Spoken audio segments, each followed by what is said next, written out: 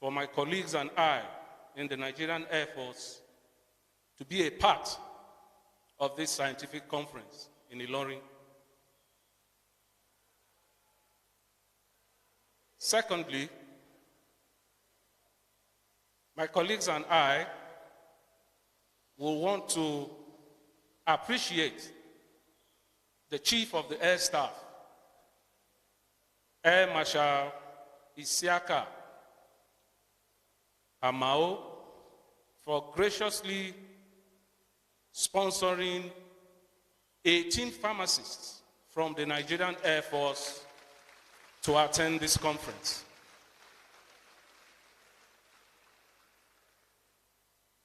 Thirdly, we wish to express our profound appreciation to the warm welcome and recognition that we received yesterday during the opening ceremony. We are most appreciative. Thank you very much.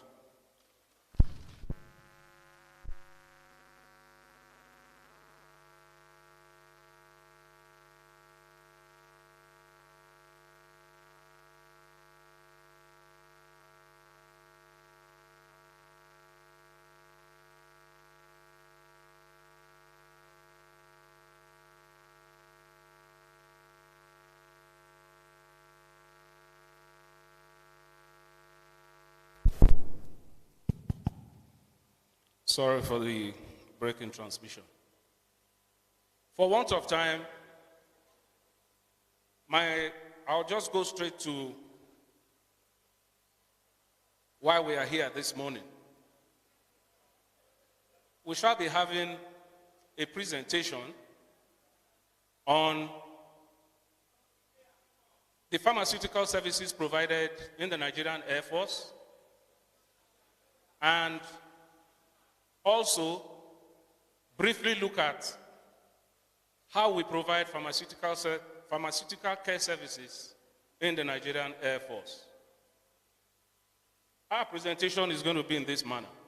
First, I'll invite Wing Commander K. Folami to give a synopsis of the pharmaceutical services provided in the Nigerian Air Force.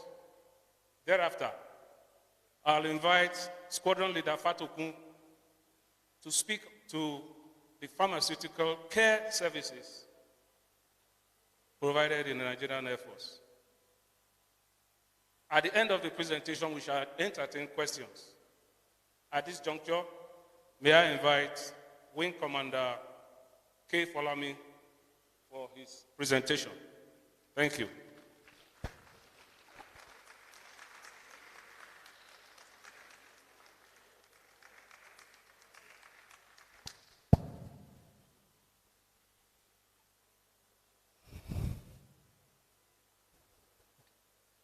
Good morning, distinguished colleagues, members of the high table, ladies and gentlemen.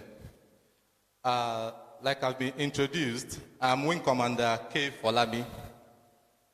I will crave the indulgence of the chairman of today's occasion to allow me to please sit on the existing protocol, because since yesterday we've been standing on the existing protocol. I don't want the protocol to fall down, so I would like to sit on the existing protocol. Thank you. Before I start my presentation, on a lighter note, I want to first protest. And why am I protesting? Yesterday, when the Association of Lady Pharmacists had the PSN item, they mentioned during the chorus that they mentioned that pharmacy, we are there. They also mentioned that drug making, we are there. Health sector, we are there. But they forgot something. They did not say armed forces. So I added it on my own. So next time, please, when you want to sing the chorus, please say armed forces and we'll answer we are there. We are actually there. You can see the number that came from the Nigerian Air Force. Thank you. Yeah, I'm going to quickly run through my presentation and is titled Pharmaceutical Services in the Nigerian Air Force.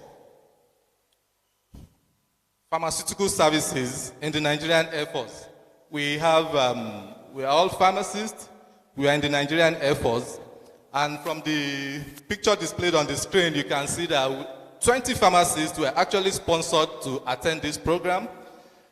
However, because of service exigencies, 2 could not make it down, but we are 18 here present live at Ilorin.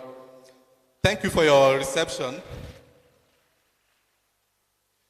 Now, let me start with the introduction. The idea of establishing the Nigerian Air Force was first mooted in 1961, following the nation's participation in peacekeeping operations in Congo and Tanganyika, now known as Tanzania. It was observed then that foreign air forces were used to airlift the Nigerian contingent to peacekeeping operations. And it was discovered that the nation actually needs the Nigerian Air Force to lift our troops to and from theaters of operation. So that led to the birth of the Nigerian Air Force in 1964. 1964, the Nigerian Air Force came into existence. And following this, because of time, I will rush through it. Following this, we discovered that for any fighting force, especially the Nigerian Air Force, to be effective, to be focused, and to be combat ready, the personnel and their families are to be in good state of health. Because of that, the Nigerian Air Force established the Medical Services Branch to complement this effort of making our troops combat ready, focused, and effective. So that led to the birth of the medical services in the Nigerian Air Force.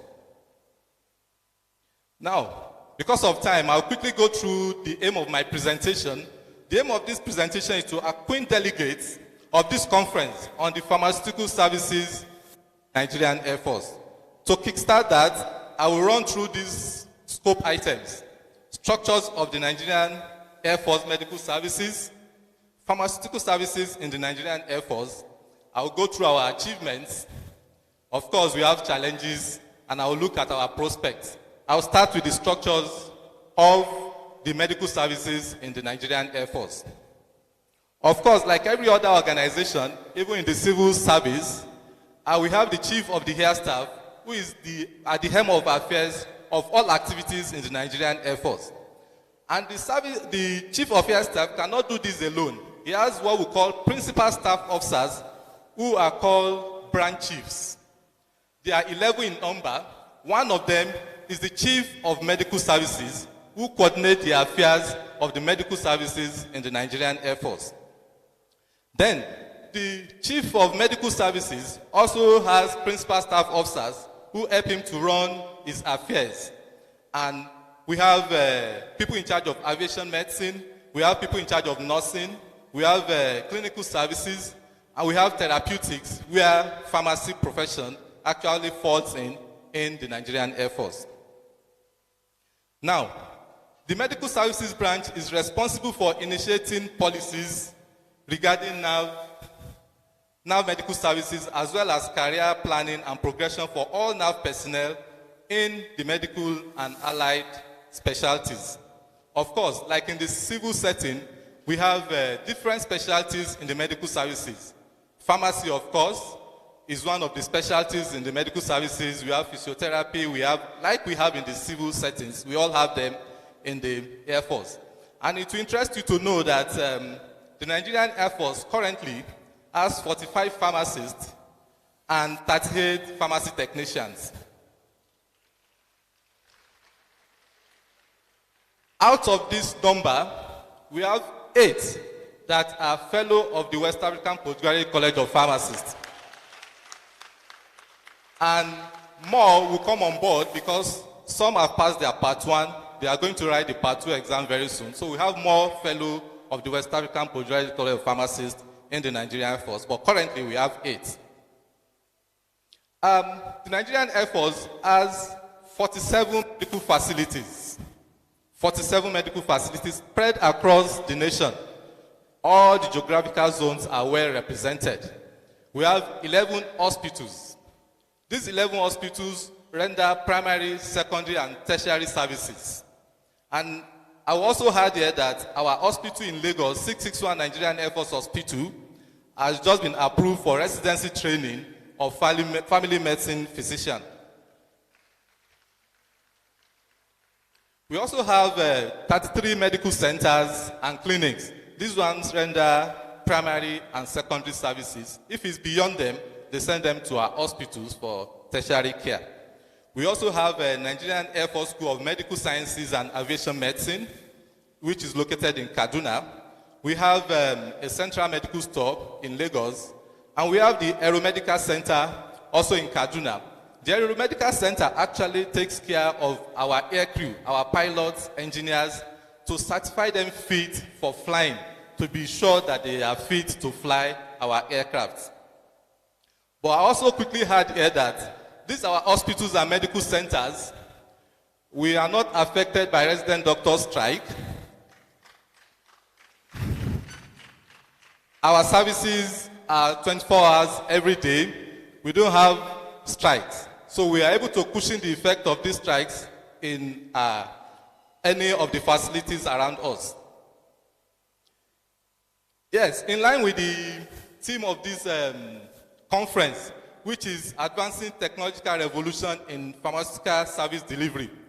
Just in May, the Chief of the Air Staff launched the Integrated Telemedicine Platform, which is actually to use technology to render medical services to our clients. The telemedicine initiative is aimed at providing access to best Medicare in the Nigerian Air Force, teleconsultation and telediagnostics. It is also included telepharmaceutical services. It's a new program. We are still evolving, but by the time it's fully in force, it will take care of telepharmaceutical services will be incorporated into the service. We also have preventive care and health education, counseling and support services. Now let me quickly go to the pharmaceutical services in the Nigerian Air Force. In the Nigerian Air Force, we have all aspects of pharmacy in our program. We have hospital pharmacy practice. Like I said, we have 11 hospitals and 33 medical centers. We have industrial pharmacy practice as well. We have a Nigerian Air Force Drug Manufacturing Unit. And the team leader for today is the director of the Nigerian Air Force Manufacturing Unit. He's here live and present with us. We are also into academics because like our school that I mentioned in Kaduna, this Nigerian Air Force School of Medical Sciences and Aviation Medicine, we are going to train pharmacy technicians and technicians in other aspects, physiotherapy technicians, laboratory technicians. The school is actually in force. It's in Kaduna. The head of department of the pharmacy department is the assistant team leader, Group Captain Nalaza, is also here with us. We also have administrative services. One of us is from Headquarters Nigerian Air Force, working with the Chief of Medical Services. He's also here, Squadron in Dakano. We have the logistics and supply chain management aspect of our place. We have a central medical store. The commanding officer of the central medical store is also here at this conference.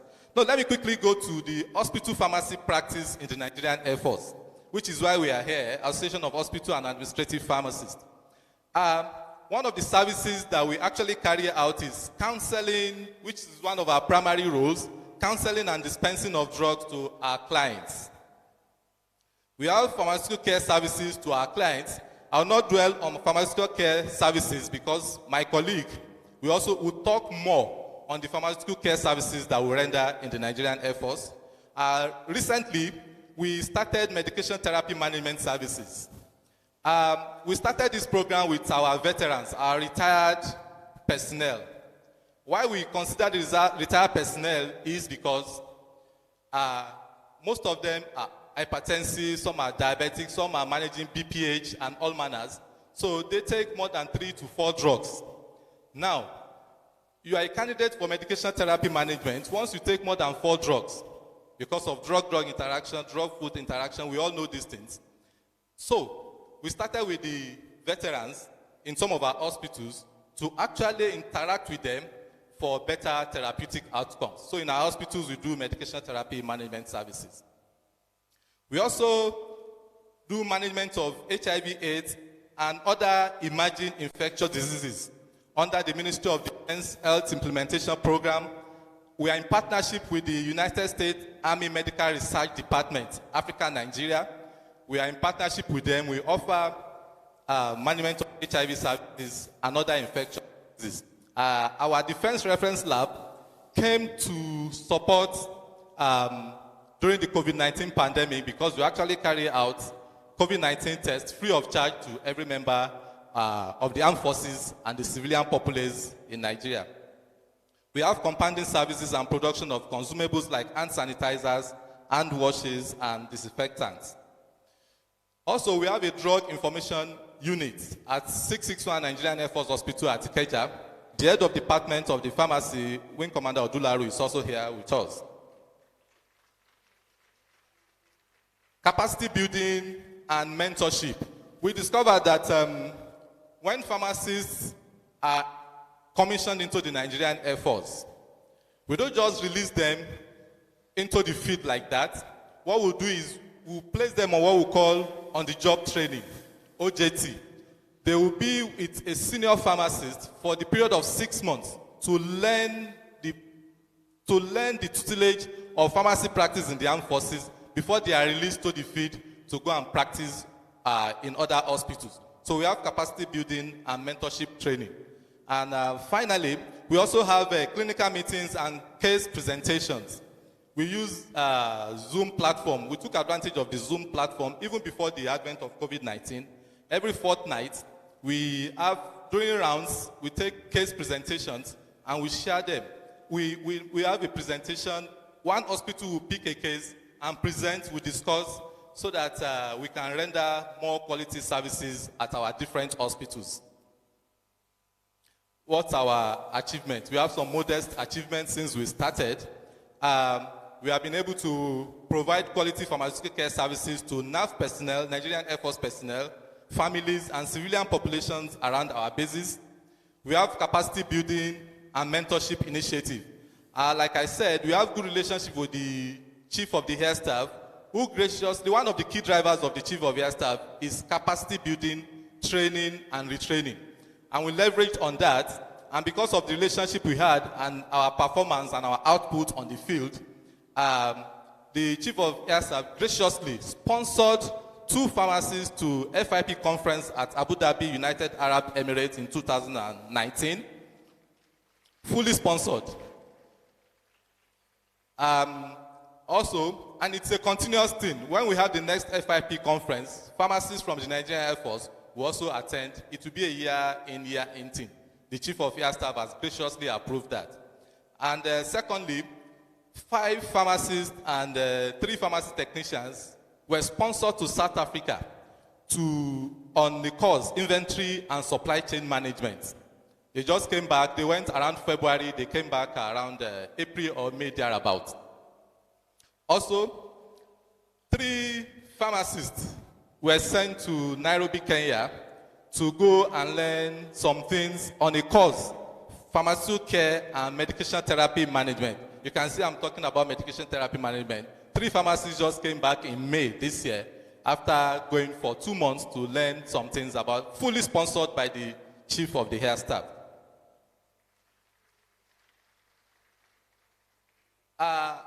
Just 2 weeks ago, a pharmacist was also sponsored, has been released to go to for MSc in epidemiology of antimicrobial resistance. Put your hand up. Anything? Second mic, please.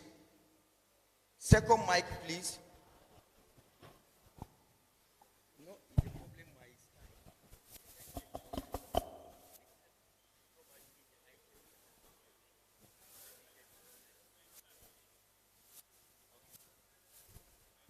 Thank you very much. Good morning, everybody. I've been asked to introduce myself. Okay, Emunjeze Monica Navdak. Thank you. I'd like to, first of all, appreciate our men in uniform. We are extremely proud of Christ and their service. But I want to make a small comment. It is very clear that they have institutionalized pharmacy care within their settings. Am I correct? And they have represented us very well in the profession as pharmacists and have demonstrated that very, very aptly here. I would like to also appreciate the efforts of the Chief of the Air Staff to ensure that we have a huge delegation from the Nigerian Air Force here, and that has been very well acknowledged and recognized. I know that I have also seen them very active in other activities of the profession, maybe not in AHAP. I think we need their participation at more of their activities. The discipline they bring, the structure, will really benefit us as professionals and as AHAP. I would like to also comment, we are professionals. We should act like that when we are in opportunities and positions to do so. I think there were a few officers of the Air Force within this hall for 8 o'clock. I can attest to that. And at exactly 8:20 something, their officer who was leading them was in this hall. We had a full complement. So I think we really need to apologize to our colleagues for keeping them waiting. I think we really need to apologize to them. But as I said, if they continue to participate at PSN activities, we will learn from the structure of the military, the discipline that is inherent, the respect that is inherent. And so I thank you all for being here and accept my apologies on behalf of this group. Thank you very much. Yeah, thank you so much, ma. Another round of applause, please. That's not enough. No. Thank you so much. Thank you so much. We are grateful. The second hand, please. Wow, the ladies have it. Good morning, everybody. My name is Dr. Gochinyere Ogudu from Health Service Commission, Lagos State. I've always wondered what exactly our colleagues are doing in the military. Although as a child, I had once had opportunity of living in a barracks. But now that we want more people to join you in giving pharmaceutical care, I want to know, isn't it such a burden to be a first man with all the hope, and also this one, especially for those that did not start from your school, they just passed out as pharmacists. Please, can you assure that it will be easier to get absorbed as a pharmacist into the military? Thank you so much. Yeah, thank you. Omolege, it's okay. Just come up because of the time frame. The high table will likely want to make 1 or 2 comments. Then I will request the presenters and the lead to actually shed more light on this. The high table, sir. Anyone with any comment, question? You do. Thank you. Thank you very much. Okay. From Dr. Modukoyawale. My clarification, I want to find out, because as you were reading out the pharmacists that were giving opportunities to study more, to move further and everything, you were also mentioning pharmacy technicians. So I just wanted to know what exactly the pharmacy technicians do. Are they involved in your pharmaceutical care? Just to get clarification on that, because it's almost like the same number that seems to go for the training. I just want clarification. Thank you.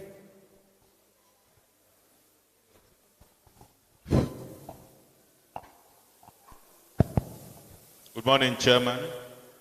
Good morning, colleagues.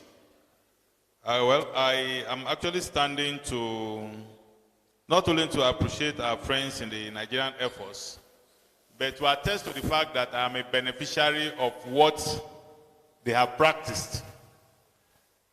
My wife is a patient at the Nigerian Air Force Hospital in Lagos, and I know the quality of care that she's receiving especially the pharmaceutical care. I know that I'm a pharmacist and my wife knows I'm a pharmacist, but I have left her to the care of my colleagues in the hospital so that I don't add TLC to her what's it called therapeutic manipulation at the hospital there. So I am attesting to that. And I really want to thank the group captain, especially Babalola. Is he still a good captain? Oh, yes. And group captain Ojeme. For this large number, I think if you had come with your weapons, we would have all deserted this place. Because it would have been like a case of coup d'etat. But now that we know you are there, we will extend this same gesture to other arms of the armed forces, and especially the police. The police, they were with us at the comfy meeting. Unfortunately, Babalola couldn't make the comfy meeting. So what I'm saying is that, yes, you have taken your professionalism into the armed forces. And I believe that the kind of civil cries we cry on this side, you also don't have it in the armed forces. I know that what you do, you salute the rank and not the man. And if that is the case, it therefore means that you have the opportunity of continuously doing your professional service to the benefit of mankind. So please do not relent. If there's any way we can partner, we will partner. And to talk about what Bolarin said, we will look at your observations and see how that fits into our military-civilian relationship. Thank you very much, and God bless you. Yeah, thank you so much, sir. Because of want of time, we are not taking further comments, but we will respond, especially, follow me, please take that comment that in the military, we are military men, doing left, right, sleeping in the bush, coming up and down here and there. How do we cope up? You know, how can we read? You know, but however, you know, a military man have time 24/7. Sleeping is just what I will say, it's not a right. Because when you die, you sleep forever. Yeah, so please, can you do justice to that? Thank you.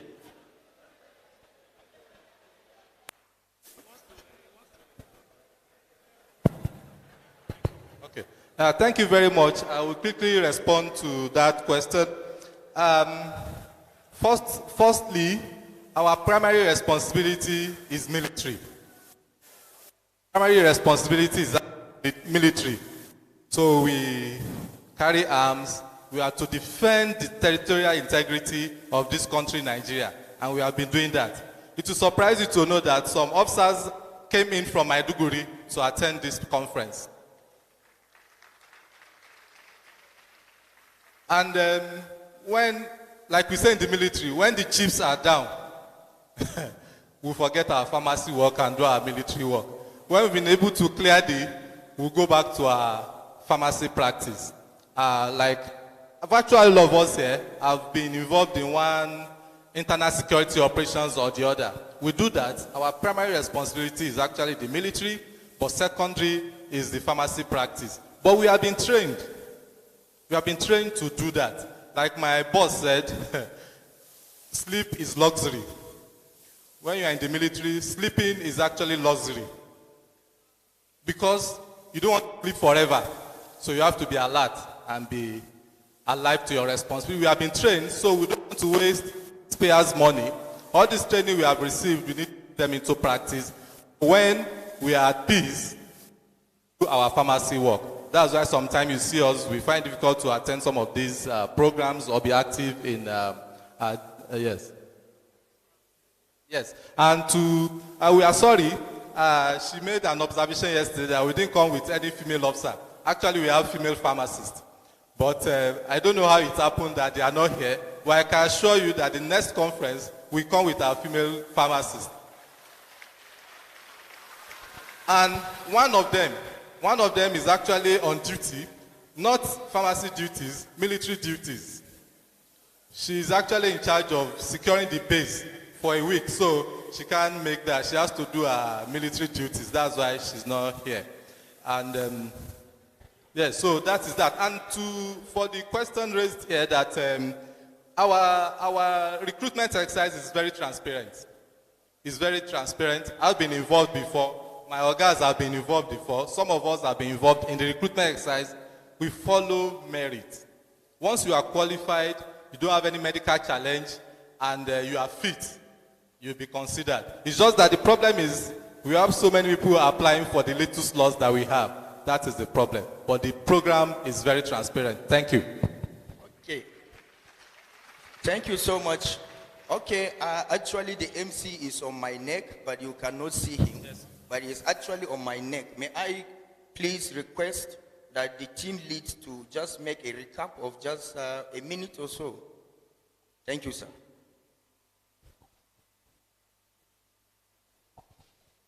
Yeah. Thank you very much for your time. We've exceeded the time allotted to us for this presentation. However, if you have further questions or clarifications you may need, we are available to the end of the program. Thank you and God bless.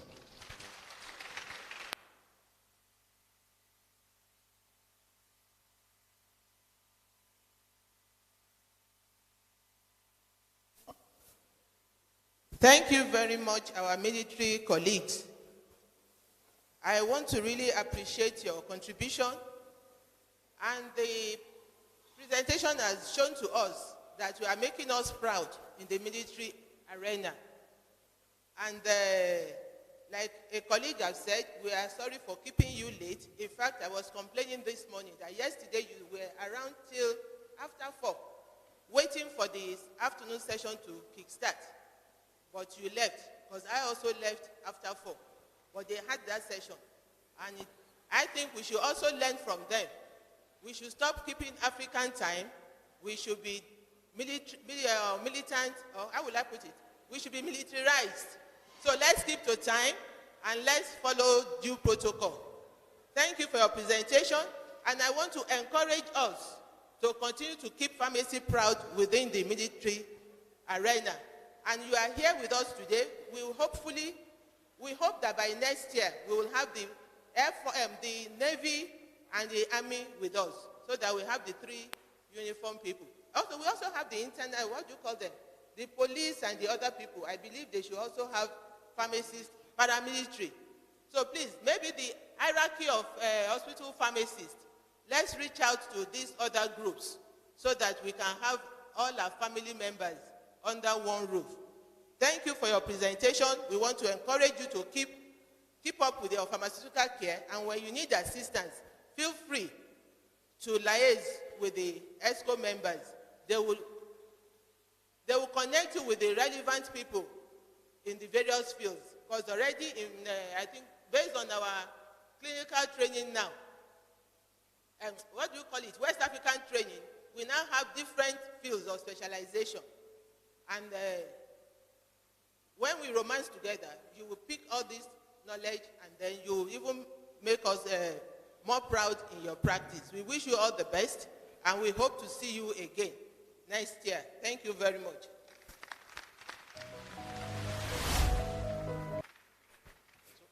Now,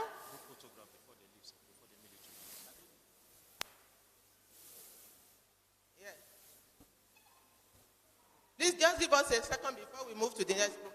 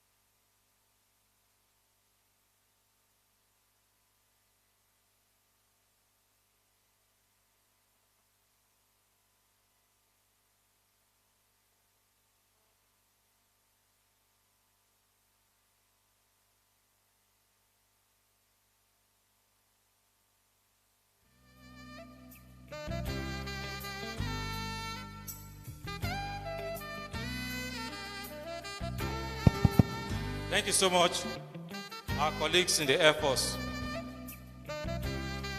Please, can we put our hands together for them? Yes, sir. They are representing us well. They are doing us proud. We are going to go into the first plenary session for today. Yes, sir. Yes, sir. We'd like to call on Dr. Abdulrazak Ayuba to join us on stage. Dr. Ayuba Abdulrazak. Please put your hands together for him. Dr. Mrs. Regina James, ma'am, can you come up stage? Please put your hands together for her. Dr. Danraka Abubakar, sir, please can you come up stage? Dr. Afsat Adeshina, please put your hands together for them. Yeah? Okay. I would also like to call on Dr. Monica Imujeze, the director in NAFDAC, to come off stage. Please put your hands together for her.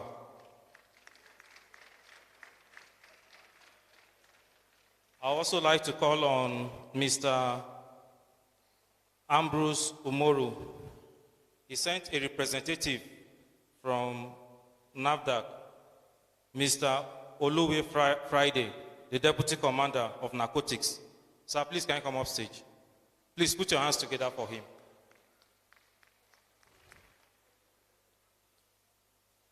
Just a little adjustment to the program that we have on our brochure.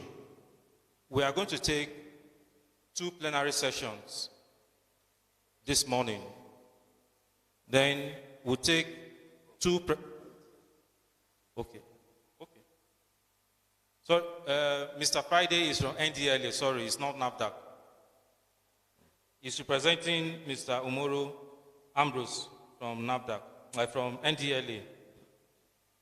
So we're going to take the first topic from Professor Tony Waka, which is implementing AHAP document on standardized pharmaceutical care in Nigeria. After his presentation, we will take that of Dr. Mrs. Titilayo Onedo on hospital pharmacist consultancy, improving patient care. So after that, we'll now have the discussion, and the panelists will give us their opinion before we go to the next topic.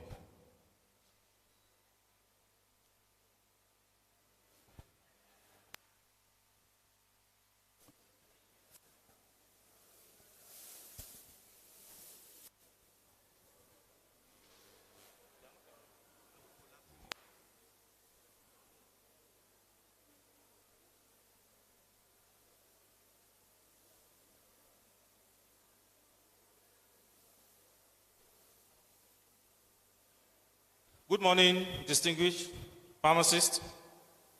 Sorry, we have to, because of want of time, that's why we are doing this alteration. I forgot to call upstage the co-chair for this plenary session, our Deputy President North, Pharmacist Moniri Elenu. Sir, are you in the hall? Deputy President North.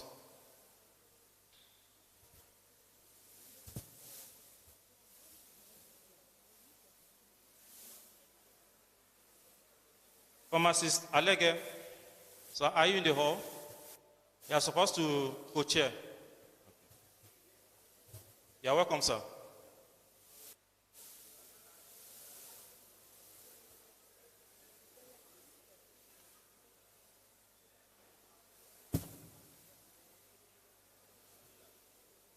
So we are going to go straight into the first topic for today. which is implementing AHAP document on standardized pharmaceutical care practice in Nigeria. I do know that most of us have implemented this in our hospitals. We have gone ahead to carry on pharmaceutical care services. And this morning, Professor Waka is going to give us insight into how we are going to standardize our practice in our various hospitals. Because if we don't do this, we'll be doing different things in our various facilities and hospitals. And it will not be proper and appropriate. Because if you go to FMC Makodi or FMC Asaba or University of Ilorin Teaching Hospital or any of our military hospitals, we should have a standardized format of practicing pharmaceutical care. And that is what Professor Tony Waka is going to tell us this morning.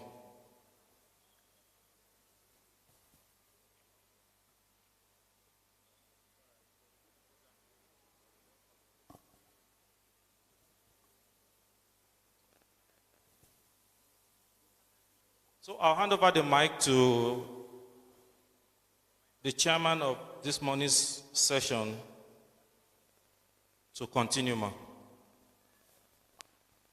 Thank you, Mr. Moderator.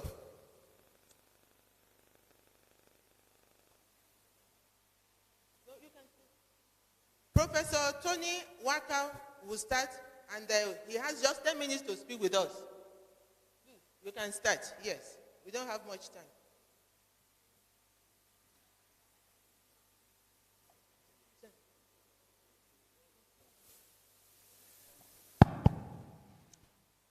Good morning, the chairman, members of the high table. I'm sitting on the existing protocols and my colleagues. I'm glad that the Association of Hospital and Administrative Pharmacies in Nigeria have given me this opportunity to speak to you today. Now, when I came, I had a different approach. But after interacting with our colleagues from the Air Force, I decided to change my plan. Because I was now asking myself, how am I going to specifically address you in a way that will make you understand what is actually lying before you? Yes, AHAP has produced a document for the implementation of pharmaceutical care in Nigeria. The document is already available. So any one of you could have read the document and see the roadmap that is already there for implementation. So why do I need to come here, stand before you, waste your time, and tell you what is inside that document? So the only way that this time can actually be useful to the profession, to all of us that is sitting here, is to draw your attention to what you are not taught in pharmacy school. And that which you are not taught in pharmacy school is that subtle thing, that military tactics, that military strategy that you need to be able to implement pharmaceutical care. So I am going to draw on the strategy of General Sun Tzu, which is a medieval general in China. Now, but before I do that, let me take your attention to the definition that AHAP has adopted for pharmaceutical care. And the definition reads, pharmaceutical care is the collaborative provision of medication therapy by the pharmacist that is patient-centered for the purpose of achieving definite outcomes that improve or maintain a patient's quality of life. Now, there are some key words in this definition.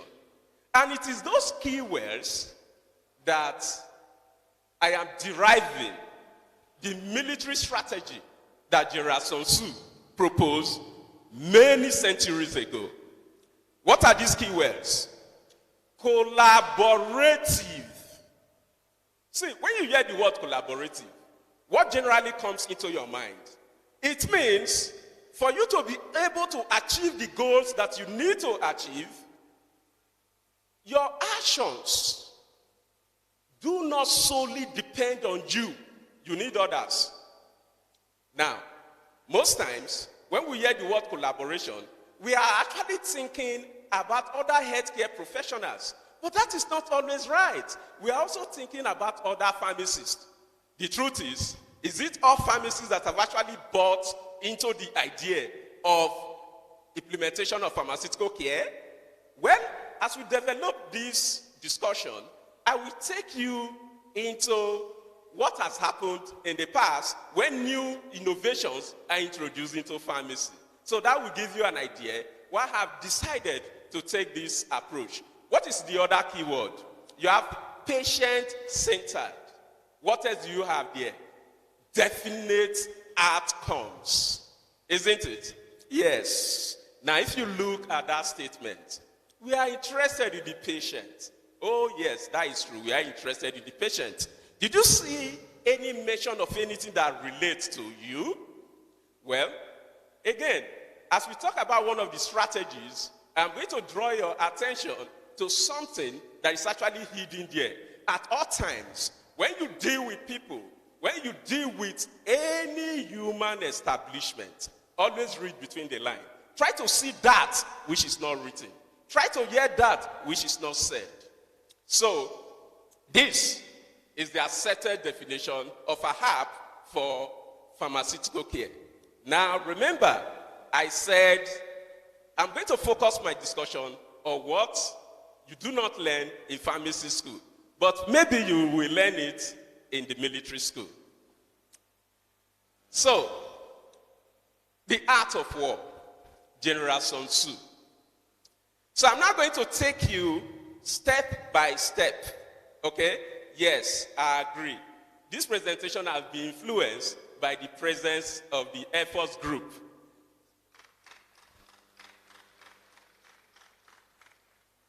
When you want to go to war, must you fight every war? No. You don't have to fight every war. You have to choose your battles. So, in implementing pharmaceutical care, are we going to come out and say, these are all that have been stated by AHAP that we should implement in order to start pharmaceutical care? No. Why do I say no? If you do that, you will overstretch yourself. So you need to look at staffing, training, interprofessional issues, and then choose the path of least resistance.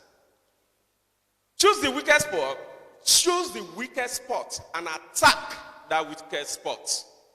But mind you, sometimes that weakest spot can be a trap, isn't it? So that is why you must always read between the lines. So what am I trying to say here? Start small. Choose the section that you know you can implement now and start with that. So do not overstretch yourself. So I assure you, all of you, the heads of pharmacy here, you are generous in your own right. You have troops that you are leading. So the timing. The quality of any decision that any person is making should be well timed. And why should you time this? It is very important because when you make a plan to start something, you should start immediately. If you don't start right away, events will overtake your plan. And where events do not overtake your plan, what else could happen? Let me take you back to the introduction of the PharmD degree. When it was introduced, everybody did not run with it. So because we wasted time, what happened? Those who do not want it, they regroup and then they attack. They slow it down. They destroyed it. They campaigned against it. They used their resources and their funds against it. So if you have decided in your facility that you want to implement pharmaceutical care, do not waste time. As soon as you take that decision in your hospital that this is what you are going to do, start right away. Otherwise, those who do not want it, they will regroup and they will come against you. So time is essential. Because right now, you are already carrying out some pharmaceutical care in your facilities. And based on how you carry it out, not every person is happy with it. Because some may see that you are actually encroaching into their areas of specialization. Now, know yourself. Know the enemy. Why is this important? If you know yourself, you will know your weakness. And when you know your weakness, you will prepare in order to reduce your weakness and increase your strength. So if you want to implement pharmaceutical care in your facility, what are your strengths and what are your weaknesses? Who are those that are likely going to work against you so that you are not able to implement these plans that you have? And what are the weaknesses of those people? So if you know their weakness and you know their strength, you'll be able to plan an approach that will help you to take advantage of the situation that is before you. Now, let me give you a personal experience. At the University of Benin Teaching Hospital, they have been apprehensive about pharmacists coming into the world because they have had an experience where my students and medical students were on ward rounds at the same time. When the doctor, consultant, ask questions, their students don't know it, my students, they answer it. And that offended them, and they sent them out of the ward. So to go back became a problem. So we approached the university authority, who sent the deputy vice chancellor to see the chief medical director. So I happened to be invited to that meeting. On getting to that meeting, I kept quiet while they were talking. I just kept quiet. I was listening to every single word that was coming from the CMAC and the chief medical director and the other doctors that were present in the meeting. And from that word, I deduced their weaknesses. And then I spoke. Addressing their weaknesses and making it clear to them that they are unfounded, that in fact, you are actually going to gain from the interaction. Immediately right there on the spot, the CMD said, this man should work with this team because I've removed the threats that they perceive with the way I spoke. So he said, fine, you work with the CMAC and let's have a document towards getting your students back into the world. Now you listen. Remember, I mentioned to you that always look for the enemy within. Yes, at all times, look for the mole, look for the agent, look for the spy that will take information to your enemy, that will make your battle to be difficult. Now look at what happened. I drafted the document, but somebody else felt another document should be better, so they drafted the second document. This is a pharmacist, not any other profession. So my document and the second document was now available to decision makers. Which of these documents would they send to legal department? Because the university legal department have to make sure that the memorandum of understanding meets certain legal requirements before the two institutions will sign that document. Now, an argument ensued. I told them, this my document is the one that will fly. They said, no, it is their document that will fly.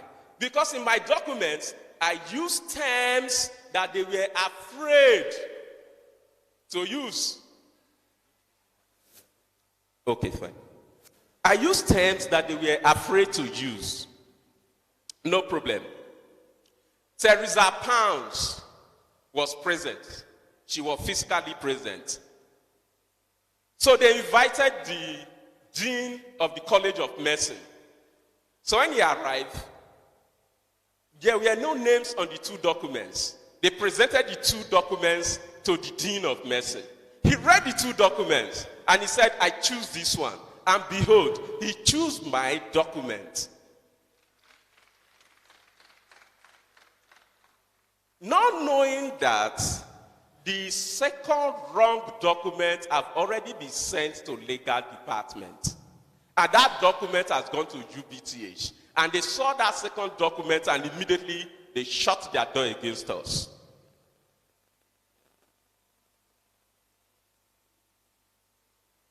When they called them, they were no longer picking their phone calls. So they came to me. Those people are no longer picking phone calls. I say, yes, because you sent them the wrong document. You remember what the Dean of Medicine said? He said it clearly, that this is the man that associates with us. This is the man that knows how we think. And he has written this document based on our weakness. He knows what we think, and this is what we fly. So always watch out for that.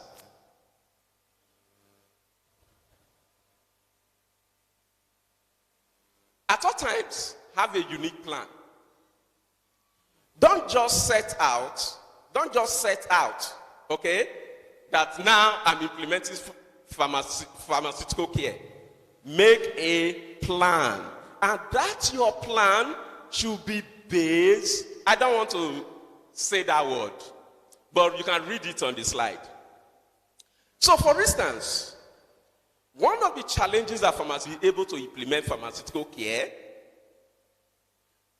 if you go to your CMD in your hospital and you tell him, we are overworked, please employ more pharmacists because we want to start conducting world rounds. He's not going to listen to you. So how are you going to convince him so that you can have more staff?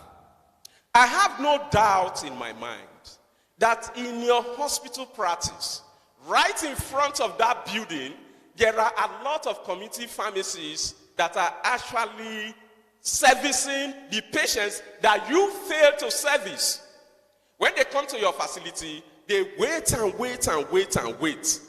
When they can no longer wait, they go to the community pharmacy opposite and they buy their drugs. My question to you is this. Do you know the waiting time? Do you know how many patients that are actually walking away from your pharmacy? Do you know the naira and kobo value that you are losing by keeping your patients waiting too long? I assure you, if you are able to work out these values and represent this amount in naira and kobo, and then make it clear, this is the number of pharmacies that we need to be able to reduce the waiting time. And when we are able to do that, this is the amount of extra money that this hospital is going to make. And what does that do?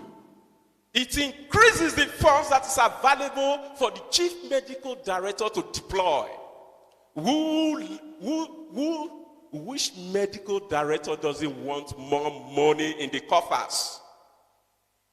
Take that, your data, to the chief medical director and tell him, we have been losing funds to the tune of 30 million naira yearly because we do not have enough pharmacists. Just employ 5 pharmacists for us and you will see that we will have extra 30 million naira in the coffers of this hospital.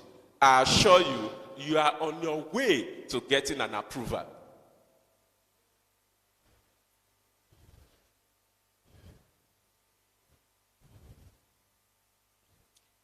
Now, at all time, so I want to take you back to the definition that is given by AHAPN for pharmaceutical care. If you look at that definition critically, patient care, collaboration, medication therapy, those are the words that are there. But I assure you, in that plan, are you telling me that is the only reason that we in pharmacy need pharmaceutical care? No. We need it for our future. We need it for our continued existence in the healthcare sector. We need it for our own job satisfaction. So at all times, when you want to take any form of action, always look at how you sell without necessarily making yourself look too obvious as if you are going to benefit something from this. Now, the best way to win a fight is not to always fight. Okay? So sometimes you actually don't need to fight at all for you to be able to win. Look at your environment. Are you trying to do what everybody else is doing? If you try to do that, you will get a lot of beating. Be innovative. Be creative. That is how I develop myself, by creating my own niche and becoming known for pharmacoeconomics and outcome research. So in implementing pharmaceutical care, the plans that you have, the actions that you want to take, are they trying to duplicate something that already exists? No. So look at that need that other healthcare professionals need, they want. What is that need? And how can you best serve that need? So that at the end of the day, they will see you as somebody that helps them to shine, rather than somebody that is trying to encroach in their own turf. That will help you to gain trust. And by so doing, you can then expand your role. So at any time, most people are afraid to change. So implementing pharmaceutical care will require us to change from being product-oriented and becoming patient-oriented. That is scary. But I assure you, as a leader of your unit, as a leader of your pharmacy, look at the strengths and weaknesses of your staff. These strengths and weaknesses are both pharmaceutical and non-pharmaceutical. Harness them and then act now.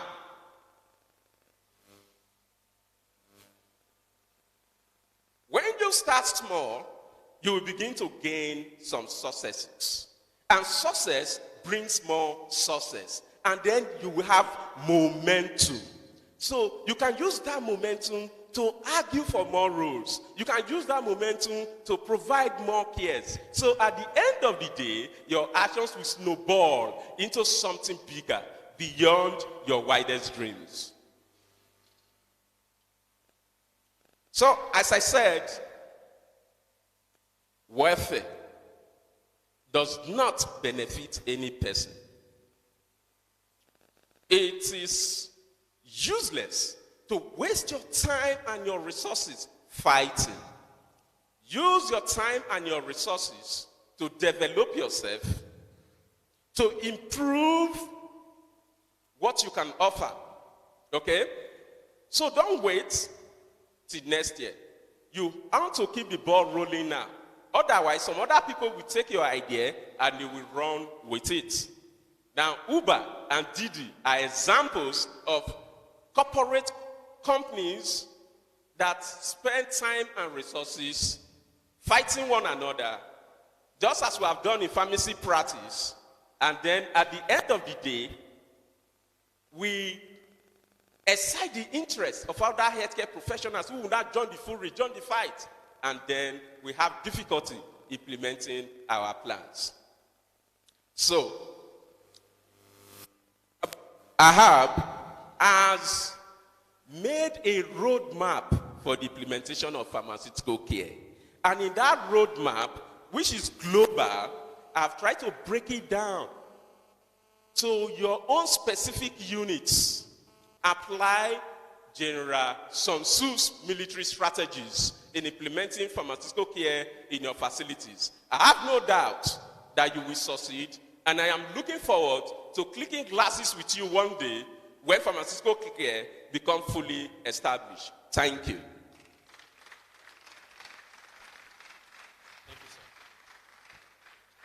That round of applause was not for Professor Waka, please. Please, can we put our hands together for Professor Tony Waka for that beautiful presentation. We take few announcements before I hand over the mic to the chairman.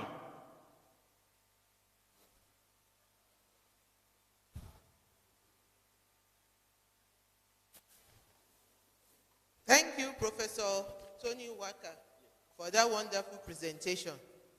We have all learned something, and you have given us the dimension where we can easily remember fighting war.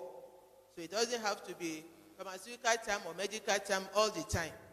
With using the war language, it will help us to also relate easily to our environment.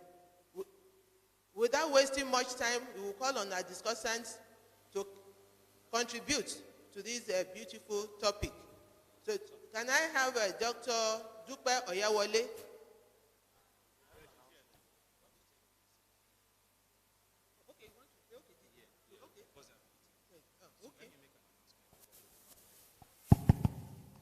Thank you, Chairman. I just want to quickly announce that the ticket for the excursion is outside at the registration venue. We have 50 slots for biomedical. Those that are willing to go to biomedical, we have 50 slots. Olan Farms, we have 50 slots. And we have graciously reduced the cost of the ticket to 1,500. So please, colleagues are encouraged to pick up tickets for the excursion. The dinner ticket is 2,000 naira. 2,000 naira at the registration stand. So colleagues are encouraged to do that. Then, please, if you are sending in your slides for the group dynamics, kindly use a system that we can open. We're finding it difficult to open some presentations. So please, kindly send it to our WhatsApp number so that we can get it. Thank you so much. Chamama. Thank you very much. Sorry, we are asked to take the two topics at the same time to save us the time we don't have. So we are calling on Dr. Mrs. Titilayo Onedo. She's going to handle the topic, Hospital Pharmacist Consultancy, Improving Patient Care. Hospital Pharmacist Consultancy, Improving Patient Care. Dr. Onedo will do justice to this. Please to the podium. Thank you.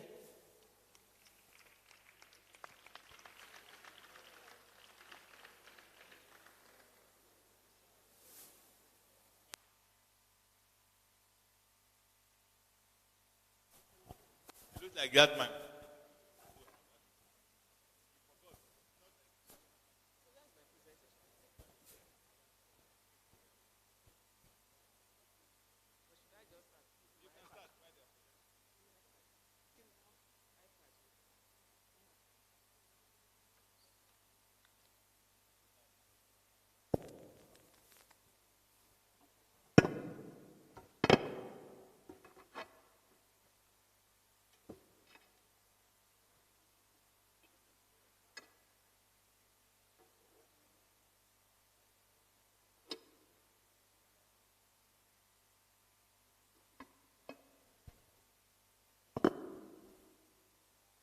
Good morning, distinguished colleagues on the high table,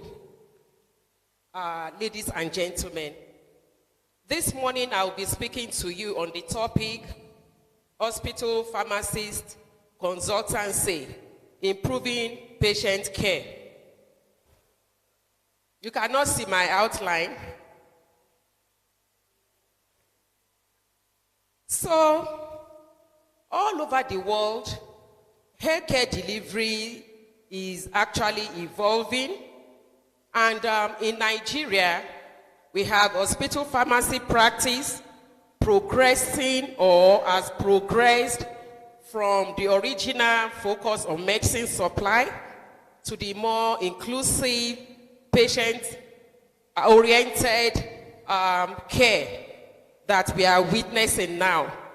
And in order to provide this patient-centered and outcome-oriented care, the hospital pharmacist must actually assume the role of the 8-star pharmacist that was introduced by the the World Health Organization and has been embraced by the FIP. And at the same time, the hospital pharmacist must actually avail himself or herself the opportunity to acquire new skills and knowledge that would enable him or her to perform the role of a consultant, hospital consultant pharmacist. Who is a hospital consultant pharmacist? I have so many definitions of hospital consultant pharmacist here. A hospital consultant pharmacist is a pharmacist who is specially trained to provide expert clinical guidance to healthcare providers and the patient on the appropriate use of medicines by collaborating with members of the healthcare team to promote safe and effective use of medicines and medical devices. A hospital consultant pharmacist practices in his or her area of specialty for improved service delivery in areas that impact on quality life and quality like drug compounding and the entire drug management system in the hospital, and so on and so forth. A hospital consultant pharmacist reorients functions, tasks, assignments, and schedules to the needs of the patient through the use of various techniques, including work redesign, to eliminate unnecessary steps.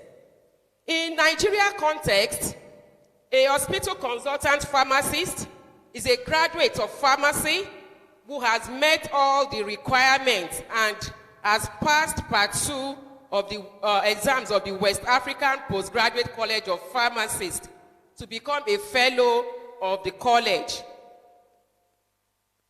A hospital consultant pharmacist may also be appointed after having becoming advanced while in service. And we must note that the hospital consultant pharmacist must continually strive to improve and maintain standards that would actually impact on the quality of healthcare delivery. And this the hospital pharmacist does through the philosophy of pharmaceutical care. Justification for hospital consultant pharmacist. Do we really need hospital consultant pharmacist? And I will say yes. And the reason being that medicines are actually essential and critical in healthcare service.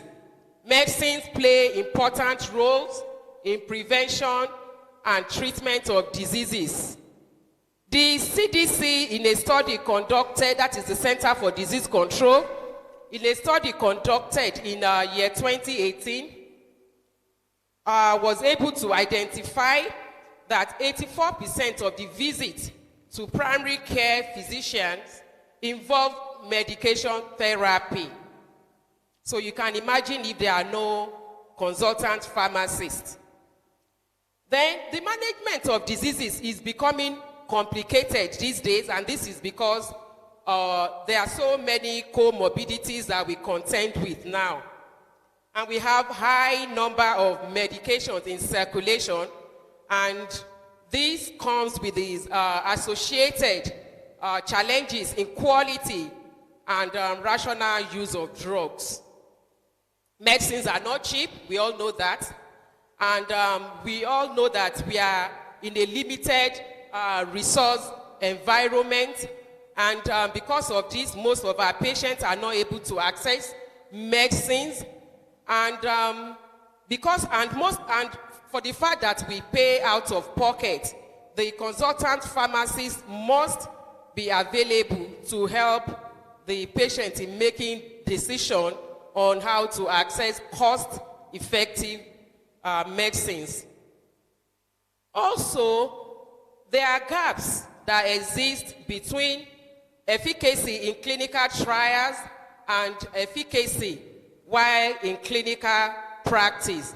This may be due to maybe drug therapy problems or some other problems, and the consultant pharmacists are actually positioned to help in resolving or preventing these problems. Medicines, when not properly used, could lead to morbidity or mortality. There are so many studies that have shown that integrating pharmacists in healthcare team has reduced preventable adverse drug events and have saved costs. Areas of specialization of the hospital consultant pharmacist. The hospital consultant pharmacist must be knowledgeable in therapeutics. He or she must have sound knowledge of disease process and must also have good knowledge of pharmaceutical products. And for the hospital consultant pharmacist to be able to have this good knowledge base, he must be specially trained or must have acquired experience in specialized area within the hospital while working with some of these healthcare providers, and also while working with some of these healthcare providers. I have here the areas of source specialization. Because it is not being projected, I will just quickly read out the areas. But the areas that I have are not exhaustive. I have the pediatric pharmacy. We can take up source specialization in pediatric pharmacy. We can take up in orthopedics. Orthopedics is actually very broad. We have sub-specialization area in orthopedics. We have arthroscopy, arthroplasty, musculoskeletal oncology, spine arthroplasty, and in trauma. And of course, we can take up source specialization in drug information. Like I said earlier, what I have read out is not exhaustive. We have more areas than that. Then what are the ethics, the values, and the skills the hospital consultant pharmacist must have in order to be able to deliver efficiently and effective pharmaceutical care? We'll talk about the ethical issues now in delivering patient-centered care. The ethical issues must actually border on respect for patients, the patient's rights, even autonomy and the rights of the pharmacist. The ethical issues border on the hospital consultant pharmacist being able to assist the patient in making informed decisions about their health. We'll talk about the ethical issues also borders on confidentiality, beneficence, and non-maleficence, because no pharmacist must deliberately inflict harm on the patient.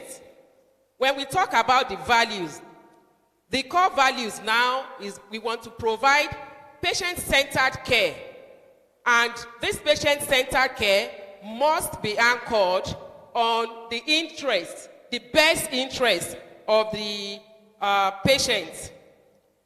Then when we talk about the skills now, we must acquire skills that would help us in being able to deliver very good quality pharmaceutical care.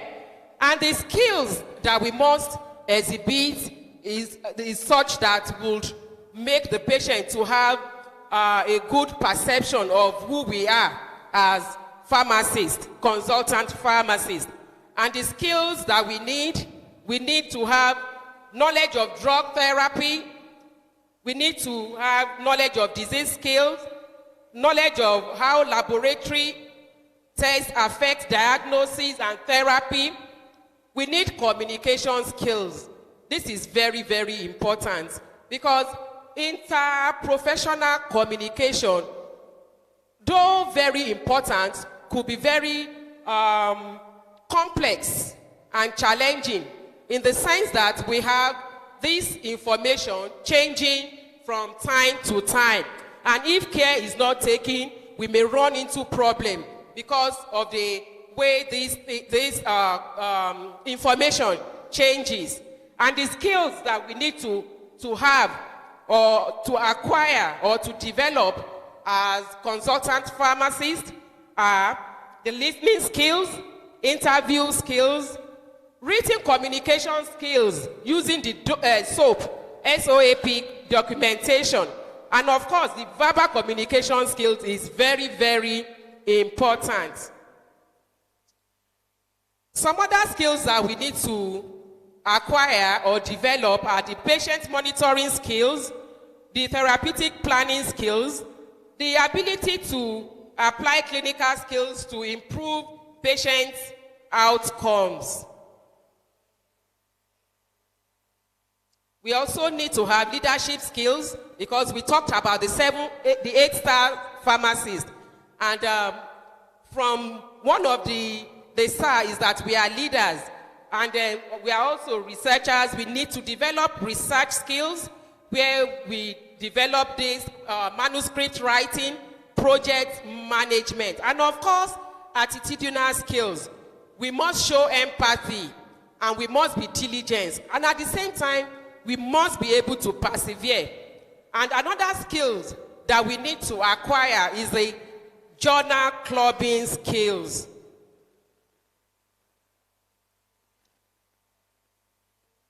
The pharmacist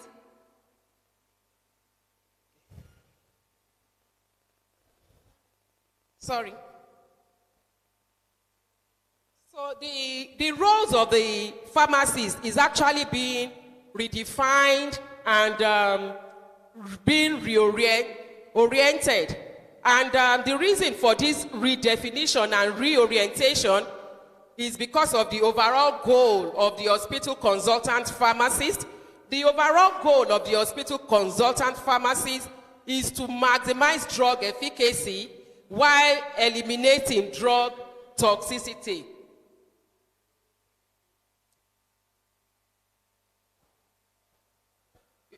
When drugs are prescribed, no matter how good the drug may be, if there are no experts to explain how the drug should be used,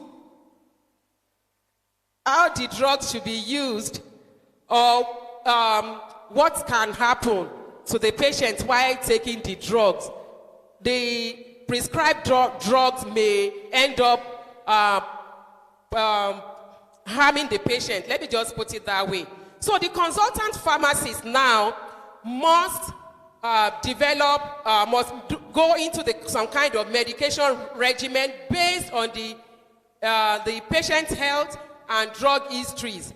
And having this information at the back of his or her mind, you'll be able to evaluate the appropriateness of the medicine that is being prescribed, having at the back of your mind the safety benefits and the cost effectiveness of this medicine. Then you now liaise, because you are the patient advocate now, you liaise with the other healthcare provider in helping the patient to prevent or resolve any medication therapy problem that may arise. Also, the consultant pharmacist must engage in medication management guidance. He must do drug monitoring, documentation, quantification, selection, and storage. These are very, very important roles that we perform as hospital consultant pharmacists. There are times I hear some people make comments like the pharmacist working in the store. No, like the pharmacists who do not have interest in clinical roles or something like that should be kept in the store.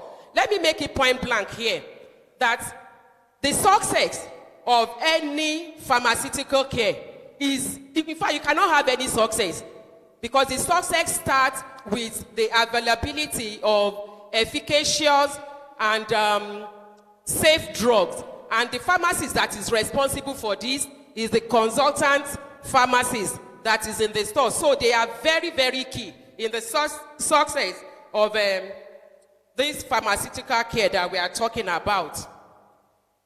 The activities, we have them here. Let me talk about the hospital-based medication reconciliation. It's one strategy by which the hospital consultant pharmacists ensure that patients are not exposed to harm. You know, at the transition of care, there are so many discrepancies. You may have some kind of DTPs like overdosage. You know, when patients really do not understand very well how medicine should be taken, they are exposed to so many dangers. But when you have in place hospital-based medication reconciliation, this would help patients to being exposed to this risk. We also write guidelines for drug use. We set up and supervise clinical trials like we did in Lagos State, where we were involved in the hydroxychloroquine, double. And we teach also. We teach both within the department and outside of the department. So what are the impacts of the activities of the consultant pharmacist? We have reduced morbidity and mortality. We have reduction in the medicine-related adverse effects, reduced preventable medicine-related hospital admission and readmission. We have unnecessary waste of medicine, reduced cost of healthcare, and of course, the hospital consultant pharmacist has helped to improve patient quality of care. In conclusion, I would want to say the hospital consultant pharmacist must collaborate. The first speaker mentioned that we must collaborate with other healthcare providers more than ever before, if we want to be visible and relevant. Establishing and sustaining efficient collaboration with the patients and other healthcare providers through the right attitude, skills, and effective and efficient communication will go a long way in shaping healthcare delivery service for the benefit of patients and the practitioners. These are my references. Thank you for your attention.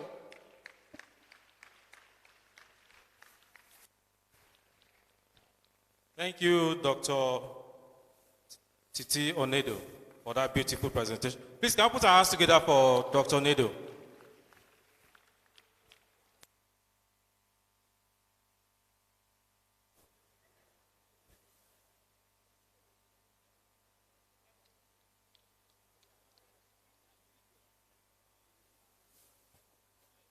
Once again, I want to thank Professor Tony Waka and Dr. Onedo for their beautiful presentation. We are going to take contributions from our discussants and panelists.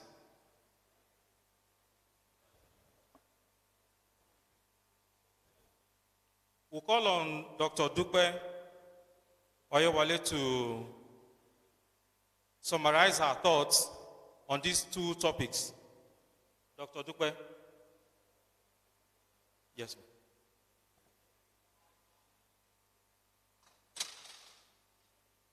Please, can we put our hands together for Dr. Dupe? 3 minutes. 3 minutes, okay.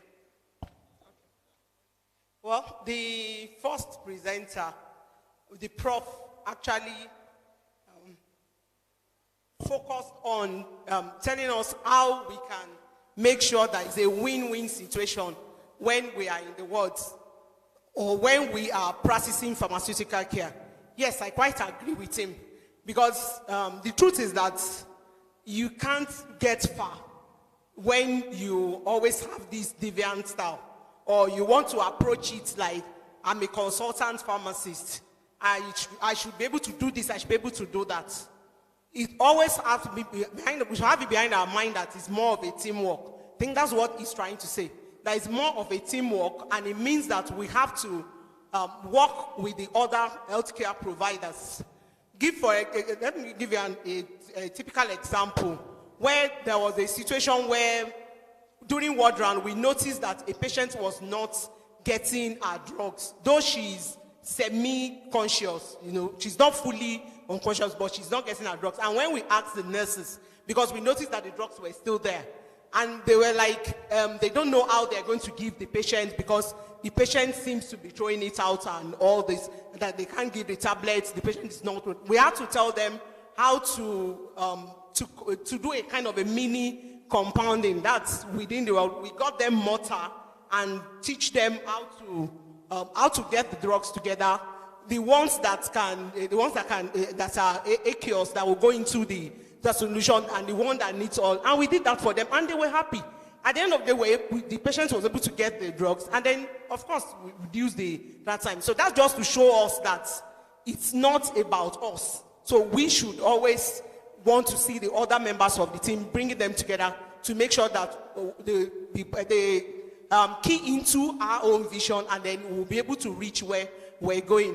And then Dr. Onedo, of course, told us about how as consultants, hospital pharmacists, we need to make sure that we take care of our patients, not just bringing to the table the knowledge, but the practical knowledge, and that is not just about the pharmaceutical care alone. The research should be part of it. So every activity we do, as we're documenting, these documentations can be used to generate papers, can be used to generate documents that when the time comes and you need to speak to the management to see what you're doing, because these are part of what the medics are doing to make sure that they go about it. And then when we decide to specialize, we should take places where specialization that we are passionate about, so that we'll be able to put in so much into it, and then we'll be able to make a difference in that particular specialization. So I think the whole thing now, what everybody is trying to say is that we can do this thing. It's just that we have to be passionate, we have to be determined, we have to get more knowledge in whatever we're doing, and then be able to deliver appropriately. Thank you. Please, can we put our hands together for Dr. Dupe Oyewale? Before I call the next discussant, I just want to recognize the presence of our registrar, Dr. Elijah Mohammed. Please, can we put our hands together for him? Sir, you're welcome. Our next panelist is Dr. Abdulrazak Ayuba. Please put your hands together for him.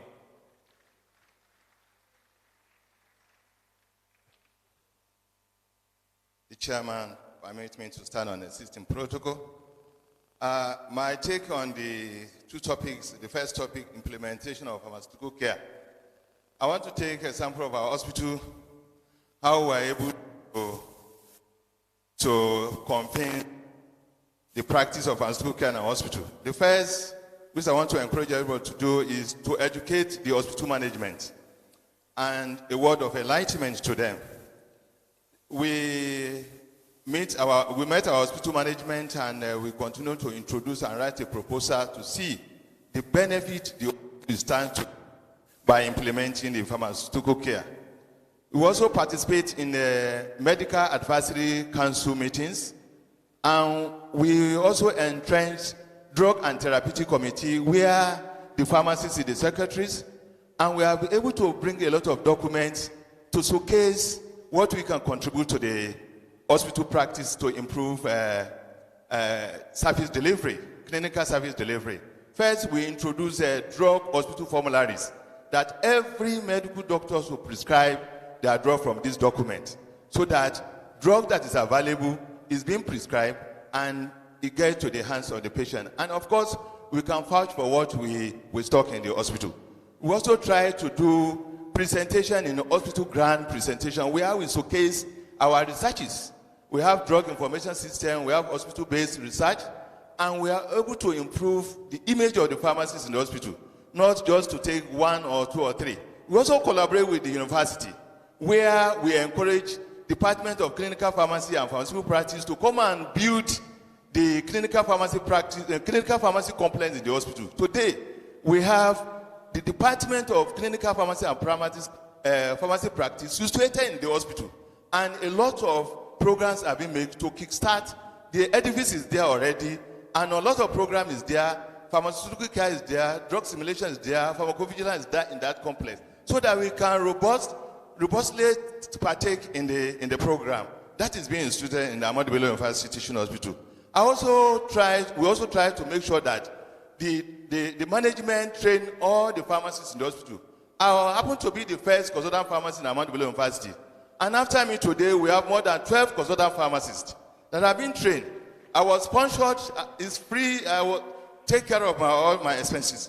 I also encourage pharmacists. Today we have 20 pharmacists having students of West African College. Almost all the pharmacists are engaged, and these have been approved by the management. I also encourage pharmacists to go on Farm D. Now we have collaboration with the Ahmadu Bello University and the hospital. And Ahmadu Bello University sponsored 8 of us from the hospital to go and do Farm D in Uniben on conversion program. We were sponsored by the university, and we were giving honorarium also from our hospital. So these are the way we can improve the systems. And I also want to encourage every pharmacist, every hospital pharmacist to have a model of pharmaceutical care. And what we use in our hospital is the unit-dose dispensing system and satellite pharmacies. In every ward we have pharmacy. And we have pharmacies being trained to handle cases in psychiatrics, in ONG, in surgery, in pediatrics, so that we classify cardiology and everything, and of course oncology. Those are on the pharmaceutical care model to improve implementations. On hospital pharmacy consultants, yes, as I've said, being the first consultant, we write a lot of proposal. We wrote proposal to management to see the new paradigm shift of pharmacy practice based on global best practices. And of course, we have a robust relationship with our management. We always have a meeting with them. And also, our head of department is a top management of the hospital, where decision making is being made. And these are some of what we are doing. Also, we have programs in the hospital to see that, yes, the roles of consultant pharmacists is very clear. And of course, we are just waiting to start. And we're also lobbying that, yes, the implementations, we should have vacancy being created so that the consultants can be employed by the hospital and we can start the program in full. If you want more details, if you look at that magazine, I wrote an article there on the role of consultant pharmacy, the global perspective. Thank you very much. Please, can we put our hands together for Dr. Abdulrazak Ayuba? I would like to call on the next panelist, Dr. Mrs. Regina James, to give an insight into these 2 topics. Ma, you're welcome. Please put your hands together for Dr. Regina. Thank you very much. Good morning, my chairman. Distinguished pharmacists, please permit me to stand on the existing protocol. Much has been said about our profession. I want to encourage us all that the time has come for pharmacists to take back our profession. We thank God for the consultancy cadre, for the pharmaceutical care. No one else can do it. No one else can initiate and perform pharmaceutical care other than pharmacists. We thank God for the area now that there is era of specialization.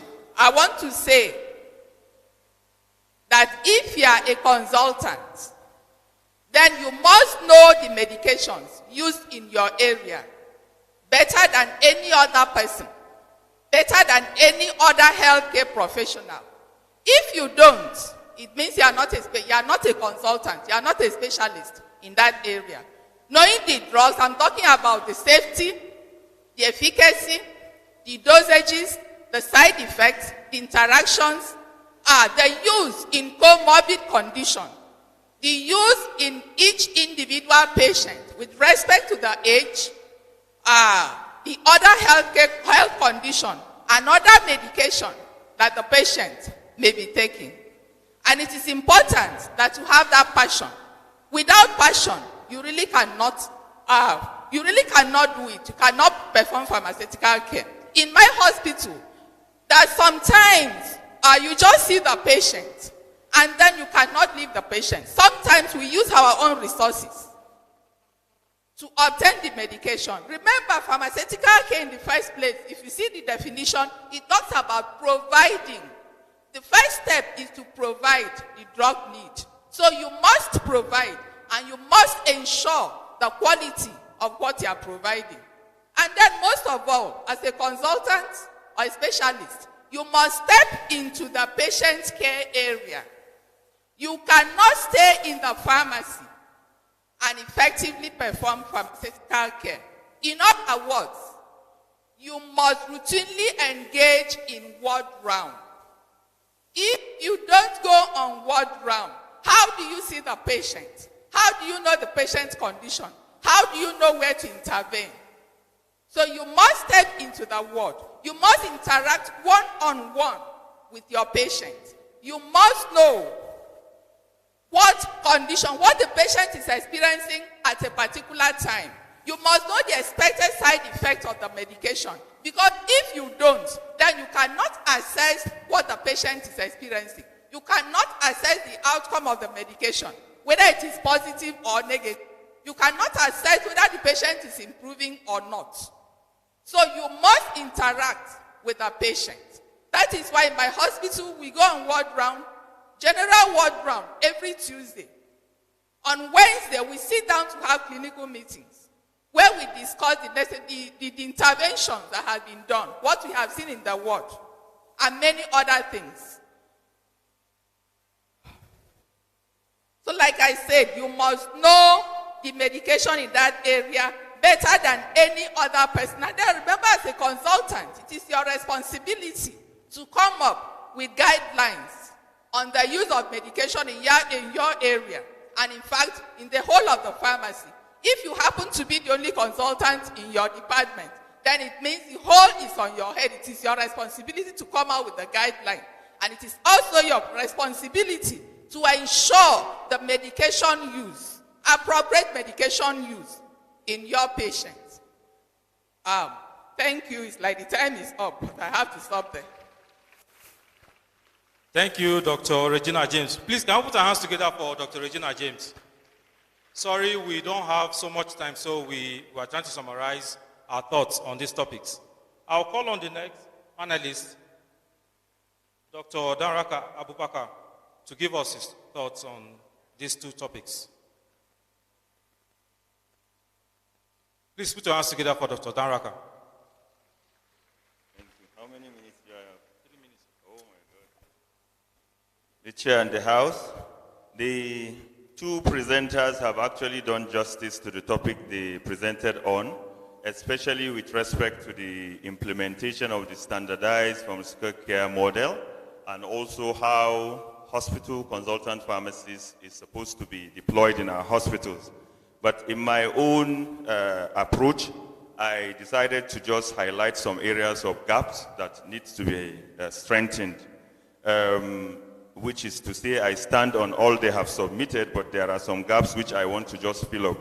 In strategizing the implementation of the pharmaceutical care model, number one is all participants need to have the document of reference. That is to say, as the association has published the standardized model in the Health Systems magazine, it is advisable all hospitals access it and practicalize to implement it. Once we have the model with all of us, we can actually implement it better using the strategy as initiated by the first speaker. Then the other aspect is pharmaceutical care delivery in the hospital is not only clinical. There are the public health aspect and also the drug production aspect. So we should look at other areas that are not emphasized in the hospitals, like pharmaceutical waste management. This is an aspect that is very key in accessing grants. A lot of proposals on pharmaceutical waste management are considered in the sense that a lot of medicines and pharmaceutical products are on ground, but how are they effectively recycled or managed in the model of green energy? That's the green revolution. We need to look at that. Another aspect is we receive a large number of stock, hundreds of thousands and if not millions, tens of millions of drugs in our custody. How do we assess their quality? Because as a pharmacist, you are the expert on medicines.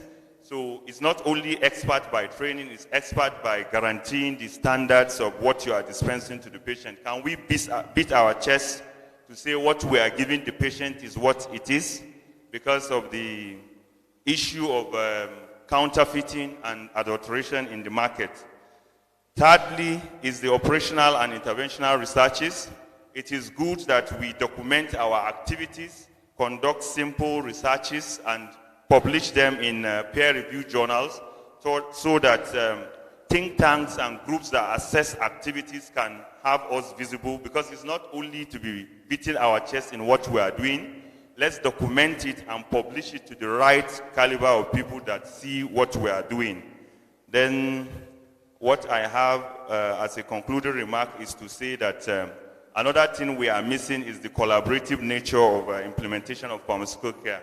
We shouldn't look at the implementation as only a pharmacist thing.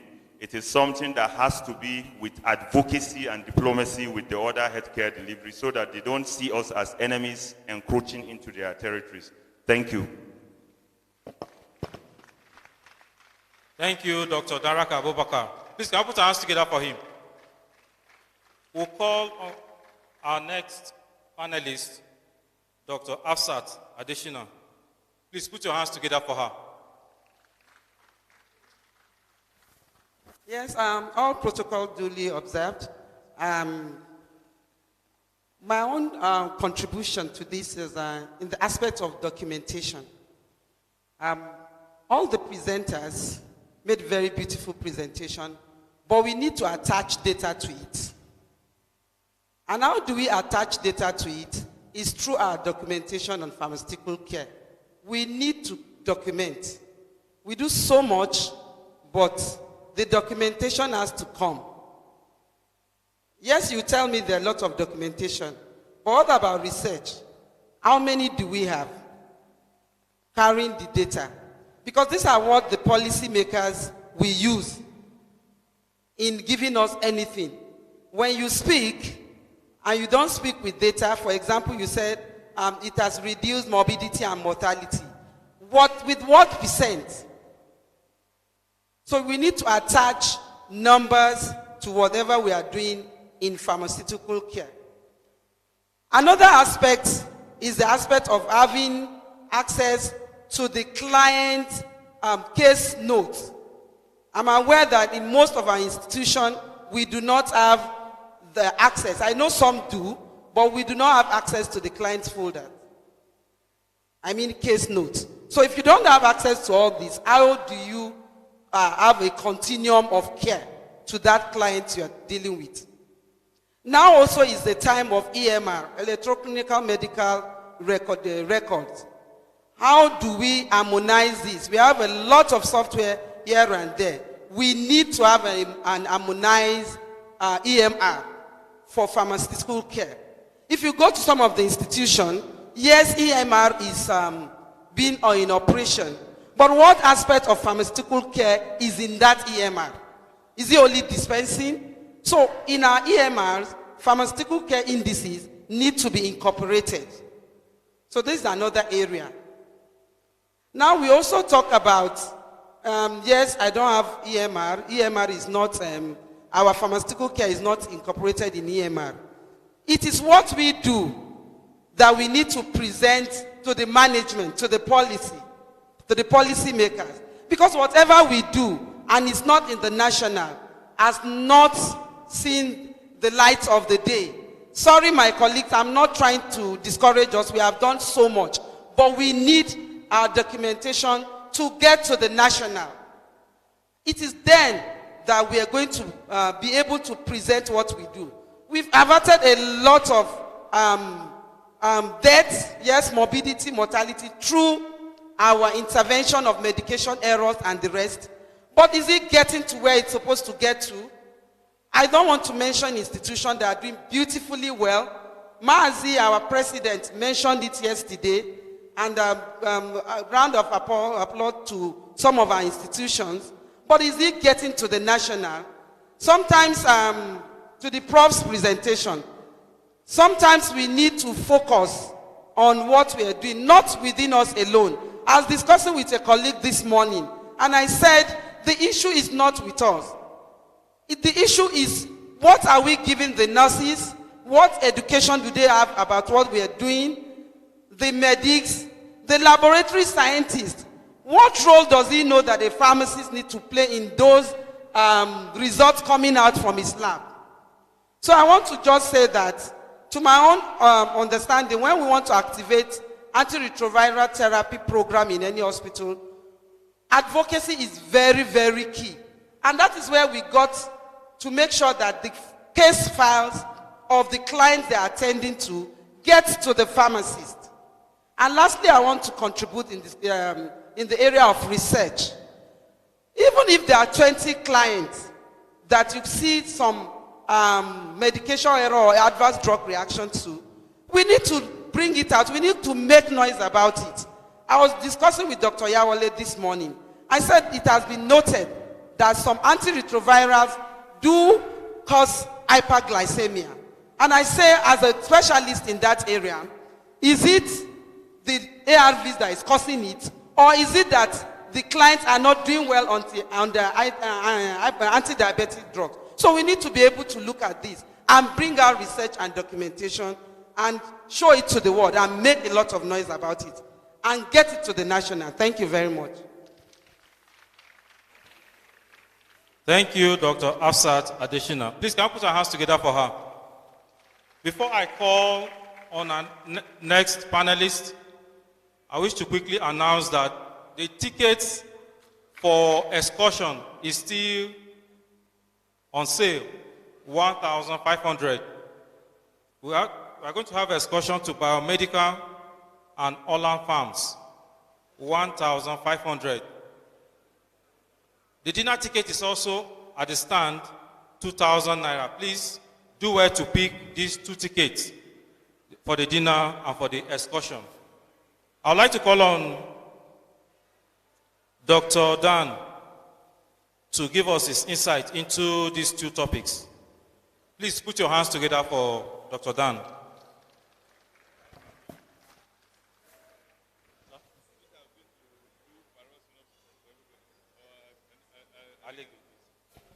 Yes.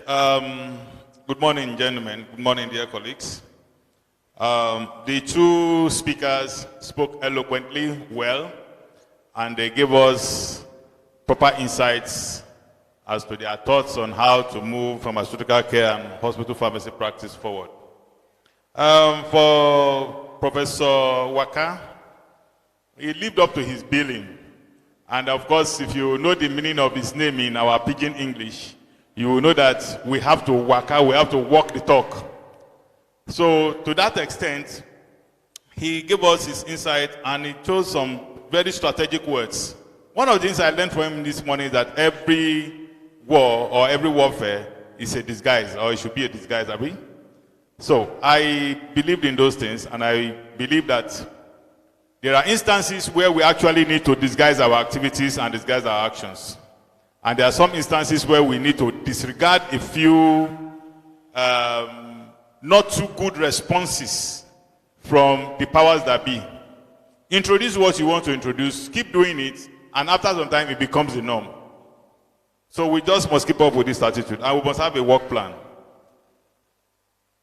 Going to the hospital practice, I'm not going to take too much of our time.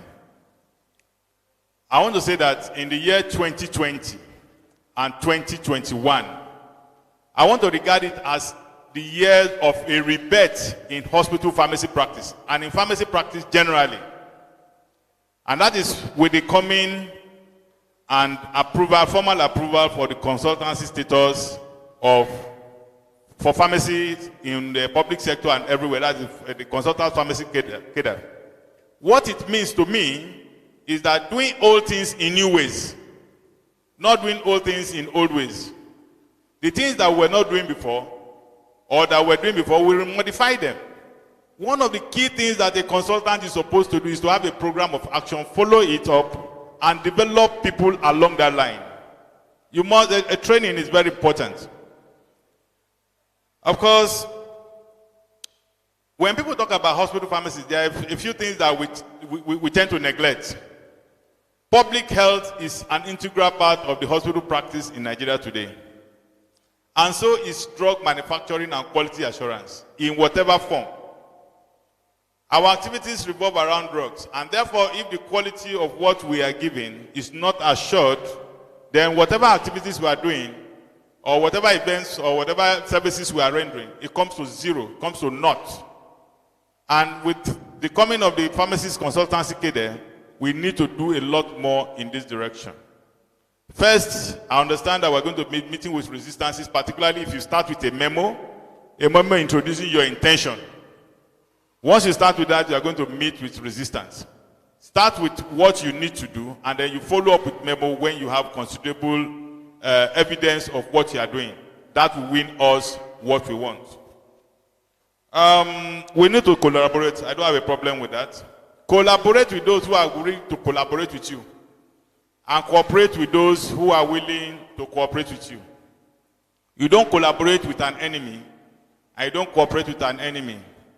And enemies come in various sizes and shapes. There are even enemies within the pharmacy profession themselves.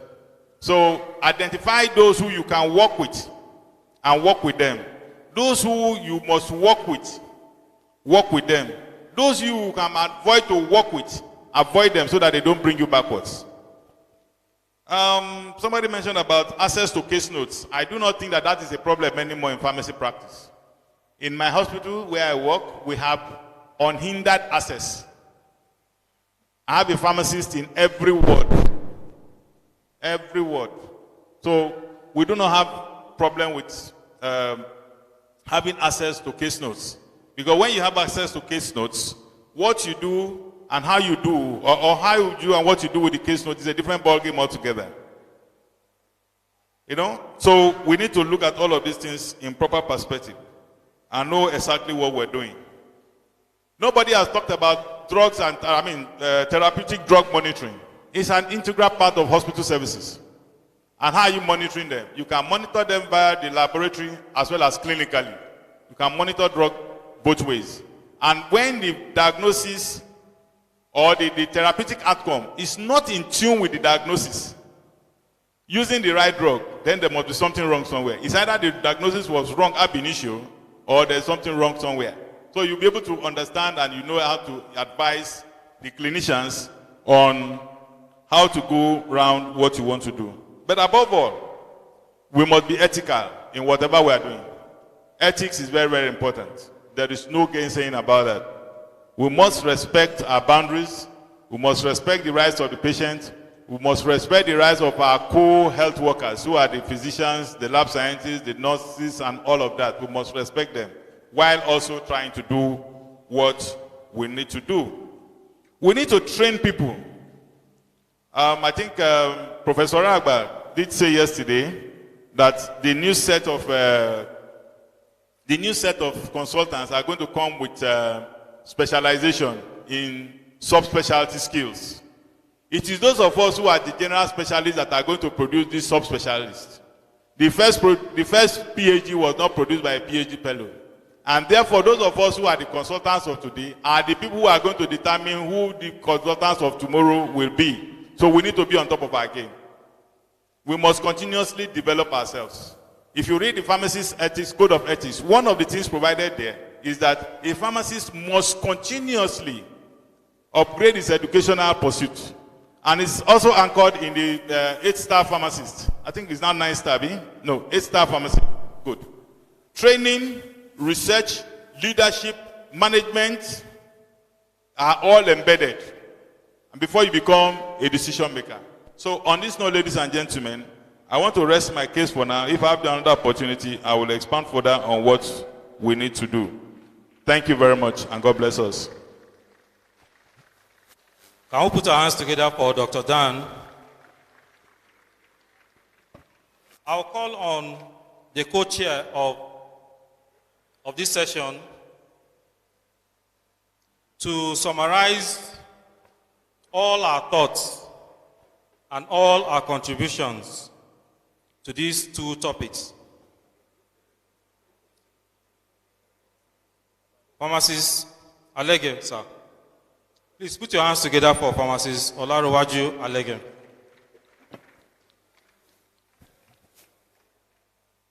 Thank you very much. My dear distinguished colleagues, you will agree with me that from the various speakers and the discussants, and looking at the various topics being presented and discussed, these topics were carefully chosen, and from the discussions, I know that quite a lot of us must have picked some take-homes. This is a challenge for all of us as professionals, and as we go back to our various institutions, we must put all this into practice. Thank you very much.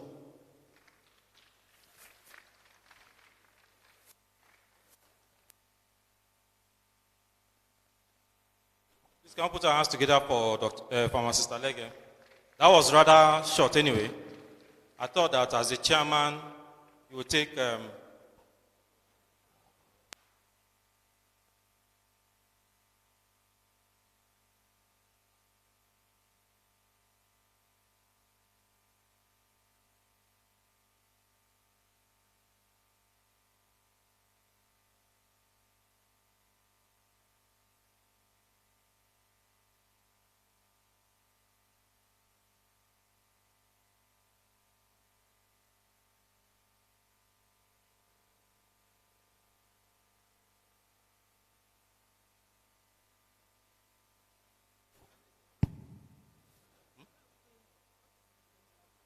presentation from NAFDAC.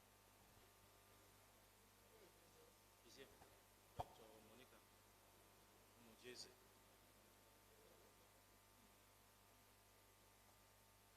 No problem. It's just 10 minutes. Okay.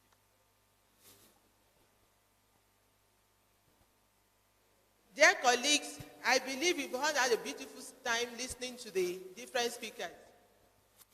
And from the summary of what I believe we are all in tune with pharmaceutical care, and we are already doing that in our various organizations.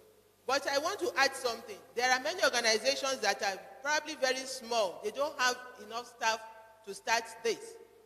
I want to throw a challenge to those groups. I can start pharmaceutical care in my general hospital, community, comprehensive health centers, and so on, even if I'm the only person there or we are only 2 or 3. Like the first speaker said, choose your area of focus. You don't need to do everything at once. And of course, with limited staff, you can only do a little.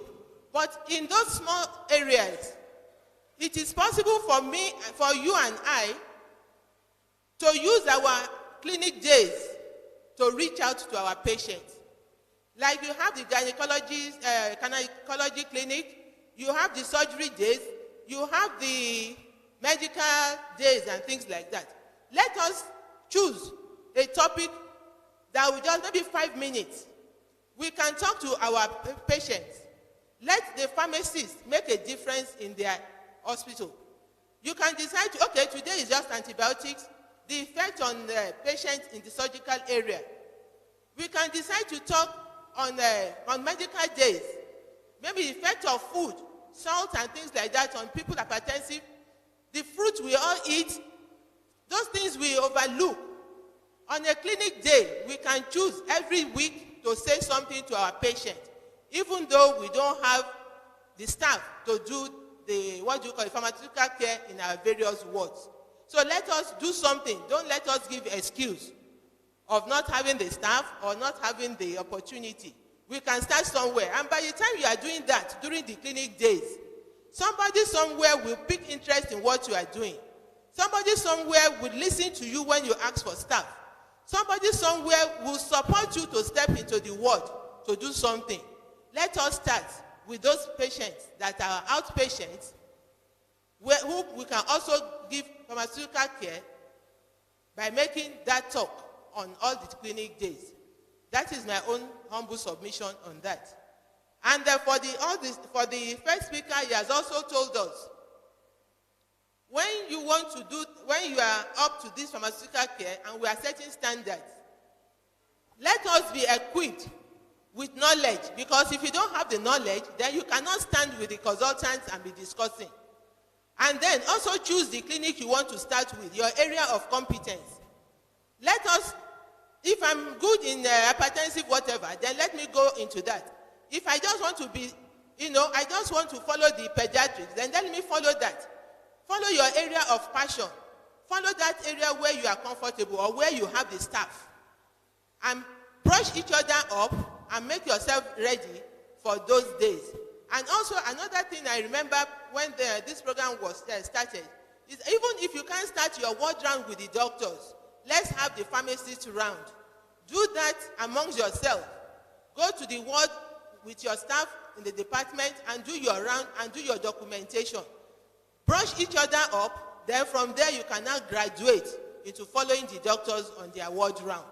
Thank you very much.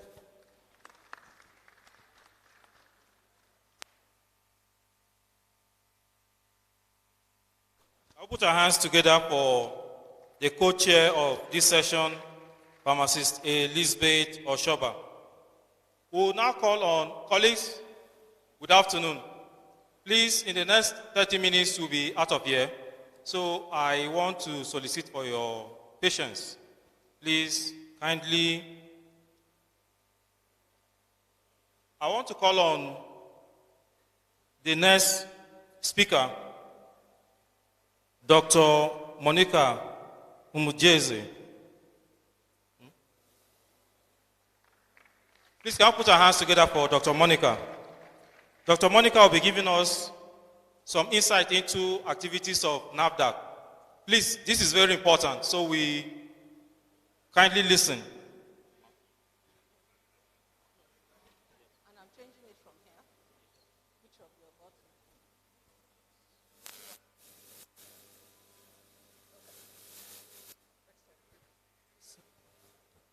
The chairman of this occasion, the national chair, the registrar of the Pharmacists Council, colleagues, delegates to the national conference, good afternoon. I first of all would like to appreciate the CPC for providing a session for us to speak as regulators. I think we're in the minority in this association, am I correct? So I'm accompanied by one of my colleagues, Dr. Ukadike is with me. And aside from the registrar, I don't know if there are any other regulators in the room. Do we have any other regulators in the room? One hand, I know.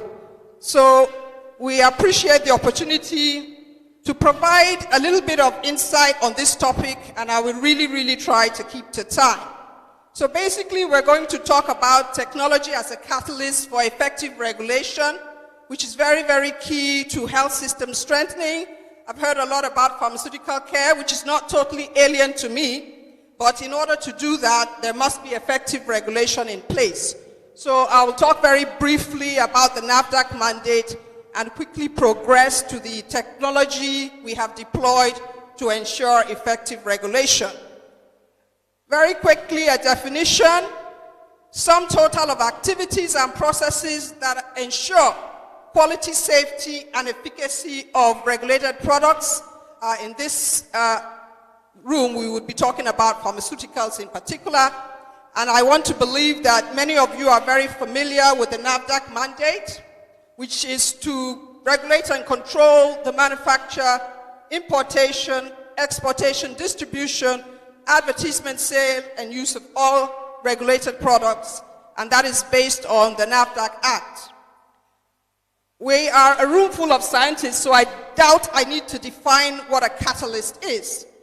But for sake of completeness, any event or process that can cause a great change or can cause something to happen and is not necessarily consumed by that reaction. Technology is something we've been talking about since we started this conference. Basically, it's the application of scientific knowledge,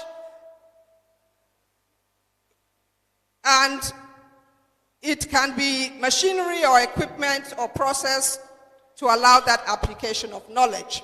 Now, the first application of technology within the regulatory space I want to mention very briefly is what we call NAPAMS. That is the NAFDAC Automated Product Administration and Monitoring System, which is an electronic platform which allows data capture of all NAFDAC regulated products. It provides an electronic platform for you to make submissions for registration of regulated products and to process variations, track payments, and issue certificates once the process is completed. So that's a schematic showing you how the NAPAM serves as a catalyst, and you end up with a registered product. That's the process flow. I'm not going to take you through that. We also have the database. We have a NAFDAC registered product automated database, which has been recently enhanced and which allows you to search for regulated products by name, by generic, by composition, by manufacturer, by applicant, different search engines you can apply to the database. So that allows you to have a computerized database where you can actually access regulated products that have been registered. Regulation is a life cycle approach. We have different systems in place at different points. The PIDCAMS is under the Ports Inspection, Data Capture and Risk Management System, which allows for automated processing of applications when you import products and you need to clear them. The system is enhanced. It has quite a bit of enhancement. It allows document submission, allows verification, cost assessment, electronic generation of receipts and processing, and e-stamping, which is a requirement for importation and clearing of those products. So that's a schematic that shows you how that technology serves as a catalyst in the clearing process under ports.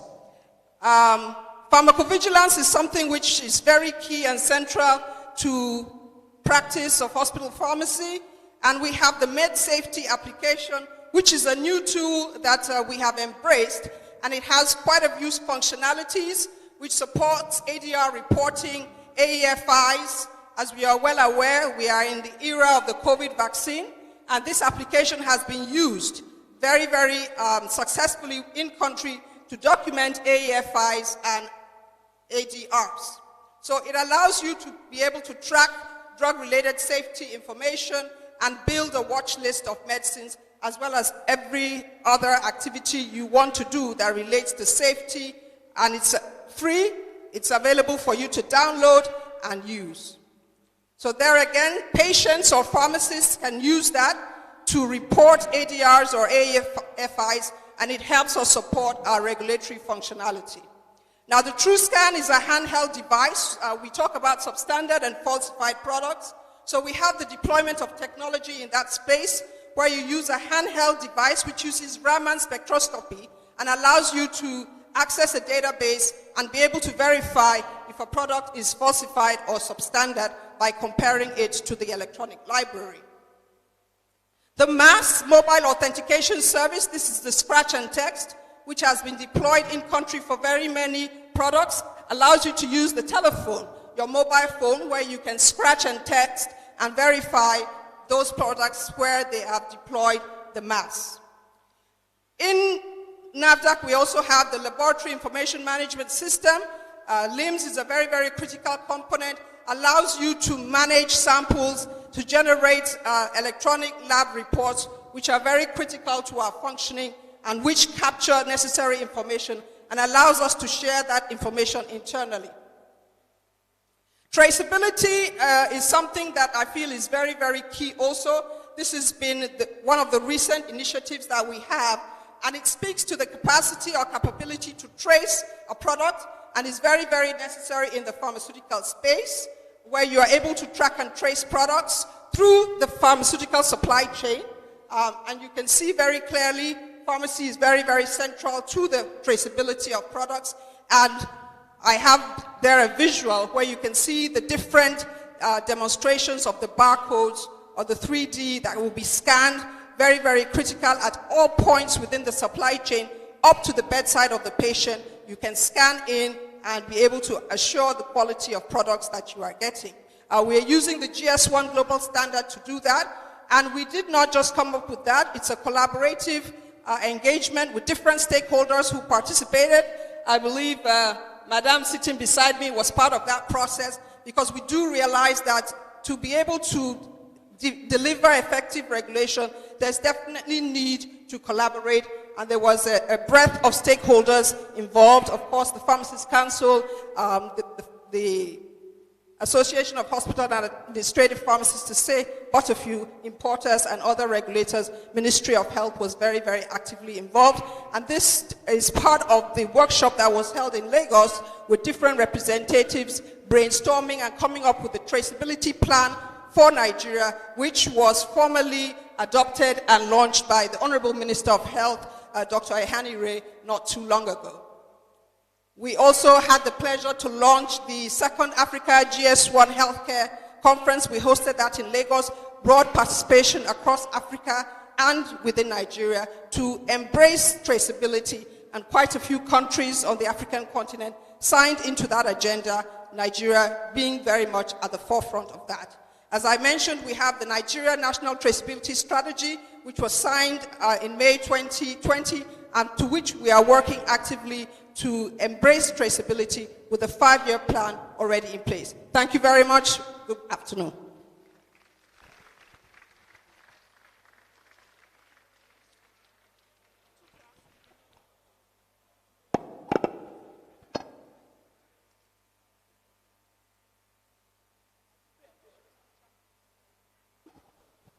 Trying to save your time.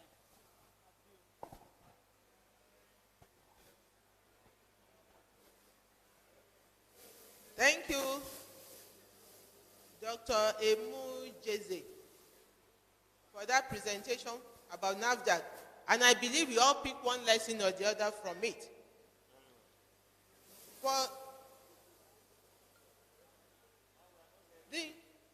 Hello? Okay. Thank you, Dr. Njemeze, for that presentation concerning NAFDAC. And I believe we all pick one information or the other from it. I think we are moving on to the next presentation by NDLA. Company first. Company presentation. Okay.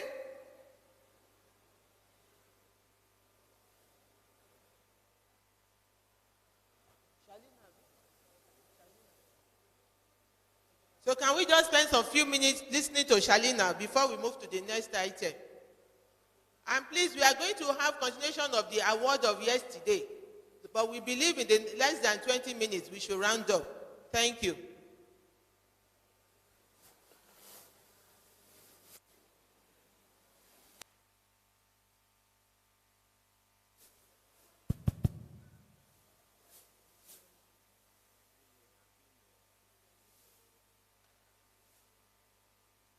Tickets for excursion and dinner is still at the stand.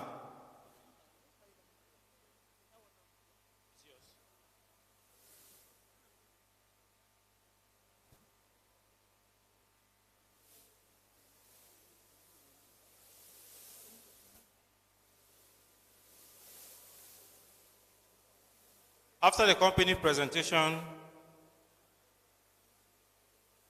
we'll take the last topic for this session, which is from our colleague in NDLA. We'll wait for Shalina to stream the presentation.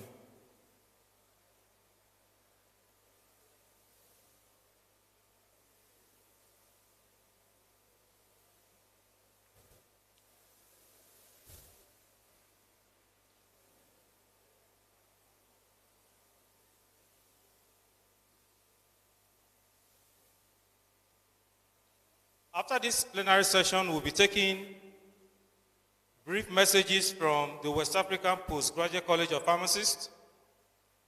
We'll also take a brief message from the Federal Ministry of Health. We'll also take a brief message from our colleagues in Clinical Pharmacists Association of Nigeria, CPAN.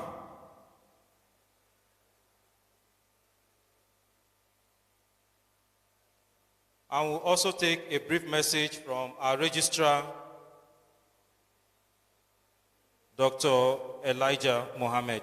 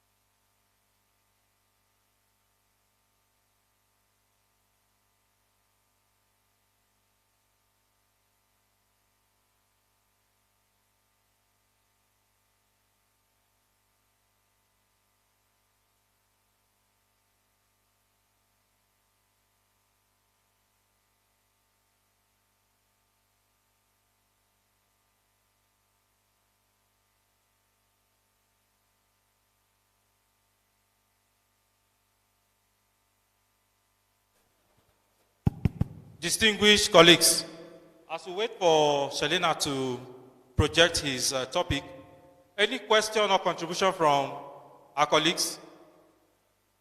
Any contribution, any question? Please be as brief, as brief, as brief.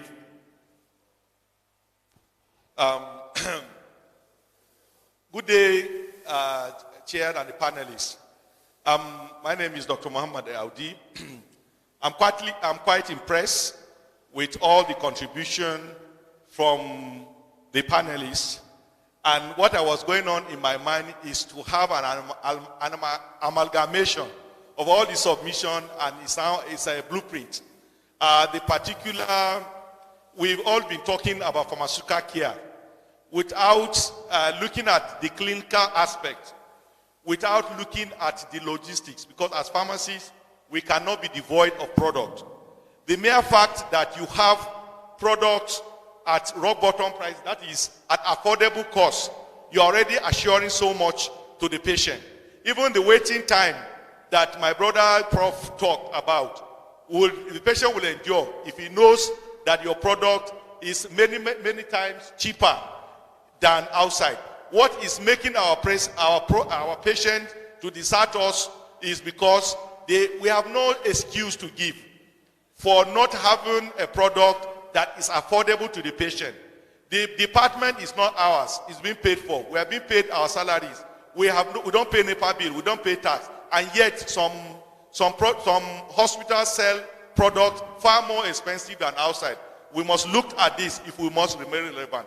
And then the aspect of production, the contemporary preparation that we all justice on, we must go back, because even the developing nations are going back to total pharmacy practice, where they blend product with services. And if this is done, we will begin to make our name and place our name in gold. Thank you. Please, can I put our hands together for our colleague?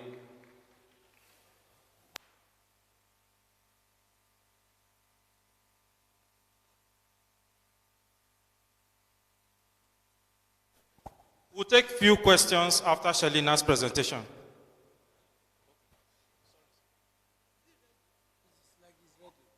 Okay, I won't take time.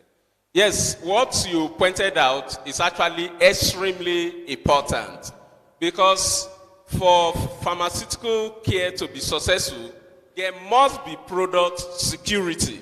Yes, the product must be of good quality for the right patient at the right time, at the right place, at the right price, and at the right quantity. Yes. Now, I want to let you know that it is not all pharmacists that will be willing to change and start practicing pharmaceutical care. There will be those that will insist that they want to continue to remain product-oriented. So my take is this. While pursuing clinical pharmacy, while trying to become patient-oriented, we should also recognize that some pharmacies will continue to be product-oriented. So you can have two specific areas of practice. Those pharmacies that are product-oriented will guarantee the security of the product, while those who are clinically oriented will carry out the patient-oriented aspect of pharmaceutical care. Thank you.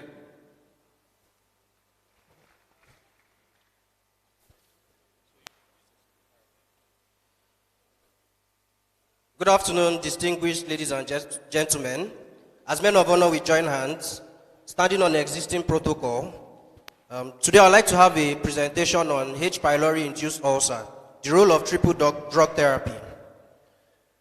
So just giving an overview. Prior to now, many years ago, ulcer was usually treated with surgical technique, but in the year 1996, the FDA approved the first antibiotic therapy for ulcers caused by H. pylori. H. pylori is the organism responsible for causing ulcer.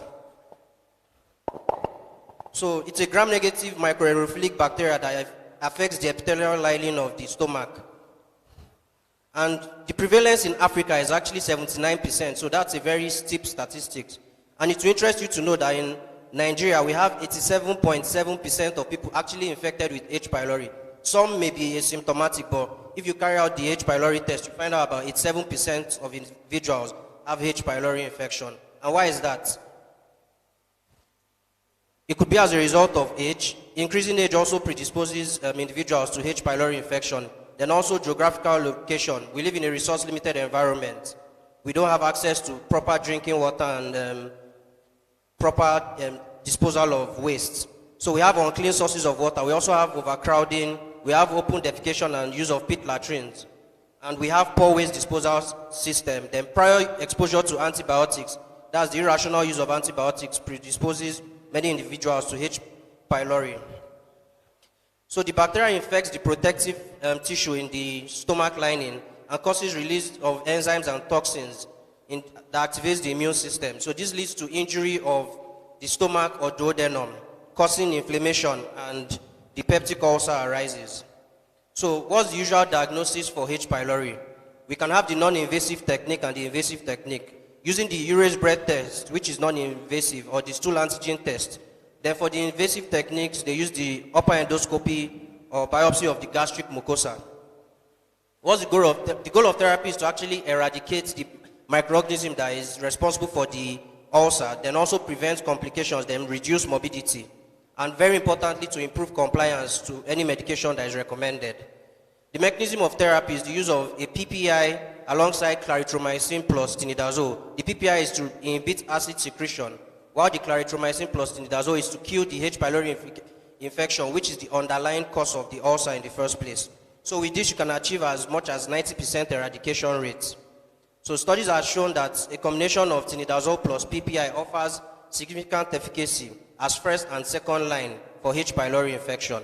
So the step one, usually gastroenterologists recommend the use of amoxicillin plus the PPI, that's omeprazole, for the first week, then follow up with the OCT, which is the omeprazole, clarithromycin, and tinidazole, and you can achieve 90% eradication rate with this. So from Shalina Healthcare, we present to you Omeshal Plus Kit, which is a combination of omeprazole 20 milligram, clarithromycin 250 milligram, and tinidazole 500 milligram. I'm sure many of our colleagues here will be wondering why clarithromycin 250 milligram. Studies have been carried out that show that 250 milligram clarithromycin is equally as effective in eradicating H. pylori infection as the 500 milligram. So why expose your patients to more likelihood of side effects by giving them a higher strength of clarithromycin? So it's proven to be better than metronidazole. It has a higher eradication rate, and it's a suitable agent for sequential therapy. That's for the tinidazole, and it has a better tolerability profile. So looking at combination of omeprazole, clarithromycin, and tinidazole in comparison to other combinations, we find out that the OCT combination has as high as 86% superior therapy in eradicating H. pylori. So you also have less relapse rates with the OCT combination. You see, as at 6 months, there is 0 relapse. Then as at 1.5 years, there's just 1.1%. So 1 out of 100 patients may have a relapse. But if you compare to other medications, you find as much as 9% relapse rate, 3% relapse rate with other combinations. So the indication is for treatment of patients with H. pylori infection and duodenal ulcer. And the dosage is twice daily for 7 days in the morning and evening before meals. So in summary, it's recommended by the American College of Gastroenterology for H. pylori eradication. Then it has an eradication rate of more than 95%. So it's considered as the first-line therapy for eradication of H. pylori. You have lesser risk of peptic ulcer relapse compared to rabeprazole or lansoprazole, and it has superior efficacy compared to metronidazole-based therapy. It's well tolerated in adults and elderly patients, and there is no need for dosage adjustment since we have just 250 milligrams of clarithromycin. So thank you very much. I'll take your questions now.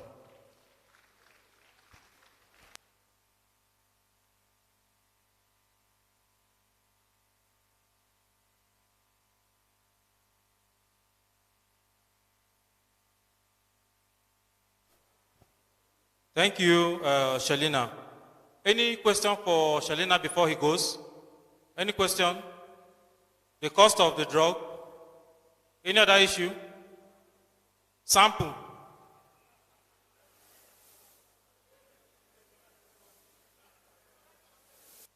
question? Thank you so much. Thank you, Shalina. All right, so regarding the cost, the pack of Omeshal Plus kit from Shalina Healthcare goes at the rate of about 2,600, and it's readily available here at the stand.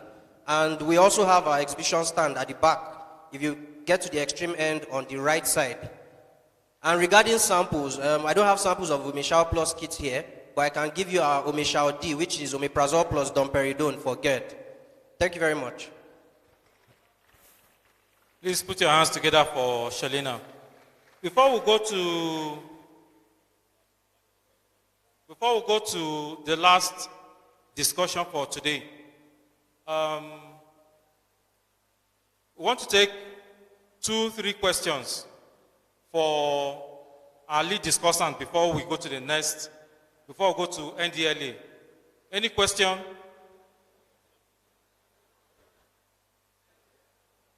Any question for any contribution? Please come up, sir. Please be as brief as possible.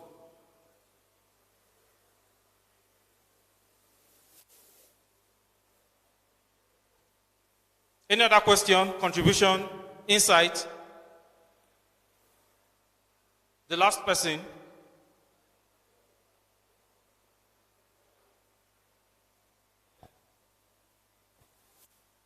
Please be as brief as brief.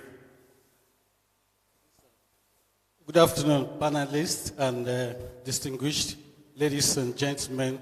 My question goes directly to the madam in NAFDAC, Dr. Monica.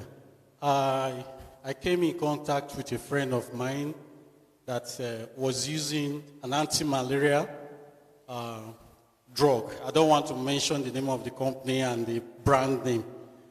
He said there is a code that is on the packet of that drug where you can scratch and send the code. We're talking about technological advancement and people are beating this technology. So I want to know, like he said, he looked at the packet and the drug hasn't expired. But when he put in the code, the system showed that the drug is genuine, but it has expired several months ago, about 8 months. And from your presentation, I saw that the technology is able to capture expiring dates. So my question goes like this. If you, in your data, capture with the technology expiring date for a batch, and the drug eventually expires, is there any provision with that technology to eliminate or for people to track actually whether that drug has expired or not? Second question is that people actually register this product and they get NAFDAC number.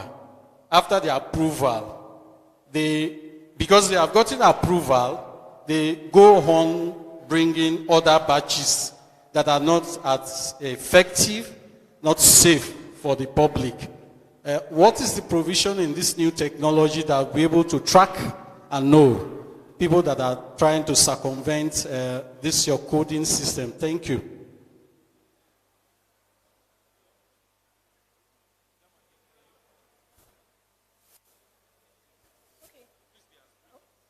Thank you very much. Mine is more of like an appeal to AHAPN and West African Postgraduate College of Pharmacists. There is obvious that there is a whole lot of gap in training of specialties. I want to appeal if there could be a collaboration where there will be an on-site training, because there are so many institutions that are doing well in some specialties. I mentioned it when we had our Zoom meeting, that there could be a collaboration with the West African Postgraduate College of Pharmacists, our great association, to actually identify these sites that are doing well to meet the other sites that are not doing well. Like I, for instance, I specialize in oncology. Thank God for this great conference. I've been able to identify one or two persons, especially those in UNTH, that are also doing well in these areas. So I want to appeal the head of HODs and others, those that have this special interest, please get to the head of these departments. Let there be a way of both of them coming together to train so that there will be this competency in these specialty areas. Thank you very much. Thank you. I must appreciate the presenters for today, Professor Waka and Tito Nedo and other presenters. My issue is not the issue of the pharmaceutical care. I must emphasize seriously the way our level of pharmacist employment are being going down. We need more hands, and I want to look at that. I'm not calling specifically, knowing quite fine that Dr. Rowan says is there. You people have to not make a giant move. We are talking about pharmaceutical care, and you go down to the institutions. These are being delivered by pharmacists, and assess the level of pharmacists being in most especially the federal institutions. I'm most assuring you that with the level of what we are playing down now, making what we call it, pharmacy internees to being recruited by not by hospital again, they're going down to our professional bodies. Most institutions don't even have pharmacy internees on ground, and the level of pharmacists even being employed. For a very long time, most of our institutions, it's been a long time employed pharmacists. Everybody, if you might see a scenario where we can hardly get one, even if you want to say, okay, you want to major in a ward. We have over 10 wards in my institution. We have accepted 2. Let's just narrow ourselves down that they'll be shaping more. But with the level of pharmacists on ground too, you find out it's really affecting our performance. Plus, in as much as we're trying to ensure that pharmacists, our guys are doing well, trying to, with virtue of knowledge, we are growing well. But the level of pharmacists in public health institutions are dwindling. Please, we are sure that it's an appeal anyway, just said. Thank you. Thank you very much for your contribution. We'll go to the last topic for today.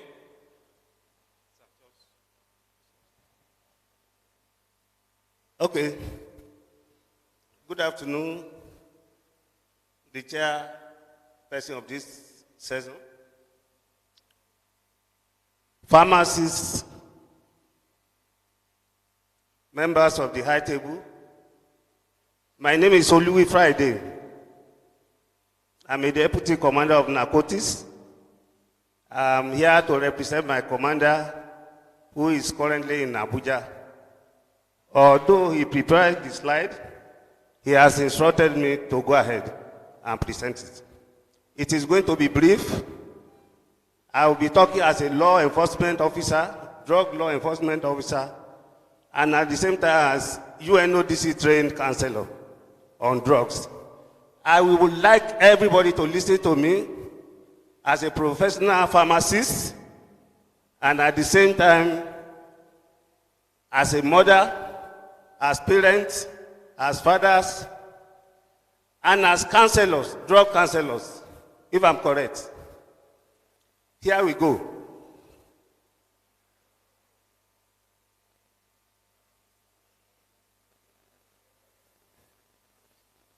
Okay? The NDLA, National Drug Law Enforcement Agency, came to existence in 1989 through, okay. So the main mandate of NDLA is to reduce the availability of illicit drug and to make sure people reduce the demand for these illicit drugs. And in carrying out these assignments, we have a mission, and the mission is to become an agency that is proactive, an agency that works the best in Africa. That is the mission of NDLA in doing their work. Now, the core value of NDLA, you can see it on the slide: integrity, dedication, respect, transparency, professionalism, and zero tolerance for corruption. Without this, we will not be able to carry out our duty effectively. This is the standard of NDLA. This is the expectation of government and the organization. Now, in doing this, our work, in reducing the supply, these are the activities that are being carried out. Arrest, seizure, investigation, all these activities are being carried out to ensure that availability of illicit drug is eradicated if possible. Now, the drug demand reduction, which we are doing here, is to ensure that people don't demand for illicit drug when they don't need it, and to ensure that people don't abuse drug. These activities are there: sensitization, public enlightenment, seminars, advocacy. Now, when we compare the two, we are carrying out dual activities, dual activities, where in the drug supply reduction, we see offenders as criminals, as suspects, but in the drug demand reduction, they are seen as clients. We see them as friends. We see them as patients. And that is the area where we have to work together. People in the pharmaceutical industry, pharmacists, we must work together. A pharmacist supposed to be a drug counselor. A pharmacist supposed to dispense, because you have contact with these people. You know, you are the one. You know the chemical combinations. You know things that are there. You know the dangers that are involved. So we expect you to work with us regularly. Now, what is drug? I will not go to detail. You know what drug is. We have legal drugs. We have illicit drugs. Legal drugs, we know them: over-the-counter drug, controlled drug, prescription-only medicine. These drugs can be abused. We have illicit drugs. They can be abused too. Now, that is why in our parlance we say every drug is a poison, but no poison is drug. Meaning that these chemical combinations, when they are not used properly, affect the user. Now, this is what constitutes drug abuse. We all know it.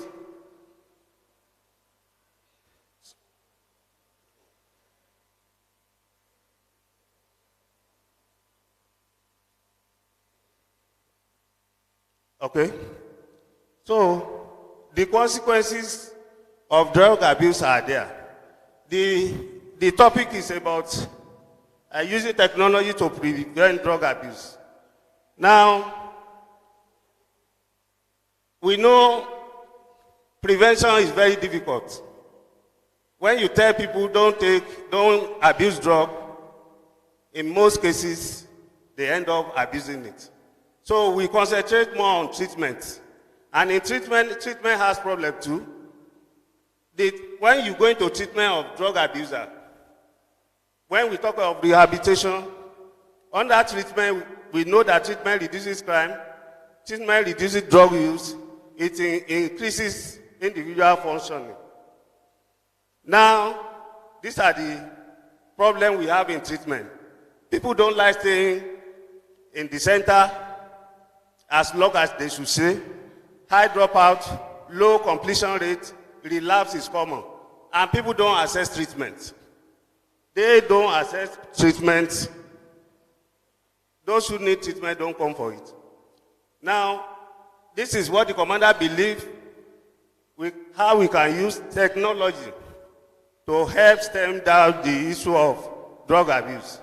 Modern scientific drug testing, treatment in new setting, new pharmaceutical agents, novel counseling, use of computer in data collection, scientific evaluation of prevention interventions, promising way to motivate and ensure that clients stay in treatment, internet, smartphone, and others that can be used to change people's attitude and pass information. Now I have 3 minutes to go. So, better monitoring of controlled drug, intelligence-led investigation and policing, better supervision, evidence-based prevention program, data connection, apparatus to detect drug, i.e. drug scanner, drug testing, more stakeholder involvement in drug control. These are the data of Kwara State Command on drug control. The message of hope is that drug use disorders are preventable and they are equally treatable. But we all know that prevention is better and cheaper than cure. To us, this is good health. Healthcare stated as we have seen. We don't see medicine as healthcare.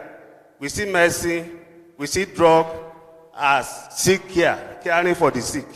But when we talk of healthcare, we encourage pharmacists to counsel their clients on good food, counsel them on regular exercise, counsel them on mental stimulation, counsel them on drinking clean water, counsel them on effective relaxation, counsel them on having good friends, interaction, and sound sleep. Thank you, and God bless you. Thank you, sir, for that wonderful presentation. Please, can we put our hands together for NDLA? That was a great insight. I think we've learned new things today. There was a question for Dr. Monica for NAFDAC, right? Ma? There was a question for you. Okay, thank you very much. Yes, thank you for the question. I'm sorry I didn't get his name, but he asked about the back-end tracking, and that does exist. The back-end access allows you to be able to activate the different parts that are available on the mobile authentication system. So all those are available. Not all clients activate everything, but it is possible. His second question talked about registration of product and then batches after, commercial batches not meeting the set standards. That we have worked to address. Products that are imported have to have a clean report of inspection analysis, and products that have not met that requirement are not allowed to be shipped into the country. In fact, we have quite a few manufacturers who have been blacklisted because the products do not comply to the standards. So we are very mindful of that. It's a life cycle approach to regulation. The focus is less on testing during registration. The focus is more on post-registration pharmacovigilance, surveillance, and making sure that commercial batches meet the standard. So we are aligned in that regard. Thank you. Thank you, Dr. Monica. At this juncture, I want to thank our chairman for this session, Dr. Elizabeth Oshoba. I'd like to thank our co-chairman, Pharmacist Alege, our lead speakers, Professor Waka, Dr. Onedo, and our discussants, Dr. Dupe, Dr. Dan, Dr. Ayuba, Dr. Regina, Dr. Danraka, and Dr. Afsat. I also like to thank Dr. Monica and our colleague from NDLA, Mr. Friday. Please, can we put our hands together for them? We'll take a brief photograph as I call on the next speakers to come off stage.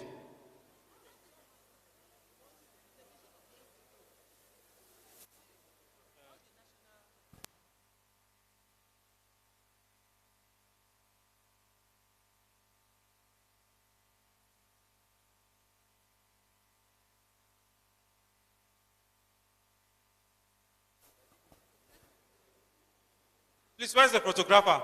Photographer, please. Ma? Huh? Yes, you can step down here.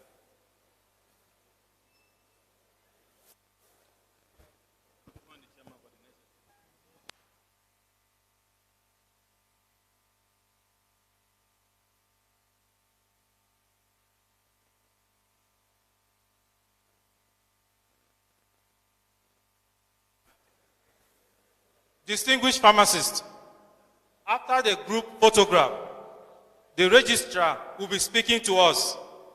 Distinguished pharmacist, please let's respect him as we sit down quietly and listen to him. After the group photograph, the registrar will be speaking to us briefly. Please.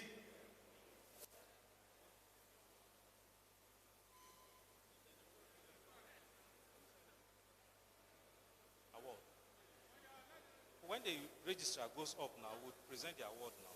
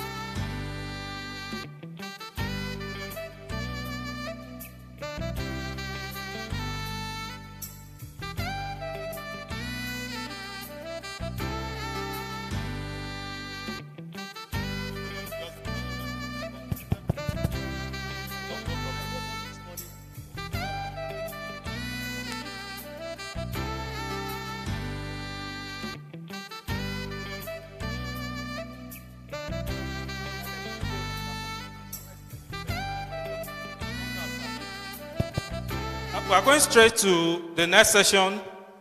Please, colleagues, distinguished pharmacists, ladies and gentlemen, I'd like to use this opportunity to call on our Deputy President, North, Pharmacist, Muni Elenu, to come upstage, sir. He's the chairman of this session, Pharmacist Muni Elenu. Please put your hands together for him. He's the Deputy President of PSN, North. Sir, you are welcome.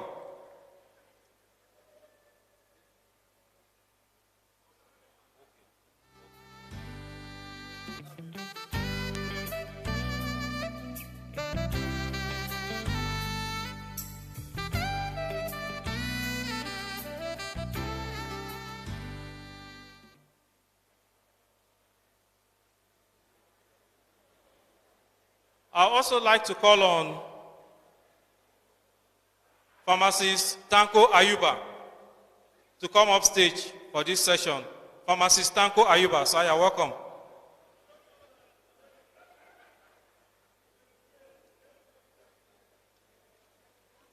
Please put your hands together for Pharmacist Tanko Ayuba. You're welcome, sir.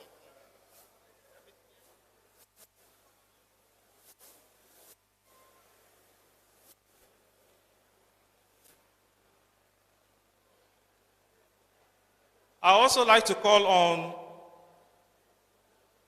the #1 pharmacist, the PCN registrar, Dr. Elijah Mohammed. Please, can you put our hands together for Dr. Elijah Mohammed?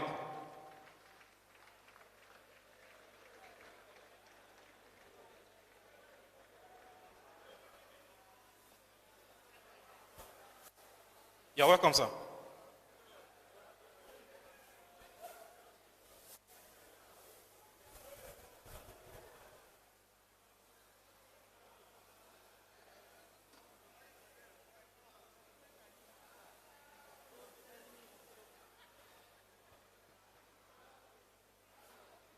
Can we have upstage the representative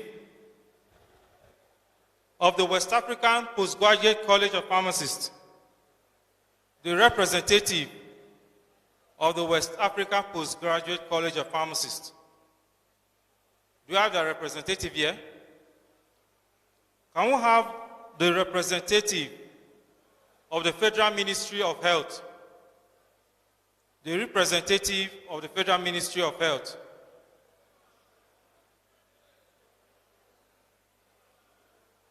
I also call on the representative of CPAN, Clinical Pharmacists Association of Nigeria, CPAN.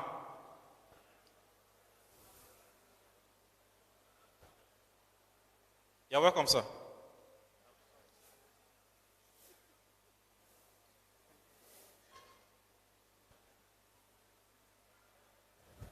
WAPCP, any representative? The representative of CPAN, is he here?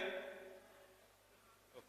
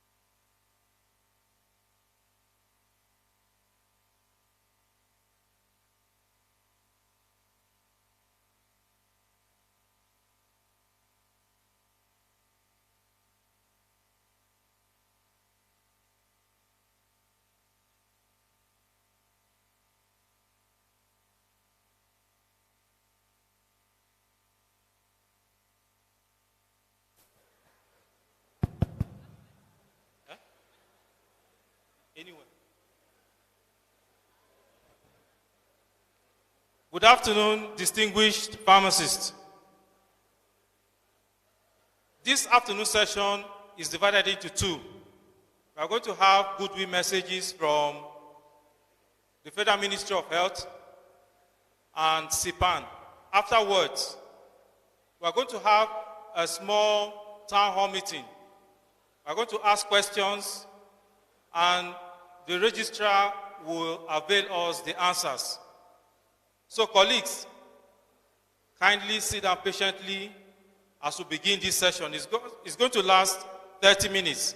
So please, we solicit for your cooperation and your patience. Thank you.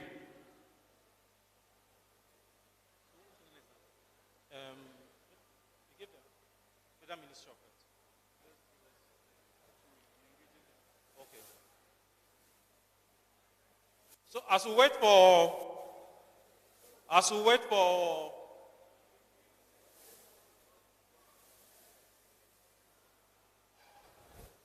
the topic to be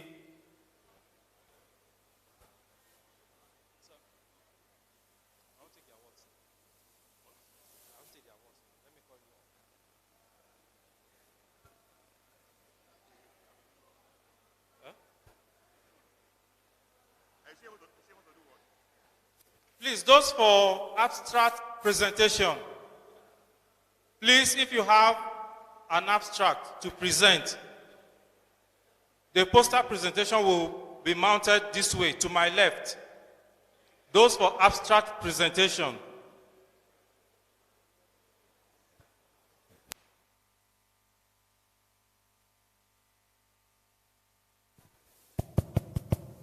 Distinguished colleagues, please can we reduce the noise? Those at the exhibition stand. Distinguished colleagues, the registrar is seated. Please, let's respect him. The registrar is on the stage. Please, let's respect him. Distinguished colleagues.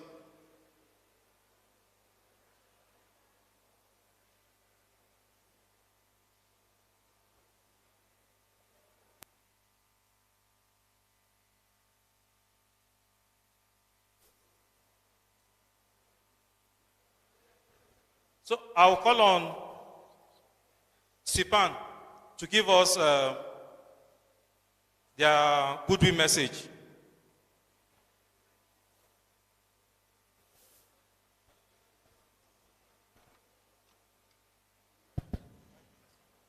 Good afternoon, members of the high table. Good afternoon, distinguished colleagues.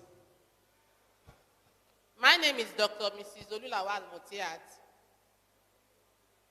I'm the National Secretary for Clinical Pharmacists Association of Nigeria.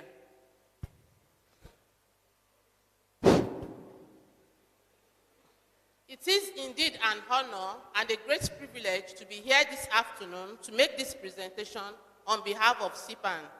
The acronym SIPAN stands for Clinical Pharmacists Association of Nigeria.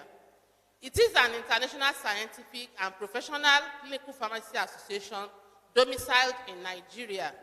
It was formed in 2019, registered with CAC in 2020, and currently has chapters in 31 states of Nigeria and still counting. We have been recognized as an official partner by the Pharmacists Council of Nigeria, PCN. Thank you, sir. SIPAN was also recognized as an interest group of the PSN at the AGM in Homoluabi 2020 last year. We can ask, why do we need another pharmacy association? This association was formed in response to the need to drive clinical pharmacy practices forward in Nigeria. So is it peculiar to Nigeria? No. Similar associations exist in the UK, US, South Africa, Egypt, and so on. Our members are drawn from the hospital, the community, NGOs, industry, the academia, and the armed forces. Financially registered members of the association are permitted to use MCPAN at their names. So what are our aims and objectives? To support and encourage excellence, partnership, and leadership within clinical pharmacy practice in Nigeria. Distinguished colleagues, we have in this hall Group Captain Ojemen. He has given an order that he doesn't want to hear noise. So please, I'm just informing you.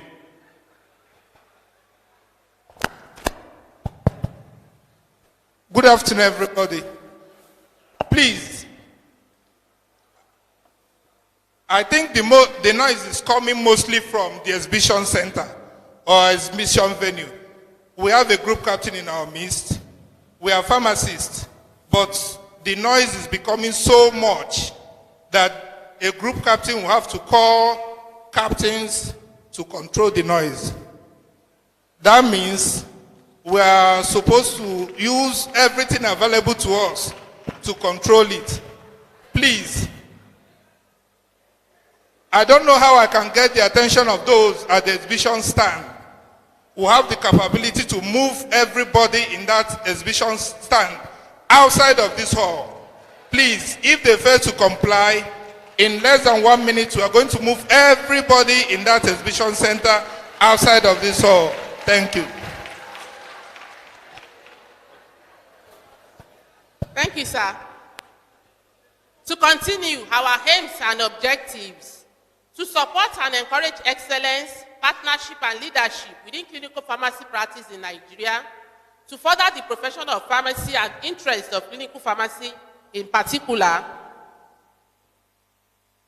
and public interest in general, we seek to regularly update and advance the competence and knowledge of our members through seminars, conferences, and visits within and outside Nigeria. And while protecting the interests of our members, we enlighten and educate members about their rights and responsibilities within the pharmacy profession. We collaborate with relevant associations within and outside Nigeria and promote professional ethics and standards in the practice of clinical pharmacy. We also encourage our members to research and publish same in journals for the advancement of clinical pharmacy. Now we can ask, who are the faces behind these organizations? We have our chairman. We have the chairman, an indefatigable one, very untiring and highly proactive, Dr. Joseph Madu, who has been leading us. The vice chairman, Dr. Cookie Jam, I think she's here somewhere in the hall.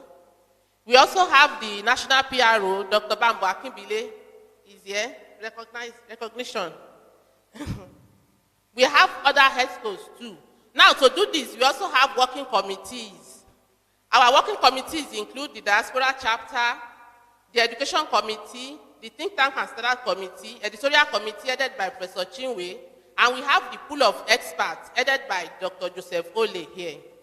This committee also has others like Professor Mrs. Femi Oyewo, Professor Babalola, Professor Wanang, the immediate past Secretary General, Dr. Teresa Pounds, Dr. Ibrahim Bello, the present Secretary General of West Africa Postgraduate College of Pharmacists, Professor Oriagba, and others. We have the Board of Trustees headed by Professor Azuka Kwara with 2 past presidents as members. On collaboration, the following associations have officially informed CPAN of their readiness to collaborate. We have the American College of Clinical Pharmacy, then the Nigerian Association of Pharmacists and Pharmaceutical Scientists in America. We are looking into areas of collaboration.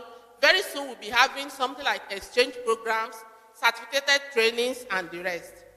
So we can ask, what are the benefits of being a member of CPAN? This association provides opportunities for networking, for collaboration, sharing best practices, and inspiring innovation across the board.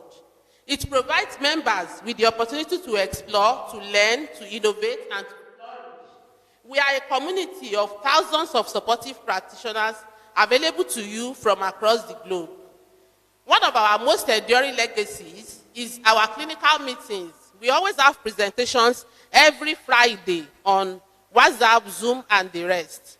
So how do you join us? You can join us as a member if you hold a PharmD, an MSc or MPharm in clinicals, or if you can join as an associate. You can join as an associate. It has gone. You can join as an associate member if you have just BPharm, but you are very interested in clinical pharmacy. I will not end this without delivering a personal message from the chairman. He has said I should thank most sincerely AHAP leadership for giving us this opportunity to present what CPAN stands for. We thank the leadership, and we hope that the next tenure, the next people coming in, that will still have the same relationship with them. Thank you. Please can you put our hands together for CPAN, Clinical Pharmacist Association of Nigeria, the newest addition to PSN. Thank you.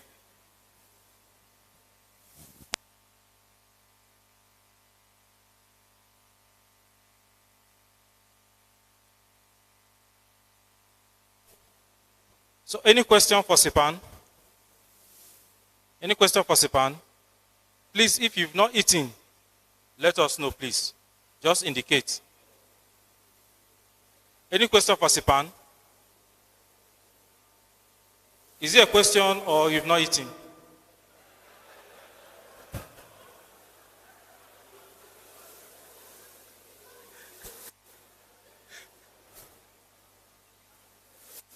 Okay, they are coming. Okay, come, sir.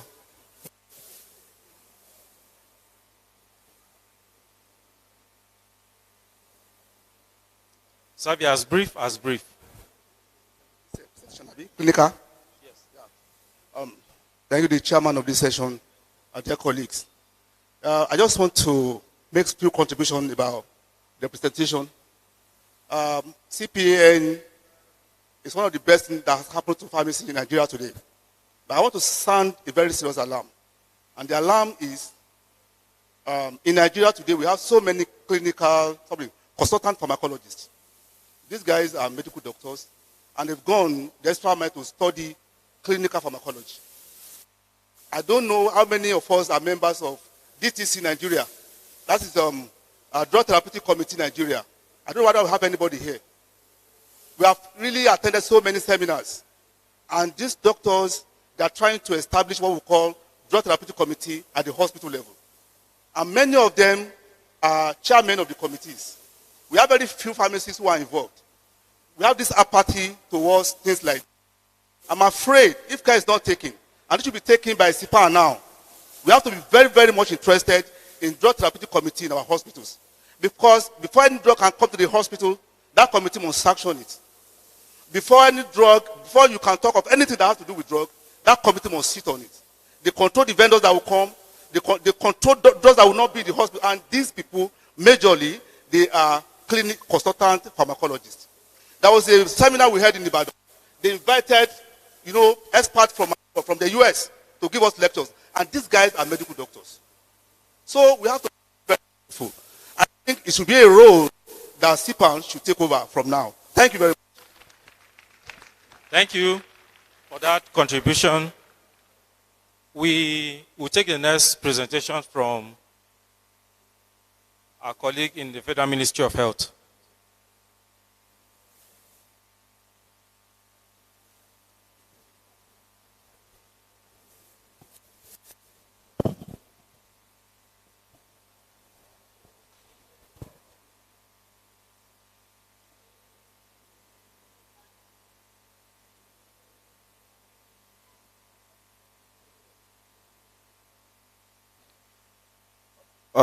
Good afternoon, everyone. My name is Pharmacist Andeato Kifasi. I'm making this presentation on behalf of my director, the head of the Department of Food and Drug Services, Federal Ministry of Health.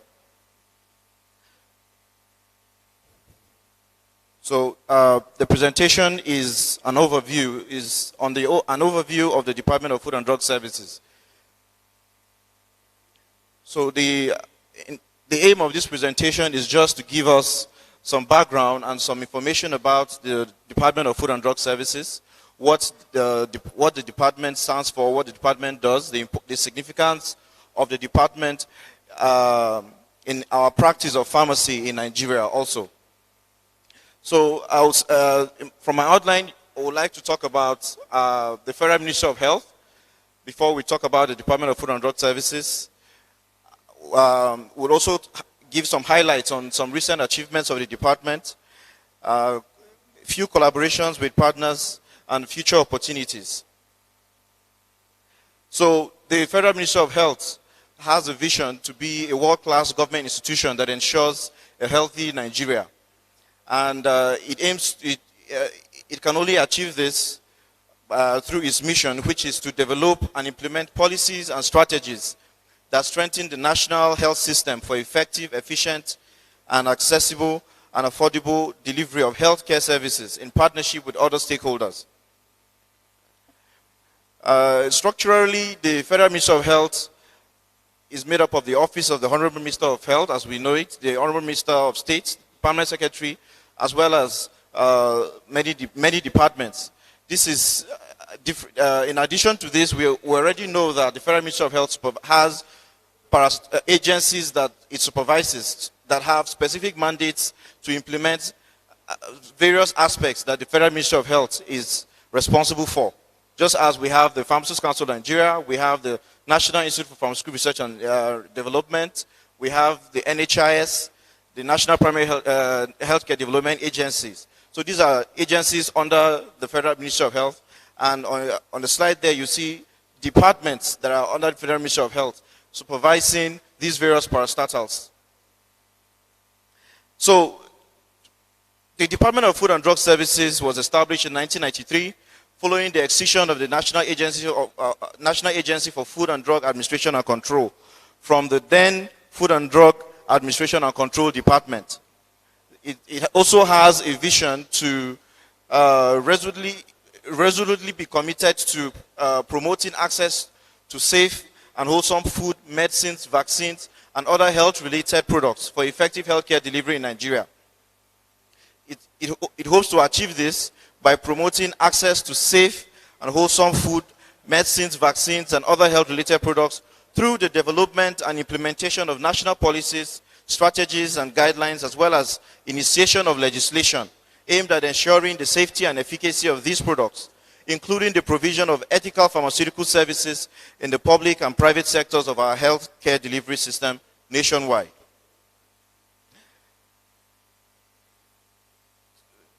This is just an organogram of the department showing various divisions. We have the Drug and Vaccines Division, the Pharmaceutical Services Division, the Food, Chemical, and Water Safety Division, and very recently, the Office of the Head of Service has approved the upgrade of what used to be the Narcotics and Drug Abuse Program that was under the Pharmaceutical Services Division. It has now upgraded it to a full-fledged division in the Ministry of Health. So quickly, some recent achievements. Just as I have just said, it is of course a huge achievement for the department that the Office of the Head of Service approved the upgrade of that branch to a division. This was done essentially because of the expanding mandates of that branch. Issues of promoting access to pain medicines, issues of promoting access to Schedule 1 narcotic medicines, as we know it, is quite challenging in the country, and issues of drug abuse also have been quite prevalent. So it became necessary for that branch to be upgraded to a division, giving it that necessary structural framework to be able to position itself and address this issue properly on behalf of the ministry. We also are aware of the approval of the Pharmacist Consultancy KIDA. The department was very, very instrumental in facilitating this approval. The department has also recently initiated the National Food Safety and Quality Bill. So the Department of Food and Drug Services isn't only all about drugs. It's also about food. Issues of food safety is part of the mandate of the Department of Food and Drug Services. So currently there is a bill before the National Assembly, the National Food Safety and Quality Bill, and it's believed that when this bill is passed, it will harmonize all food operations in the country and align food production, processing, handling in Nigeria with aligning it with international best practices. Also, the department was instrumental in the upgrade of what used to be the traditional medicine division in the Department of Food and Drug Services. We now have the traditional complementary and alternative medicine department in the Federal Ministry of Health, which came out from the Department of Food and Drug Services. The department considers this an achievement because this gives the issues of traditional medicine more visibility, more attention, and a stronger framework to be positioned to promote issues of traditional medicine practice in Nigeria.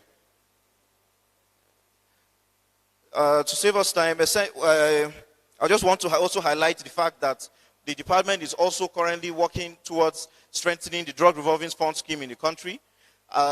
We understand that some hospitals had issues when the TSA policy came into play, where most management of these federal health institutions were merging the drug revolving fund accounts together with the general pool of accounts in the hospital. But the permanent secretary, through the department, has written to the Office of the Accountant General of the Federation requesting authorization to open dedicated DRF accounts for all federal health institutions in line with the Federal Treasury Circular. So my time is up. I just want to also highlight that the department collaborates with so many partners. Just to highlight one, the American Cancer Society. Through the partnership with the American Cancer Society, the department has launched the Treat the Pain program, which, collaborating with the Department of Food and Drug Services to improve access to essential pain medicines. There is a huge challenge of access to pain medicines in Nigeria, which essentially requires the use of morphine and other Schedule I medicines. And this collaboration is able to provide training to over 16,000 healthcare professionals, comprising of doctors, nurses, pharmacists, and other healthcare workers through the Pain-Free Hospital Initiative. 28 tertiary hospitals have been enrolled in this program since 2015. The second collaboration I would like to highlight is the collaboration with the United Nations Office on Drugs and Crime. It has actually supported the department in developing quite a number of policies like the National Policy for Controlled Medicines and Implementation Strategies.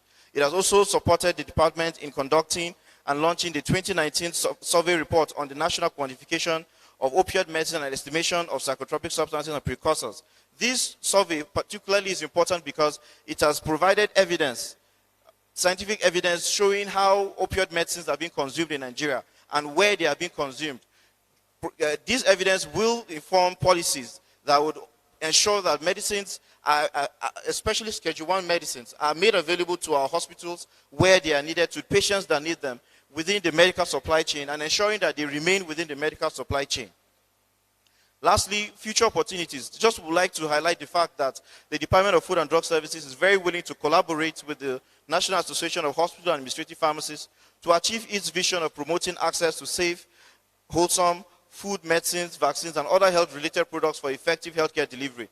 Many times, there's a challenge of even disseminating the policies of government. And it would be a wonderful collaboration if this association works with the department to increase access to government policies, guidelines to pharmacists within the federal teaching hospitals and even this association and even beyond. So this is just to highlight opportunities for us to engage government, engage the Department of Food and Drug Services in ensuring that you are also kept abreast of what government is doing, and most importantly, to achieve all the implementation goals of the federal government through the Department of Food and Drug Services. Thank you very much. Please, can we put our hands together for pharmacist Kifasi from the Federal Ministry of Health. At this juncture, I would like to, any question for Federal Ministry of Health before we go to the next stage of this session? So I'll be as brief as possible, sir. Thank you so much for that presentation.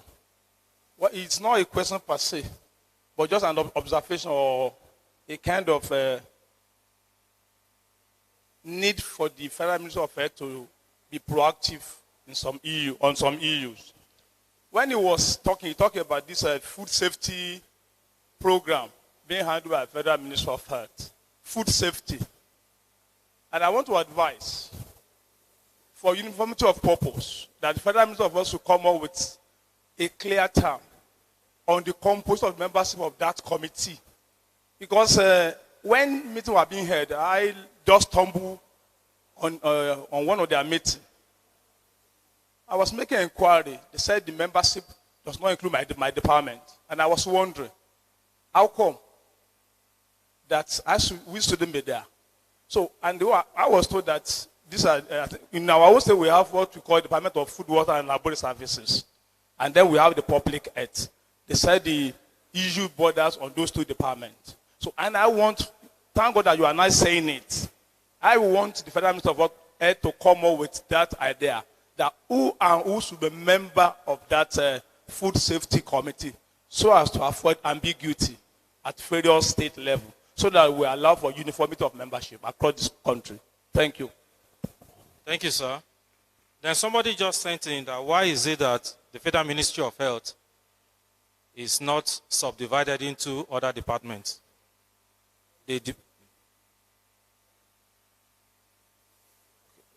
Okay, gender sensitivity, that will be the last contribution.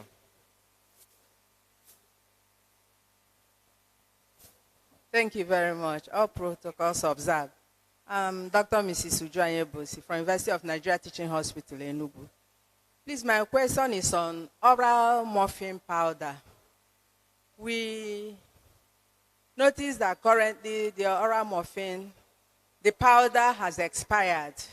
And this is not the first time we are having this issue in the country. I think about 2 years or 3 years ago, we also had the same issues, and most of our patients on this particular medication, cancer patients and other patients that are dependent on oral liquid morphine for pain management, are really having a lot of issues because of this. I feel that Federal Ministry of Health should be more proactive. They knew this was going to expire, and I understand that we are not even expecting any stock till the end of the year. And there's a room for revalidation.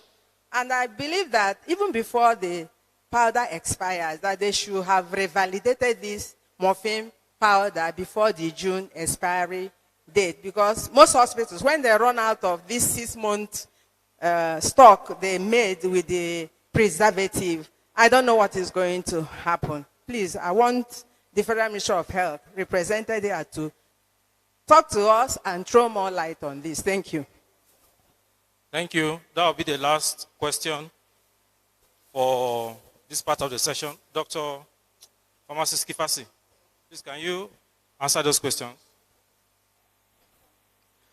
Okay, the first one was not a question per se, but it's quite, I've noted it. You want the department to assist in clarifying membership of the Food Safety Committee. I would communicate that to my director when I go back.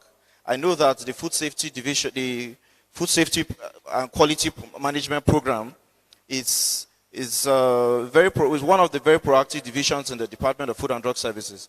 And issues pertaining the membership, we understand it to be very strategic. So it's not something that will be taken seriously. Thank you for that advice, sir.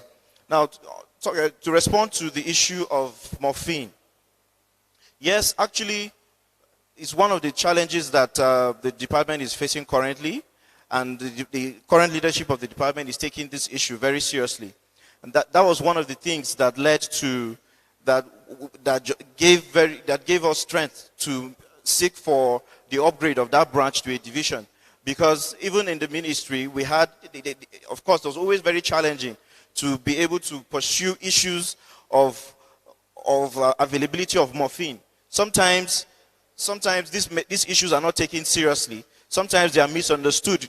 People are saying that there's issue of drug abuse. Why do you now want to make morphine available? And sometimes we have misconceptions within the policy-making space. So a lot of effort has gone into advocacy.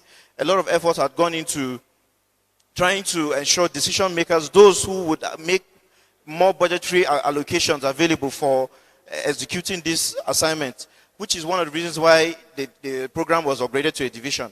And now that it's a division, it's better positioned and strengthened to address these issues. Yes, you're right. There have been setbacks in trying to pursue the revalidation, just like you highlighted. But it's something that I'm very, very aware of, that is currently being done at the moment, and very soon that would be addressed. And certainly, the ministry is also expecting a fresh shipment of morphine powder into the country later this year. One of the challenges to avoid the issues of expiry, like you have noted, was one of the reasons why, despite the recent delivery of Schedule 1 narcotics that came into the country earlier in the year, the ministry didn't accept what was available the morphine powder that was available in the market, because that one had a very short expiry date. It's going to be expiring early next year. And what's going to be available with a longer expiry date would only come by September. So hopefully by then, we figured it's better to wait to have morphine powder that has sufficient expiry date for us to be able to make it available to Nigerians. One of the challenges we face, why we see morphine expiring also, is obvious. It tells us that there's an issue of capacity within the health professionals. We understand that we need to promote rational use, we need to promote the issues of rational use, amongst our prescribers, amongst the dispensers, even pharmacists. Sometimes pharmacists are unwilling to even dispense these controlled medicines. Sometimes pharmacists are unwilling to make a case for these medicines to be available in their country, in their facilities. So you find that despite the fact that there's evidence to show that we are not even importing what the International Narcotics Control Board has estimated for Nigeria, we're not even importing it sufficiently. However, you still experience expiry. Why? It's obvious. It means that there's an issue of capacity. So it's one of the issues that the American Cancer Society is supporting the department to build capacity of healthcare professionals, not just the pharmacists, but the doctors, the pharmacists, the nurses, and other healthcare workers on issues or on rational use of these medicines. It's only when we are able to prescribe these medicines rationally, dispense them rationally, that we'll be able to avoid expiries, because we're not even bringing in enough. So that's just, it's one, and as I spoke about the issue of collaboration, it's one of those issues that I personally believe that this association can take up and pursue with the Department of Food and Drug Services to be able to cascade, because we already have a set of master trainers already in the country who are well equipped to be able to build capacity of healthcare workers on the rational use and access of Schedule 1 medicines. So, but of course, if you tie everything to budgetary allocation, you would certainly have the crisis that comes with prioritization. So we need to think outside the box, look for other avenues, like having this association collaborate with the department. Probably maybe the next conference, we could make, we can organize a workshop, an avenue where delegates can have access to, build a capacity in this area. We're also working towards, we're also trying to get the Pharmacists Council to include it amongst the mandatory continuing professional modules, because we understand that it's only when our pharmacists are very aware and are better equipped to use these controlled medicines, that's even when they will be able to make a case for these medicines to be made available in their hospitals and to be used well and prevent the issue of expiry that nobody wants. Thank you. Thank you, Pharmacist Kifasi. We are going straight to the next session. I want to plead with us. We have just 30 minutes, and the registrar has graciously agreed that instead of talking to us, we'll make it a small town hall meeting. We only have 30 minutes. So please, if you're asking your question or or you want to make a contribution, make it as brief as possible so that other people can contribute too. So on this note, I want to announce that the excursion will be for 2:30. 2:30. So please, Chairman, sir.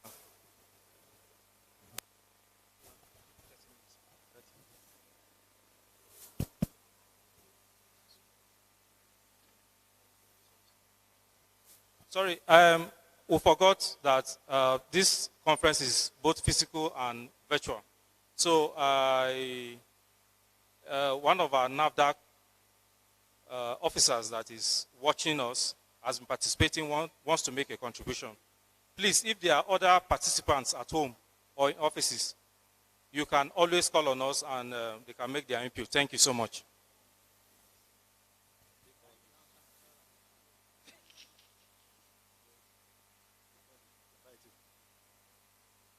Good afternoon, ladies and gentlemen, distinguished pharmacists.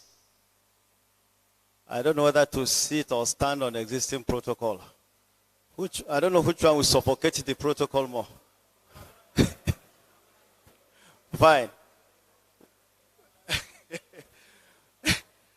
And I want to say I like this angle of the hall. Please, a round of applause for them. We are so proud of you, honestly.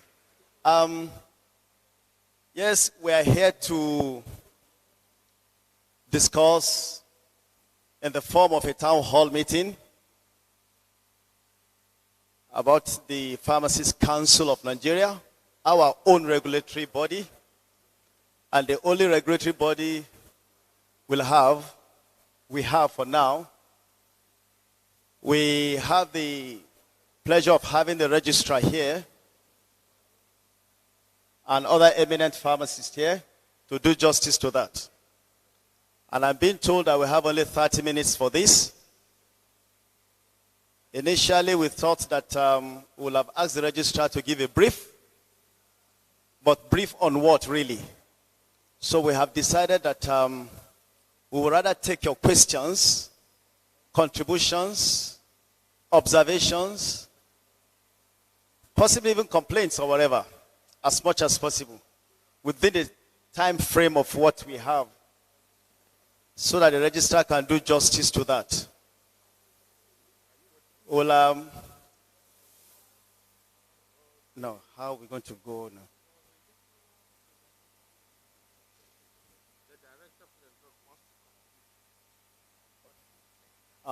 Online.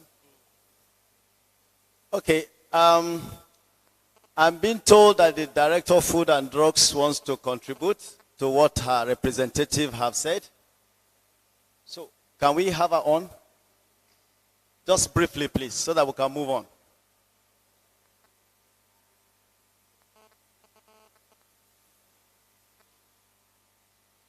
Can we have the Director of Food and Drugs on?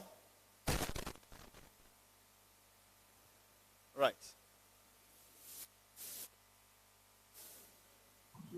All right, okay. Hello.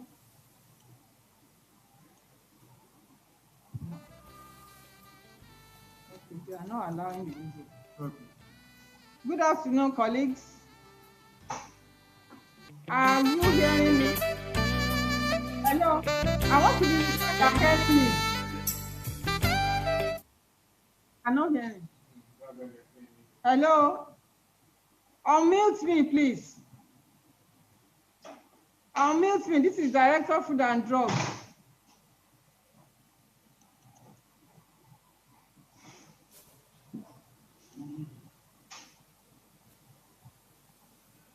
Yeah, good afternoon, colleagues. We have her on.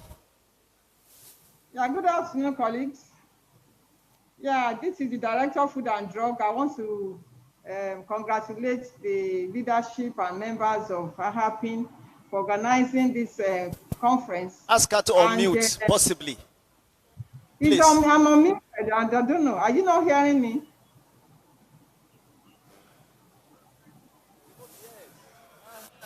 Better. Yeah. Can you hear me now? We can't hear you. You cannot? Hello? Hello, I can hear you. Unmute her, please. Oh. Maybe possibly take the mic there. Hello? Hello? Put the mic by...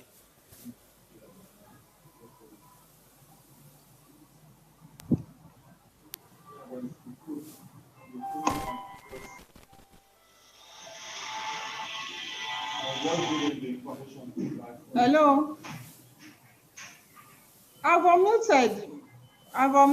We go on and you can just tell the pastor guy. When she's fully through, then we continue. Or we can't hear. Do we go on?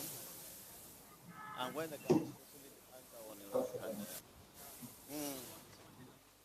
can we move on, please?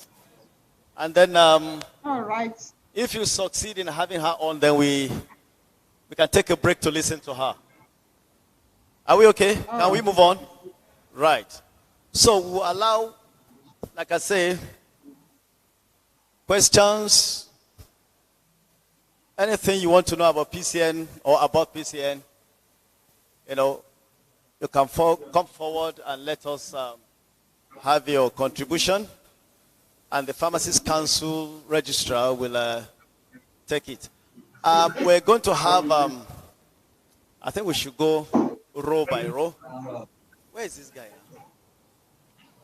Hello? Oh, we still can't hear. That's it. That's Aha. No. Which one? Oh, you want to talk? Okay, please, let's move on. We are going to have the registrar come on now to give us a brief before we take responses from the floor.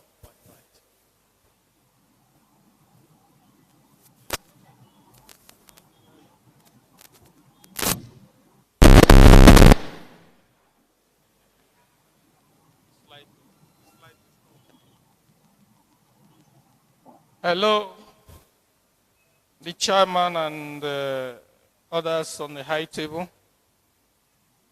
It's a great pleasure to be here once again and to congratulate us for this great event.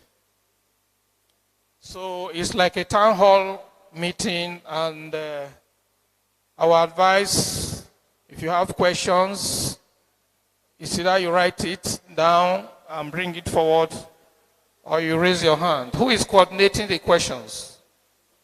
Who is with the mic? And remember to always sanitize your hand as you take up a mic.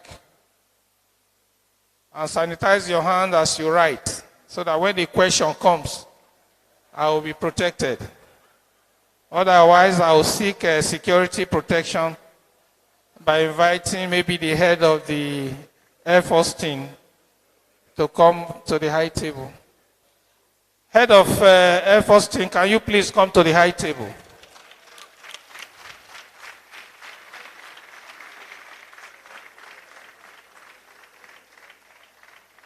It's time we start recognizing our own.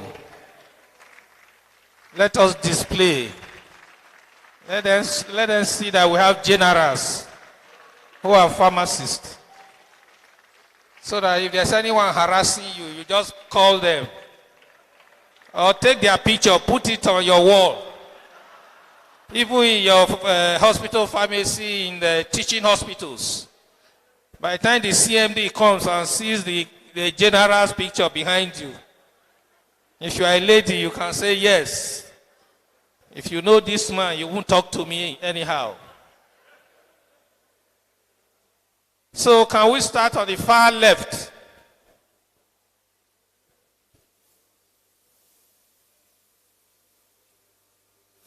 Okay, we are going to give you numbers so that we know you by your numbers. So you number them starting from the far left. From the far left. Of my side. Okay, on your side, sir. This is my left. Okay, far left. Okay, far left. Okay. Anybody here? Number 1. It's not far left, too. He's on the second row from the left, too. Okay. Far left. Anybody here? Nobody. Next row. Number 1. Number 2. 3. 4. Next row. Anybody here? No, that role is for adults, so okay. I don't think they have much questions. They are for the elders. Oh yeah, come to the ancestors. Oh,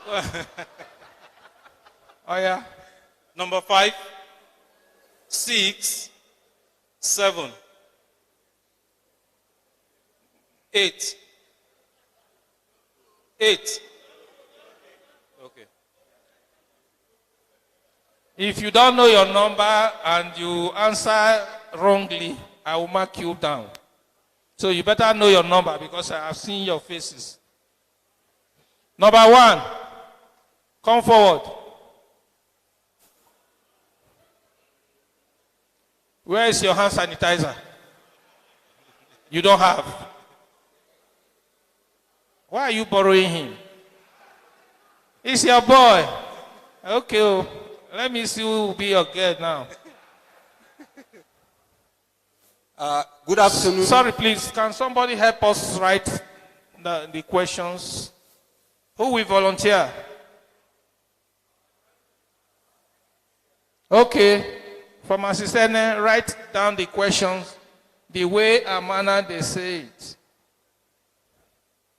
Good afternoon, the members of the high table. Sorry, please. There is no time for... Yes, distinguished just go pharmacists. straight. I want to talk about regulation in the hospital, especially with areas of critical and non-critical healthcare providers. I had an experience in the University of Abuja Teaching Hospital. Once again, my name is pharmacist Nanlock Maxwell Telzing. I'm a deputy director with the University of Abuja Teaching Hospital.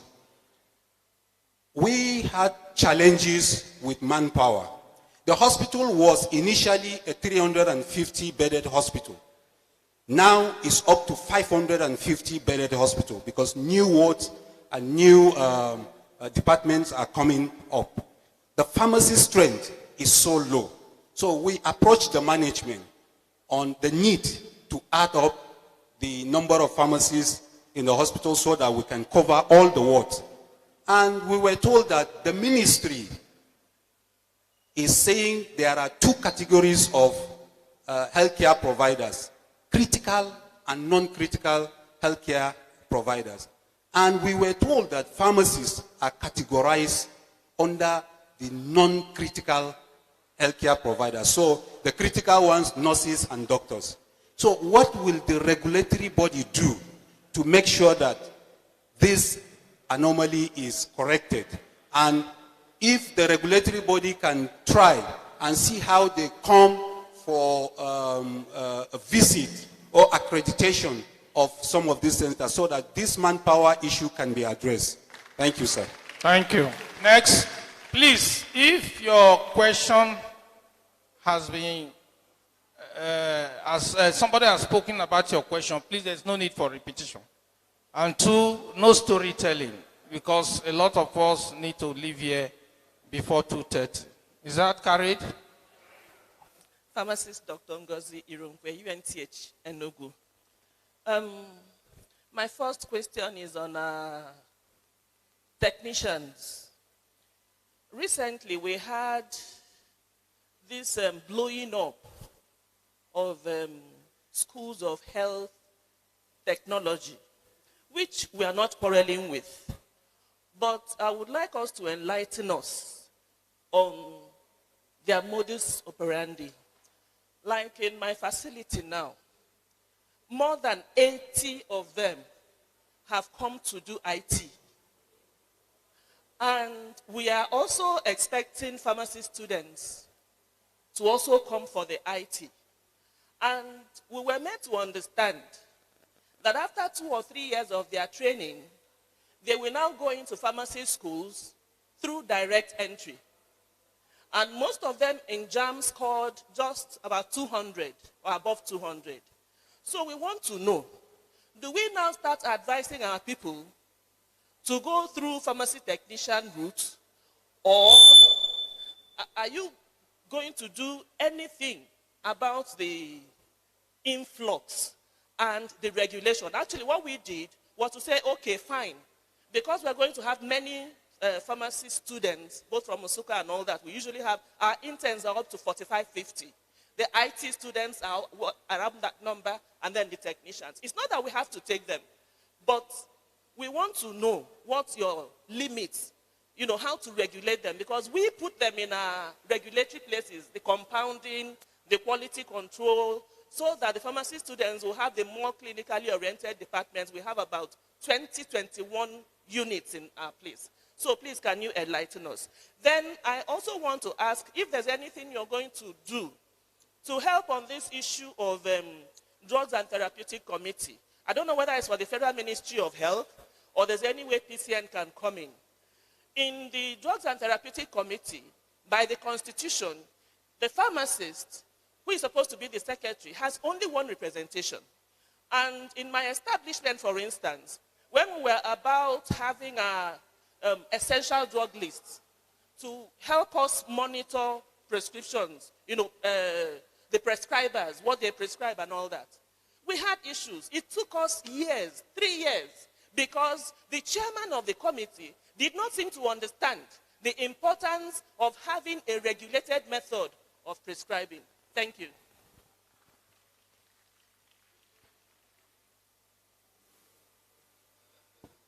Thank you very much. I have a few questions. One has been asked about accreditation. My hospital has not been accredited for the past almost 10 years. And it's kind of, accreditation makes us get a number of things, staff and all that stuff. So I think PCN should do something about that as a matter of urgency. Two, I want to know what PCN is doing about employment of intern pharmacists.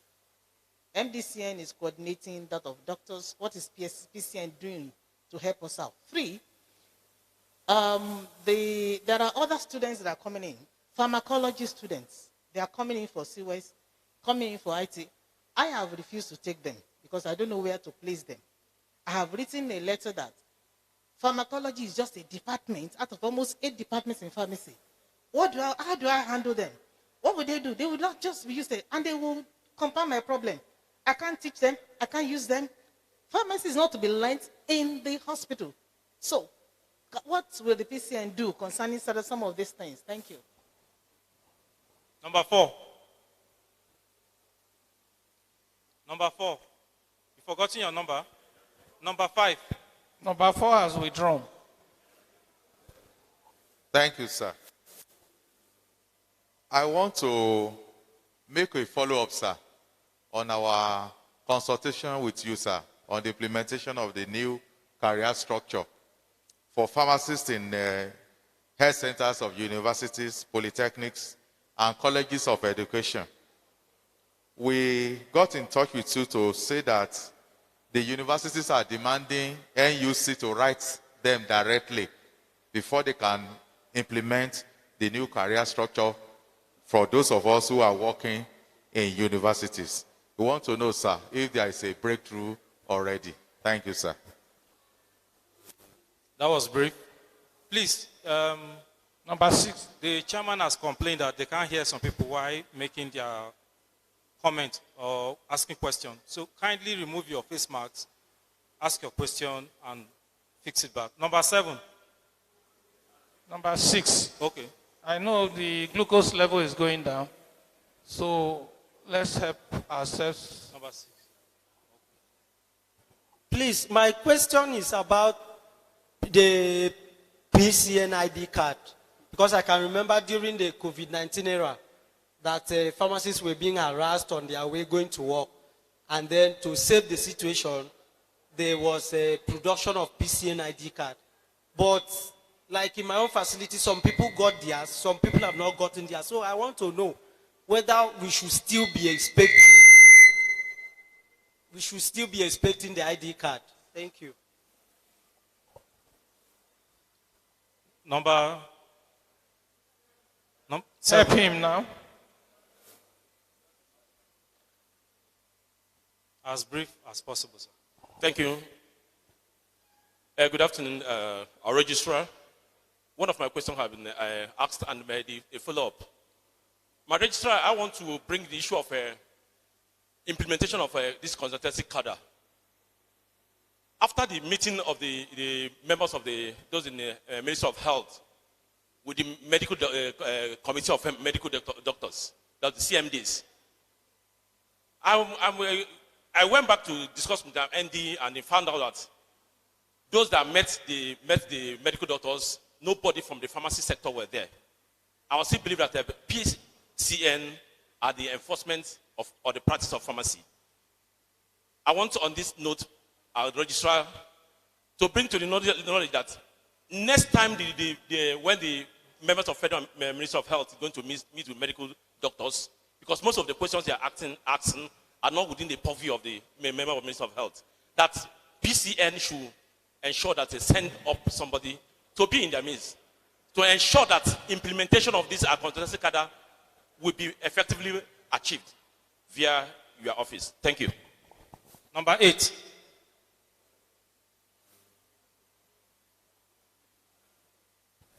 Thank you very much. I am Emeye Felix, the Deputy Director, Pharmaceutical Services, Ministry of Health, Asaba, Delta State. My question is on regulation to the registry.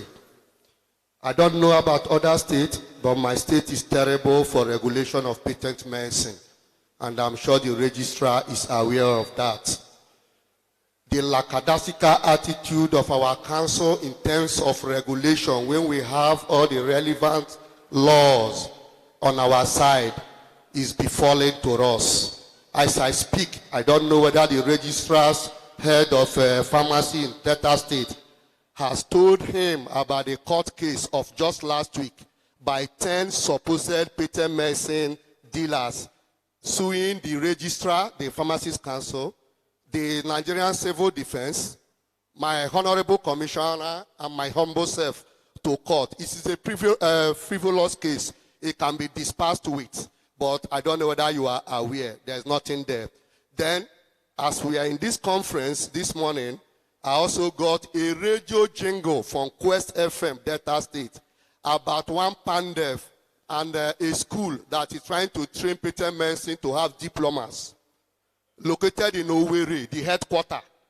They came to Delta State. I drove them, but this morning I heard of the Quest radio advert telling patent medicine to come and collect diploma or their shops will be closed by September 25. I have been in this fight since 2009. I am not happy with the registration of the council as regarding Delta State.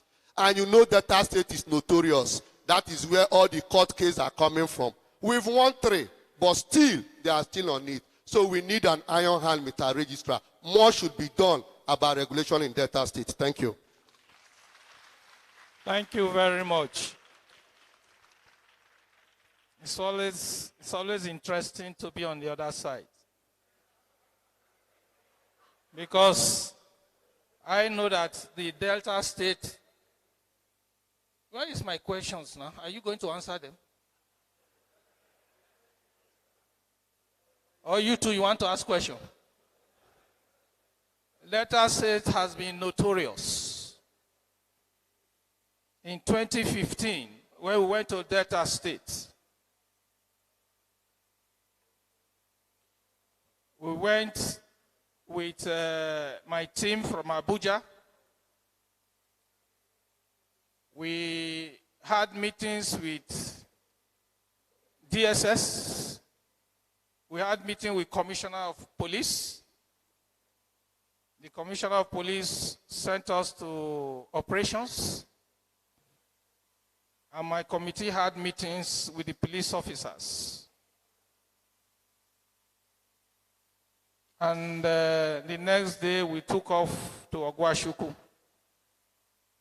On the way to Ogwashuku, the head of the police team said he has received distress call that his team has been told to come back to Asaba for an emergency. And my team said, okay, and they continued with the 2 policemen from Abuja. Within 3 minutes, some touts and hoodlums jumped out of the bush to attack my staff. So they had to hurriedly do a U-turn and came back to Asaba. Fortunately and unfortunately, one of the policemen that was within the meeting, the husband was the head of NAPMED in Ogwashuku. And that was where the connection came out. And it was then we swore not to use police of any state to do our activities. We decided to go to civil defense.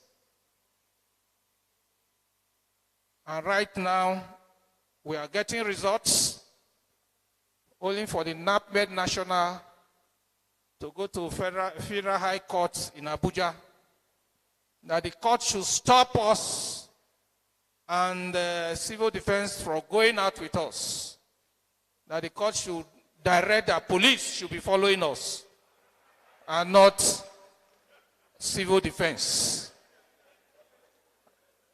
And because they know they are losing at the Federal High Court in Abuja, Asaba has decided to do their own local court summon or whatsoever. Nigeria is a very interesting country. And I believe we will grow out of this. You can also see in politics, once any person wins, you see that one will run to Bauchi to go and take injunction, or you go to Benin to take injunction against a case that is in Calabar. So it's a reflection of the society. My dear, don't lose hope. I know we have spent nothing less than 15 million in Asaba in terms of enforcement, in terms of prosecution. Because there's a lady now that is about to be jailed in Delta State, Warri specifically, who was operating without license. And she has 3 names. It took us 1.5 years to track her down with the police, with the civil defense surveillance team. And we got her the teaching in one of the general hospitals. Because when we go with the name and the place she lives, they will say nobody of that name lives there. Until we were able to get the original name and arrested her, and we started prosecuting. Mind you, before 2014 that I came, for over 10 years, I think we should get certain institutional history so that we'll be able to appreciate what is happening. As far back as when General Ibrahim Babangida was in government, then the regulation of patent medicine went from federal government to state government. Later, from state government, it went to local government. That's issuance of PPMVs. During that time, it was like pure water. Pure water all over the places. If you have 5,000 naira, then it was even less than 5,000. It's 500 naira or so. You will get license. So patent medicine were everywhere. Nobody regulated them. PCN has to fight and fight and fight until the Federal Ministry of Health withdrew that instrument from the local government, from the state government, and to the Federal Ministry of Health, and then to Pharmacy Council of Nigeria. Before then, the patent medicine dealers have formed an association called NAPMED. They have their regulatory instrument, and they have the task force with the police. Before you can join them or operate them, you pay almost 100 and something thousand naira. Some of them would say, bring a carton of beer, cabin biscuits, and if it's in Delta, you know the green bottle. Professor Waka, don't be angry. And that, the election of executive of NAPMED is worse than the election we have in Nigerian electoral process. They fight. Why? Because it's a cash cow for some individuals. And this NAPMED, who are there? Lawyers, doctors, engineers, are all what have you. Unlike the time we used to call them read and write. So by the time Pharmacy Council of Nigeria decided to take this from them, it became a court case. By 2014 that I came in, we had about 40 court cases or thereabout across the country. All duplication. They will take they go to the High Court for them to have an injunction from Pharmacy Council not to do this, not to do this, not to do that. And it was a big task.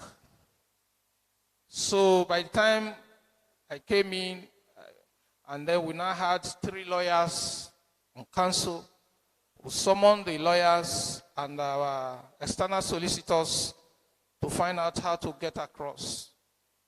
So within this period, they have littered themselves all over the places, to the extent that NGOs recognize NAPMED when it comes to pharmaceutical landscape.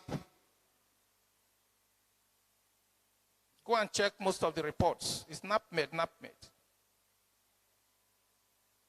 So we were able to summon a legal team with Sansan, and we were able to wrestle all the court cases from them.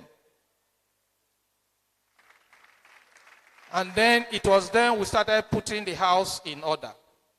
It was in that process that such event in Ogwashiku happened. Such a same event happened in Kaduna. We were going for an operation, and the policemen said they were told to come back. And we have to, I always tell my staff, your life first. Because may God forgive, may God forbid, if anyone dies, it's just how much will they pay? So that's how we are able to start curtailing them. And then also start blackmailing the NGOs. And when you are talking about anything drug in this country, the first person you should look out for is a pharmacist. And most of the NGOs, I'm sorry, you have a lot of their leaders, medical doctors.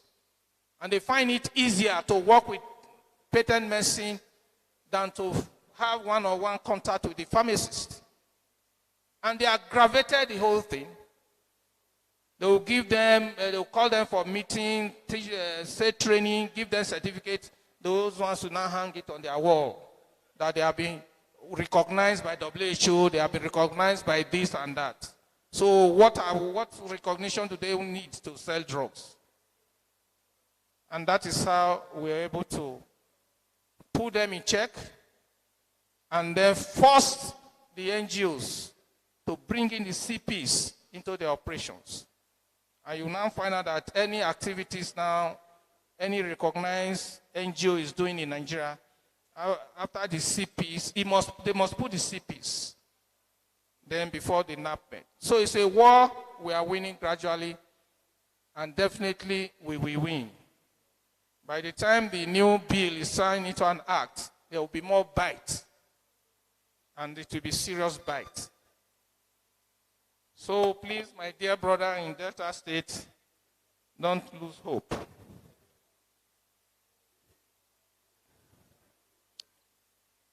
PCNID. If you have licensed in 2020 during the COVID era, your license, your ID would have been ready. So maybe you check with your state. And if you don't have, after checking with our state officer, please write us formally. I will direct the registration and licensing department to issue one. Universities are demanding that NUC rise them directly. We have written NUC, and we are working on that. We need to do more advocacy for them, and I believe by the time the CMD's meeting, I think it was held in Calabar, the director of Food and Drug Services of the Federal Ministry of Health represented the ministry, the Food and Drug Department, the ministry, and represent pharmacists very well,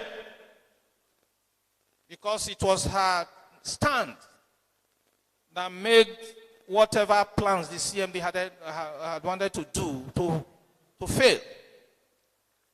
So she is a very quiet woman. She may not be blowing her trumpet, or I want to emphasize here that she's a pharmacist to the core, and she cannot be there. Any decision is taken that is contrary to pharmacist's interest. So she was there at that meeting, and she spoke very well. So we are still working together to ensure that what has been given to pharmacists will not slip by. So be rest assured that she's working with her team and we are collaborating. I want to assure you that things will be done appropriately. Pharmacology students have no basis to come to your hospital. They have no basis at all. And we should stand, because this is a plot to start introducing those individuals into the pharmaceutical landscape, looking forward to take over from pharmacists by those who say they are enemies of pharmacy. Please and please, we don't train pharmacologists in our department of pharmacy, in our faculties of pharmacy or pharmaceutical sciences. Therefore, pharmacology students have no basis. They should go to pathology. They should go to pharmacology department in the College of Medicine and do their work. So what are they coming to do in your pharmacy? They have no basis at all. So we should stand up, and if there is any challenge in any hospital, most especially federal tertiary institutions, let us know. We'll take it up with the Federal Minister of Health. Otherwise, I will also write. Unqualified people are being allowed into the pharmaceutical landscape. We all know they are gimmick, all their plans, but all their plans will fail. So there is no basis for pharmacology students to come and do IT. They should go to anatomy, go to wherever they can do their pharmacology.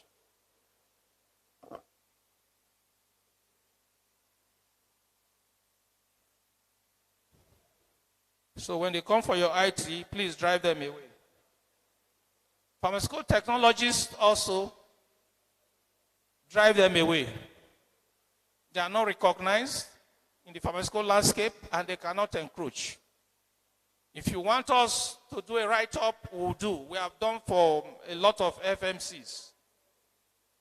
So anywhere you are troubled with these pharmaceutical technologists, please let us know. We'll do the needful for you. We'll write, because what is not written cannot be a testimony for you. So if they want official letter, we'll write formally to let them know why these individuals should not be there. And give them the document. If they proceed, you let us know. We know what to do. And that's why we are praying that when the president comes back from his trip, by God's grace, he will sign our bill into law. And there will be specificity in all these activities, because the laws we have now, most of them will say, show me in your primary law where this is said and said and said. Hospital, whatever it is, have been fully documented in the law. And once it comes into effect, we will carry it out appropriately. But before implementations, regulations will be developed. So please be ready to partake in the production of those regulations. So if it's regulations concerning hospital pharmacy, we are going to develop regulation, draw the strength from the Act, and they will put in place a regulation that will be gazetted concerning hospital pharmacy practice in Nigeria. So that if there is deviation, we can now prosecute. Am I communicating? So please, the leadership will be called upon, and your opinion leaders will also be called upon when we are drafting that regulation concerning hospital pharmacy. Internship. It has been a recurring decimal. The issue of central placement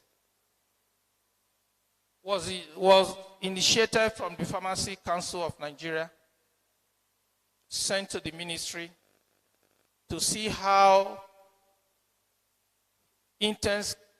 pharmacy interns can be centrally placed. And the concept then was to be a PPP approach. In which case, yes, we'll have the pool. Instead of a teaching hospital paying 135 or thereabouts for an intern, federal government should help to subsidize that.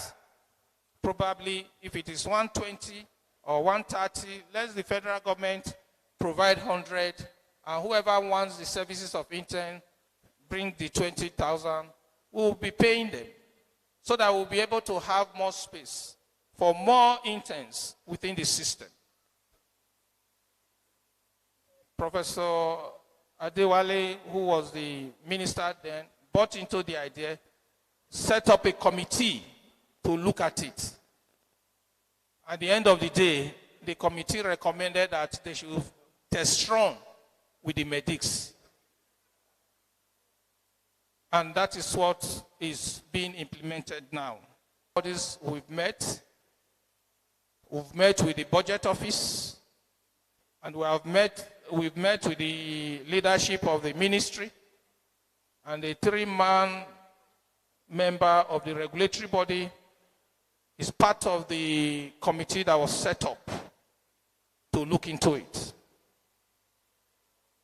The problem we are having now is that that component of money that was meant for medics as house officers is being removed from the hospital's budget for the federal government. And it's a big shock to them, because the budget may be for 100 and they may take 50. Nobody goes after them. Nobody audit and all the rest. But now that is totally blank, it's a big problem. So also we are now saying the money that you have been using to pay pharmacists intern, why not also take it off from them, put it in the pool that you are taking money now, and let us also assign interns to them. And you know what that means. It's going to be a fight to finish. So there are a lot of things that are in there that is not explainable in this type of environment, in this type of gathering, which is to the government understanding. But we will continue to push for it. So there is no basis for any federal institution to say they will not engage pharmacist interns, because part of the budget defense is that they have interns they want to pay. Okay, tell us the number of interns. They are not forthcoming. Because if we know, then we'll confront you. But we all know what happens in government institutions. So we need to dialogue more and talk more and carry out advocacy that you need this group of individuals in your establishment. So we'll continue the discussion and fight or whatever it is. And I believe that the ministry will listen to us.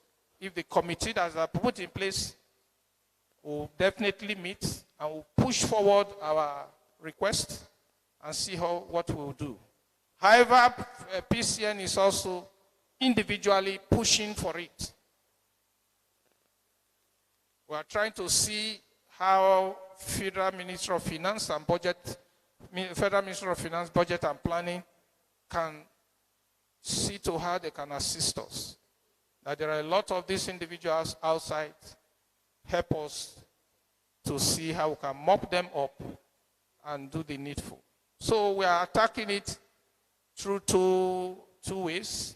One from the Ministry of Health, which is the omnibus approach, and then one from the Pharmacy Council, which is also a pressure group on the various federal ministries that are involved in the deployment of interns into hospital institutions.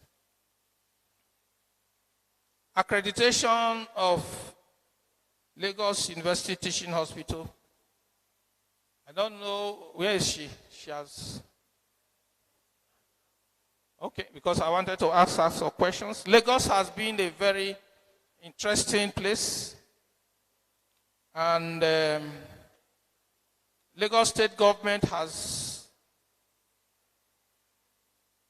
stopped or prevented us from carrying out accreditations of state hospitals when the former commissioner was there. Although I discussed this extensively with him when we held the meeting of the Federal Ministry of Health meeting in Sokoto, of which he said, okay, I should come. But you find out that the issue we had with Lagos State is a carryover of the relationship of the Pharmaceutical Society of Nigeria Lagos State branch. And that, you know, when you quarrel with when your daughter start having quarrel with the in-laws, they will now shift it on to the father and mother-in-laws. So sometimes people tend to misconstrue Pharmaceutical Society of Nigeria and Pharmacists Council of Nigeria. They just believe we are the same. But I made him to understand and appreciate that we are federal government regulatory body. And with that, I believe we were supposed to carry out enforcement last year, but COVID did not permit. So if there are individual hospitals that need specific reaccreditation, please let us know. Ensure that your environment is fit and proper for us to come and carry it out because of COVID. There are some hospitals that have written from Asaba, Delta State, who went there as isolated cases. So for the loot, we'll definitely treat it as an isolated case. We'll come and do the reaccreditation. So please let us know when you are set, inform us. And the council has developed a system approach that we now use a professor to be head of the team, not necessarily because he has much of the technical knowledge. We still use the hospital and administrative pharmacist members to do the technical work. But when we put a professor as the head of the team, it's not that we are undermining other pharmacists, but we are saying that professor, go and speak to the other professor. And it has paid off. When we went to Abakaliki, you see professor to professor. So when you professor to professor now meet, what do you want to tell the other professor? And this lady has been very wonderful, the former dean of University of Ibadan. She has been a very useful tool for us, a no-nonsense professor. So when she gets there, I say, you know, women don't fear anybody. They have nothing to hide. They don't compromise. I'm sorry to our men. It's not that you cannot do it, but I find them more useful when they go for this accreditation, and it is eyeball to eyeball. And when the professors now speak, okay, I've understood. I didn't know it was like this, it was like that. You must now know. And all the accreditation has been very successful. So please, Because of COVID, we may not be able to go to a lot of places. Look inward. If you know you are ready, please just tell us. I will summon a team to go there and do the needful. So please, Lute, we are coming. Once you are ready, let me know. What is the regulation about the pharmacy technicians? Please enlighten us. Pharmacy technicians is another group that termed themselves as enemy of counsel. And they said the regulatory body is meant for pharmacists. That's why it's called Pharmacist Council of Nigeria. But however, we have been able to overcome all the challenges because during that period of exchange of whatever it is, they teamed up with the pharmaceutical technologists to form NAPTON. And NAPTON has been a thorn in our flesh in regulations. But however, the judgment that was given to them in Lagos by one of the retired judges now, who fortunately when I came up in 2014, he was the chief judge of Federal High Court, and I met him. Told him, why did you do this and that? He did the pronouncement on NAPMED. He also did it for NAPTON. And he opened up. And he now said, okay, although the time for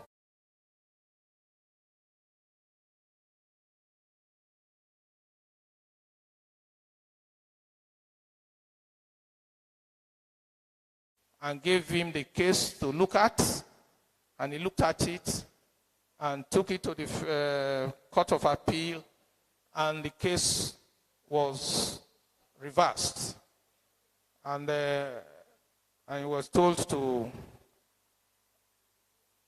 they were told that the case should be assigned to a new judge for them to look at. So the NAPTON has been fighting a terrible battle. Even they had a bill that was running pari passu with us. I believe that God helping us, if our own is signed before theirs, then theirs is dead on arrival. The number of schools of pharmacist technicians is growing. Yes, we recognize that. Have they heard about the direct entry?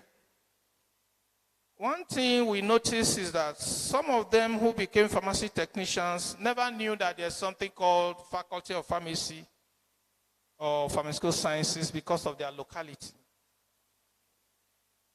And we look at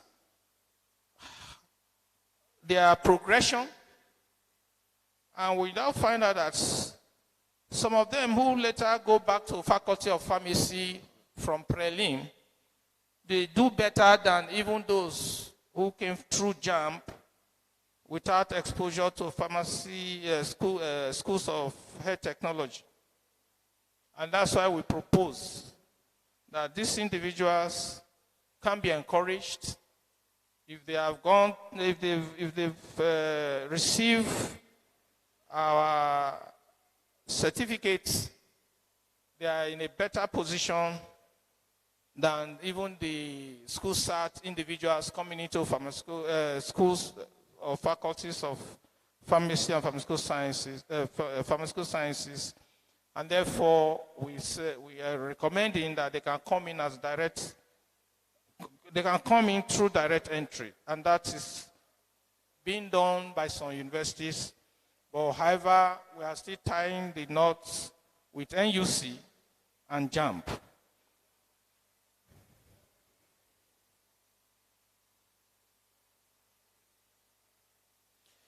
If you can advise your people to go through the pharmacy technicians program, it would be nice because it will prepare them better to face the challenges. I think I've talked about. I don't know what they mean by critical and non-critical healthcare providers. I don't have any document on that. Please, if you have document on it, let us see and see the genuinity about the genuineness of it, and then we'll now know what to do. Pharmacy strength very low. Need to add more pharmacists. Yes, that's a big challenge coming up. We're discussing with the PAMSEC some time ago, and I believe in the incoming PAMSEC, we take it up from there. But you know that the medics don't want to see pharmacists. It's unfortunate, but they have to see us. And again, the issue of employment these days in federal government institutions is not as easy as it used to be. But however, please, wherever you're having challenges, let us know so that we do some advocacy and discussion with the management to see how things can be made right. What will the regulatory body do to correct the anomaly? As I said, whatever it is, please let us know. Sometimes these issues are addressed informally. So let's see how we can address some of these issues informally and do more advocacy and get this done. On that note, I want to thank you all and God bless you.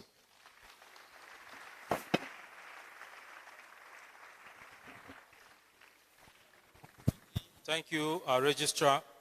Certainly that clap was not for the registrar.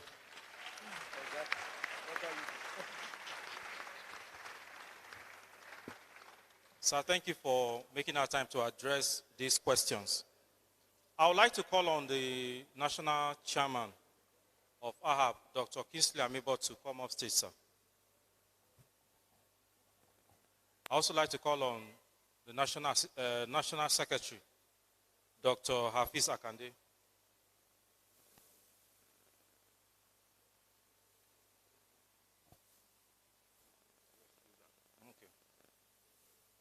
We are going to take few awards, then we close this session. So please, in the next 5 minutes, we'll be out of here.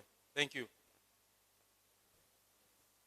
As we prepare the awards, Pharmacist Kipasi has just an important message for us.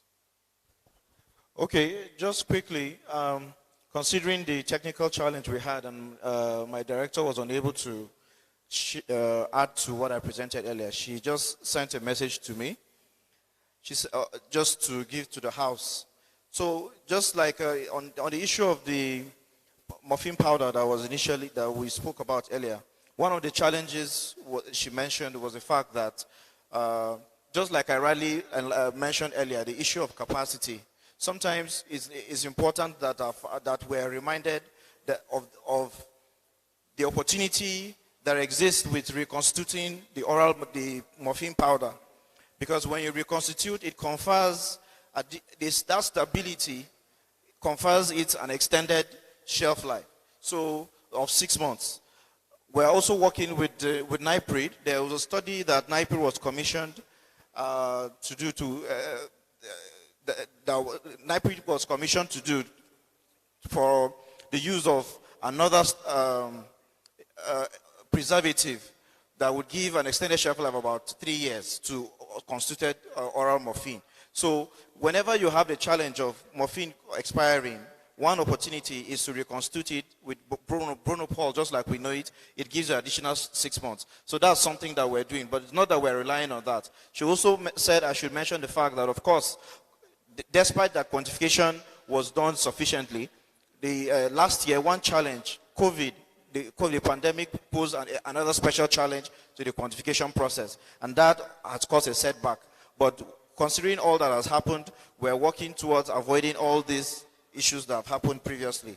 So, and for the validation, she pointed out that validation has already been done by one of our hospitals, but the Federal Ministry of Health is working to conclude that validation result. So validation is already being concluded at the moment. Thank you. Thank you, Pharmacist Kifasi. Thank you very much, Pharmacist Gabriel. the registrar of the Pharmacists of Nigeria, Deputy President, PSN, the chairman of the PSN Committee on Trade Union, distinguished members of the High Table, fellows of PSN, fellows of the West African Progressive College of Pharmacists, distinguished colleagues, good afternoon. I say good afternoon. Yes. I'd like to begin by sincerely appreciating our registrar, Dr. Elijah Mohammed. He's been here with us for the past 3 days. Yes, it's Monday. And I can imagine what it is for him to leave his family and his tight schedule just to be with us here in Ilorin. And not just being here, but also participating actively in this national conference. Registrars, we are most grateful to you. And of course, I have benefited immensely from his contributions during the town hall meeting and even yesterday.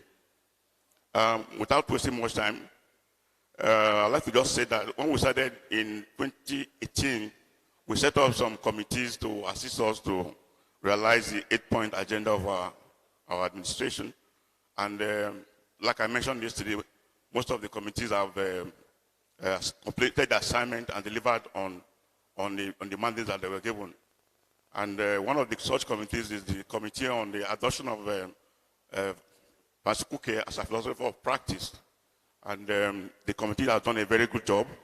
The members comprise professors from different universities and even somebody from NAFSA, USA. When somebody has done very well, it's only natural that you appreciate such. We started the process yesterday, and we want to continue now. So the first person that's on the list for today is the lead panelist for today's discussion.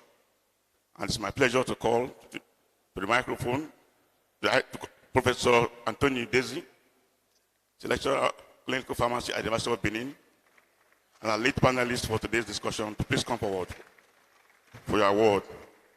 It's also my pleasure to invite our registrar, Dr. Elijah Mohammed, to please come forward with our award presentation.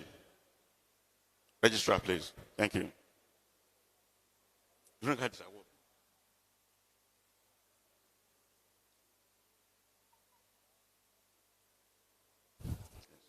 The registrar. Thank you, sir.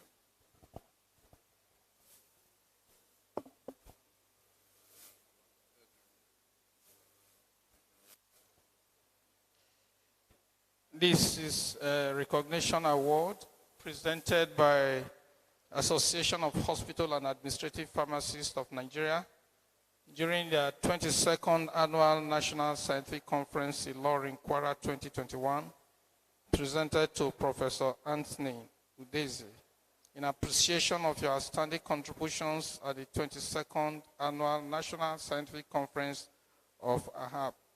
Thank you.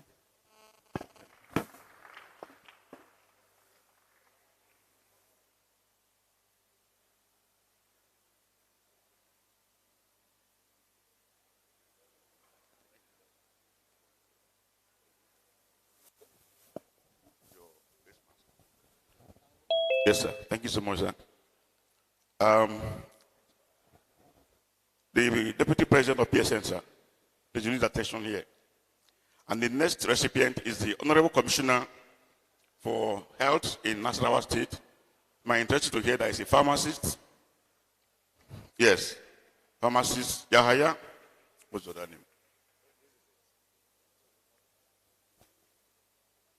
Pharmacist Yahya Ahmed. Baba, can I call on the chairman of AHAPN Nasarawa State to please come forward to receive the award? Chairman?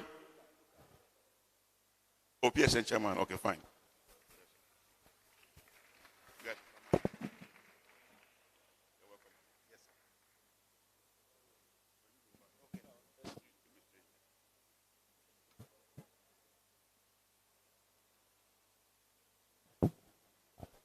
On behalf of the Association of Hospital and Administrative Pharmacists of Nigeria, at this 22nd Annual National Scientific Conference holding here in Ilorin, We are presenting to pharmacist Ahmed Baba Yahya, the Honorable Commissioner for Health, Nasarawa State. This is in recognition of his developmental strides and the provision of high-quality healthcare delivery to the good people of Nasarawa State. Today, the 3rd of August, 2021. Thank you. Next one. Who is the next one?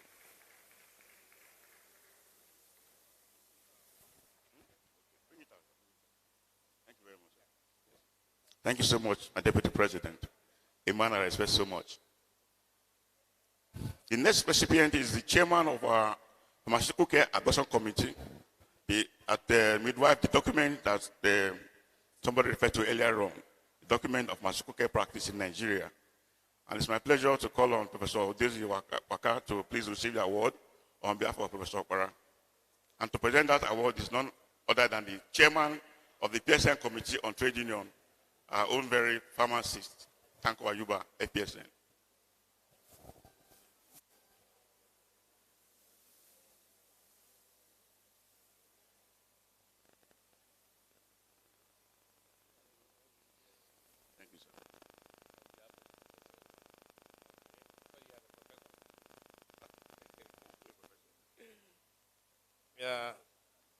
Association of Hospital and Administrative Pharmacists of Nigeria hereby present this appreciation award to Professor Azuka Okpara, FPSN, in recognition of his pioneering role in the pharmaceutical care practice in Nigeria.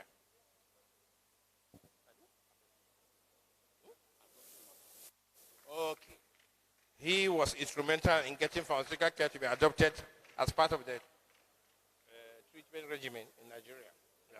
So, thank you, sir.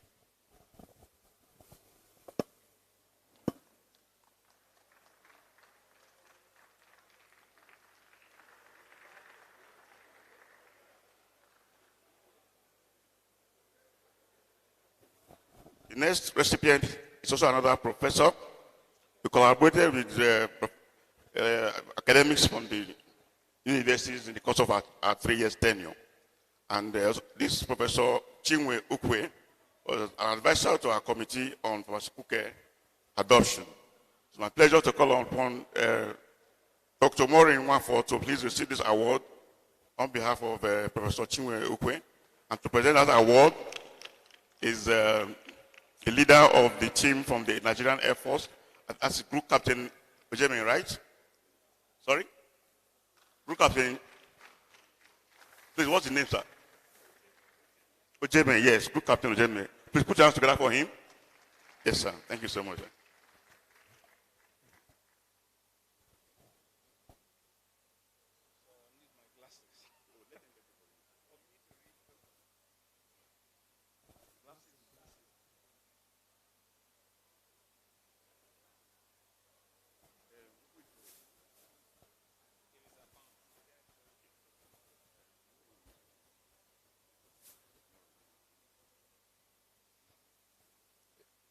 It is my honor and privilege to present this appreciation award to Professor Chinwe Ukwe on behalf of the Association of Hospital and Administrative Pharmacists in recognition of your role in the adoption of pharmaceutical care practice in Nigeria, this 4th day of August 2021. Congratulations.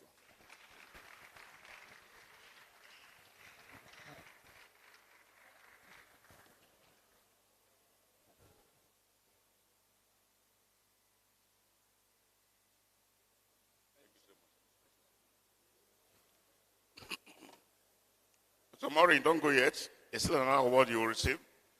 And the next award will be going to the co-chairman of the committee on adoption of pharmaceutical care in the person of Dr. Teresa Pounds. Dr. Teresa Pounds is the president-elect of NAFSA USA. And is a lady. So I would like to call on the representative of the Director of Food and Drugs to please come and make this presentation. Thank you.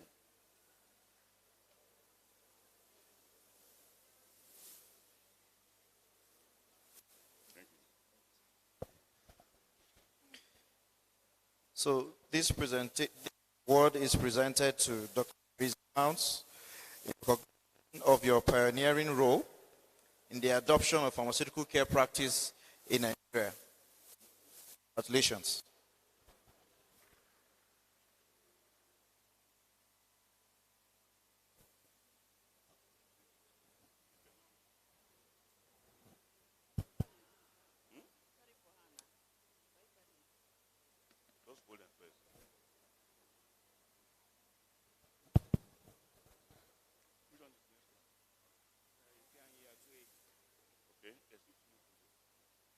Okay.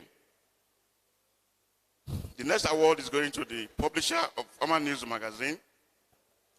Pharma News magazine, I'm interested to hear, has been very supportive of AHAP in the last 3 years and even before then.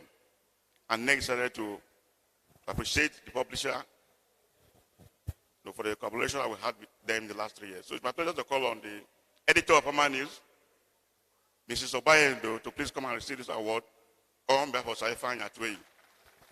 And to present this award, I'd like to call once again on the registrar of PCN, who I know is a very good friend of the publisher, to please come and make this presentation. Registrar, sir, we're very sorry to inconvenience you, but knowing the caliber of Saifan Yatwei, I think it's only fair that we call upon you to make the presentation, sir. Thank you very much, my registrar. Yes, registrar, please.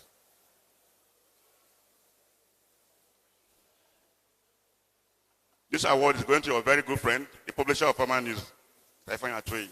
Thank you, sir.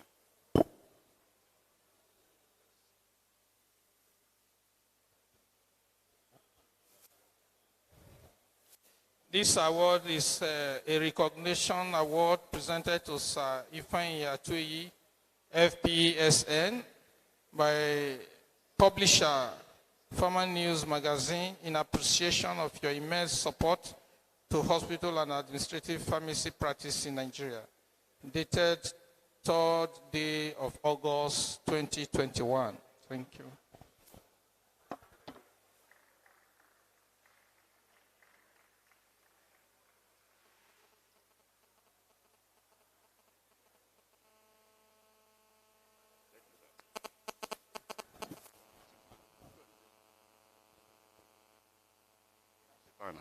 The next award is going to the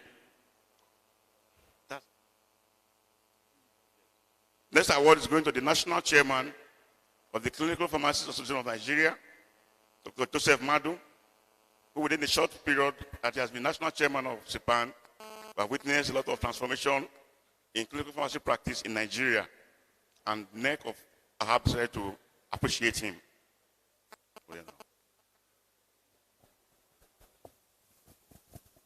National Secretary of CPAN is here to receive the award on his behalf. Read what? Yeah, I know, I'm trying to look for. So I'd like to call on the Deputy President once again, PSN, to please come and make the presentation. Thank you, sir. Deputy President, PSN, please.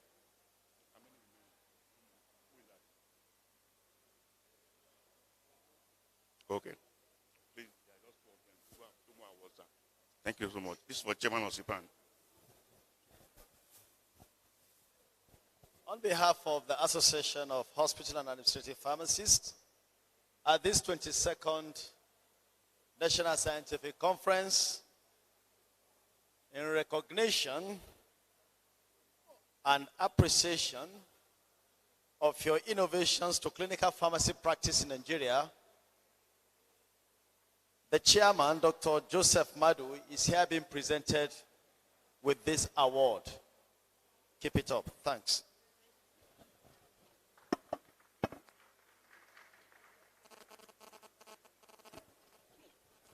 Thank you so much. And the last one, last but not the least, no, you will do it for us.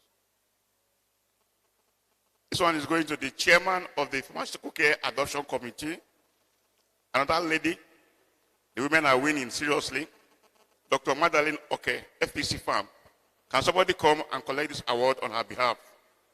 She is the head of pharmacy department at the Dashe University Hospital, Ogara. Can somebody come and collect this award on her behalf, please?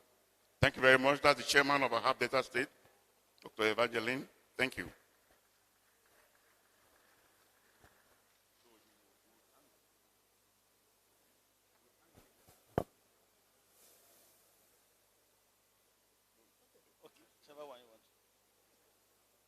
let me change this. In recognition of your pioneering role in the adoption of pharmaceutical care practice in Nigeria, the Association of Hospital and Administrative Pharmacists hereby presents this appreciation award to you, Dr. Magdalene Okay. Keep it up. Well done.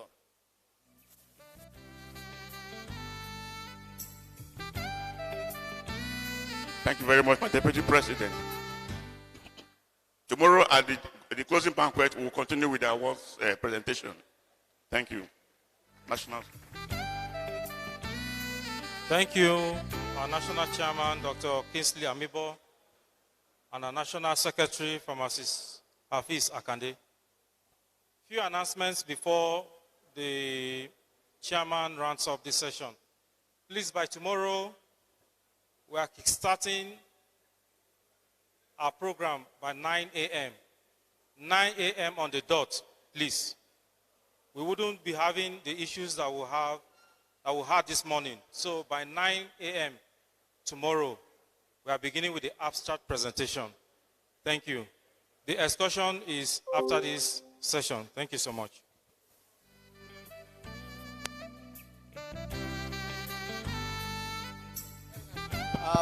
Want to thank all of you, all the panelists, executive and NEC members of AHAP, distinguished colleagues, and I think we should give ourselves a round of applause. And we hereby declare this session closed. Thank you all.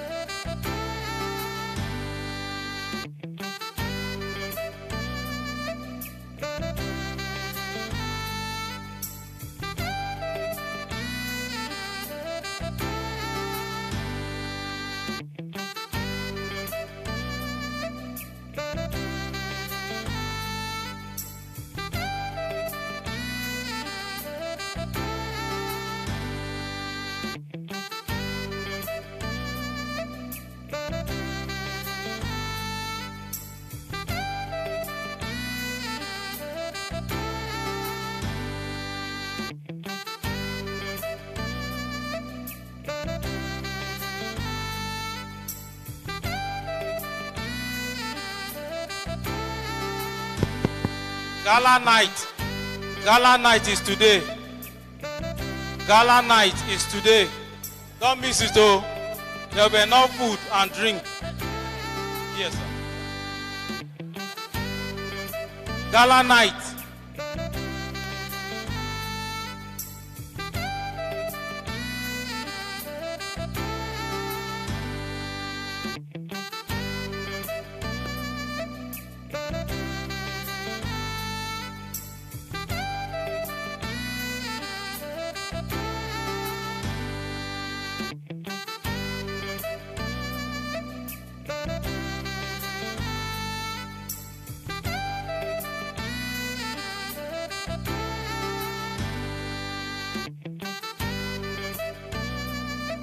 Gala night is by 6 p.m. Gala night.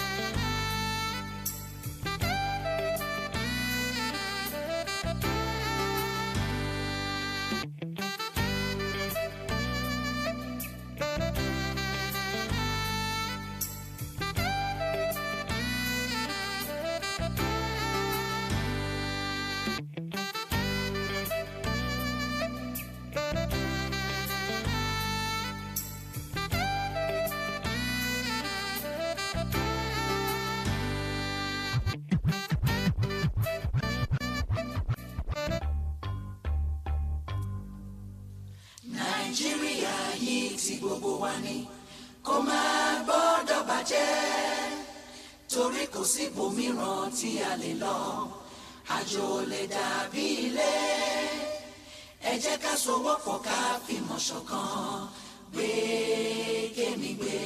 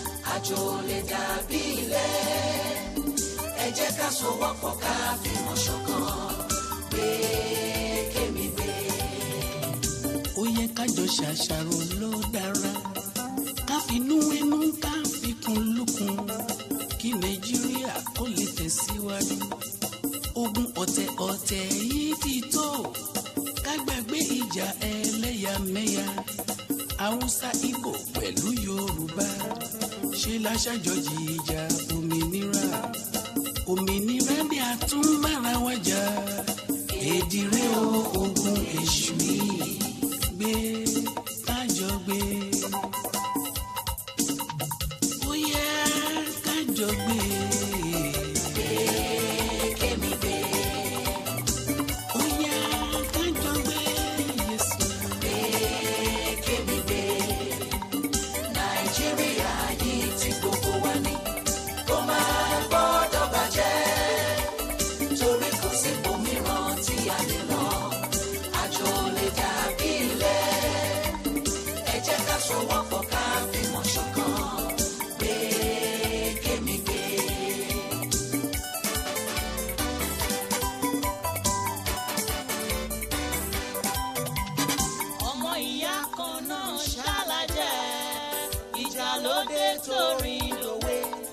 Nípa ọ̀rọ̀ òṣèlú wa èyí ló kó bá gbogbo wa o ló kó bá ọrọ̀ ajé wa. Torí kò má lè jẹ́ kí ìjà máa wà. Ìjàmbá ti dé ó ká parí ẹ̀ ló yẹ. Torí àwọn ọmọ wa tí ń bọ̀ lẹ́yìn, kí la fẹ́ sọ pé àgbélé ayé ṣe gbé kájọ gbé.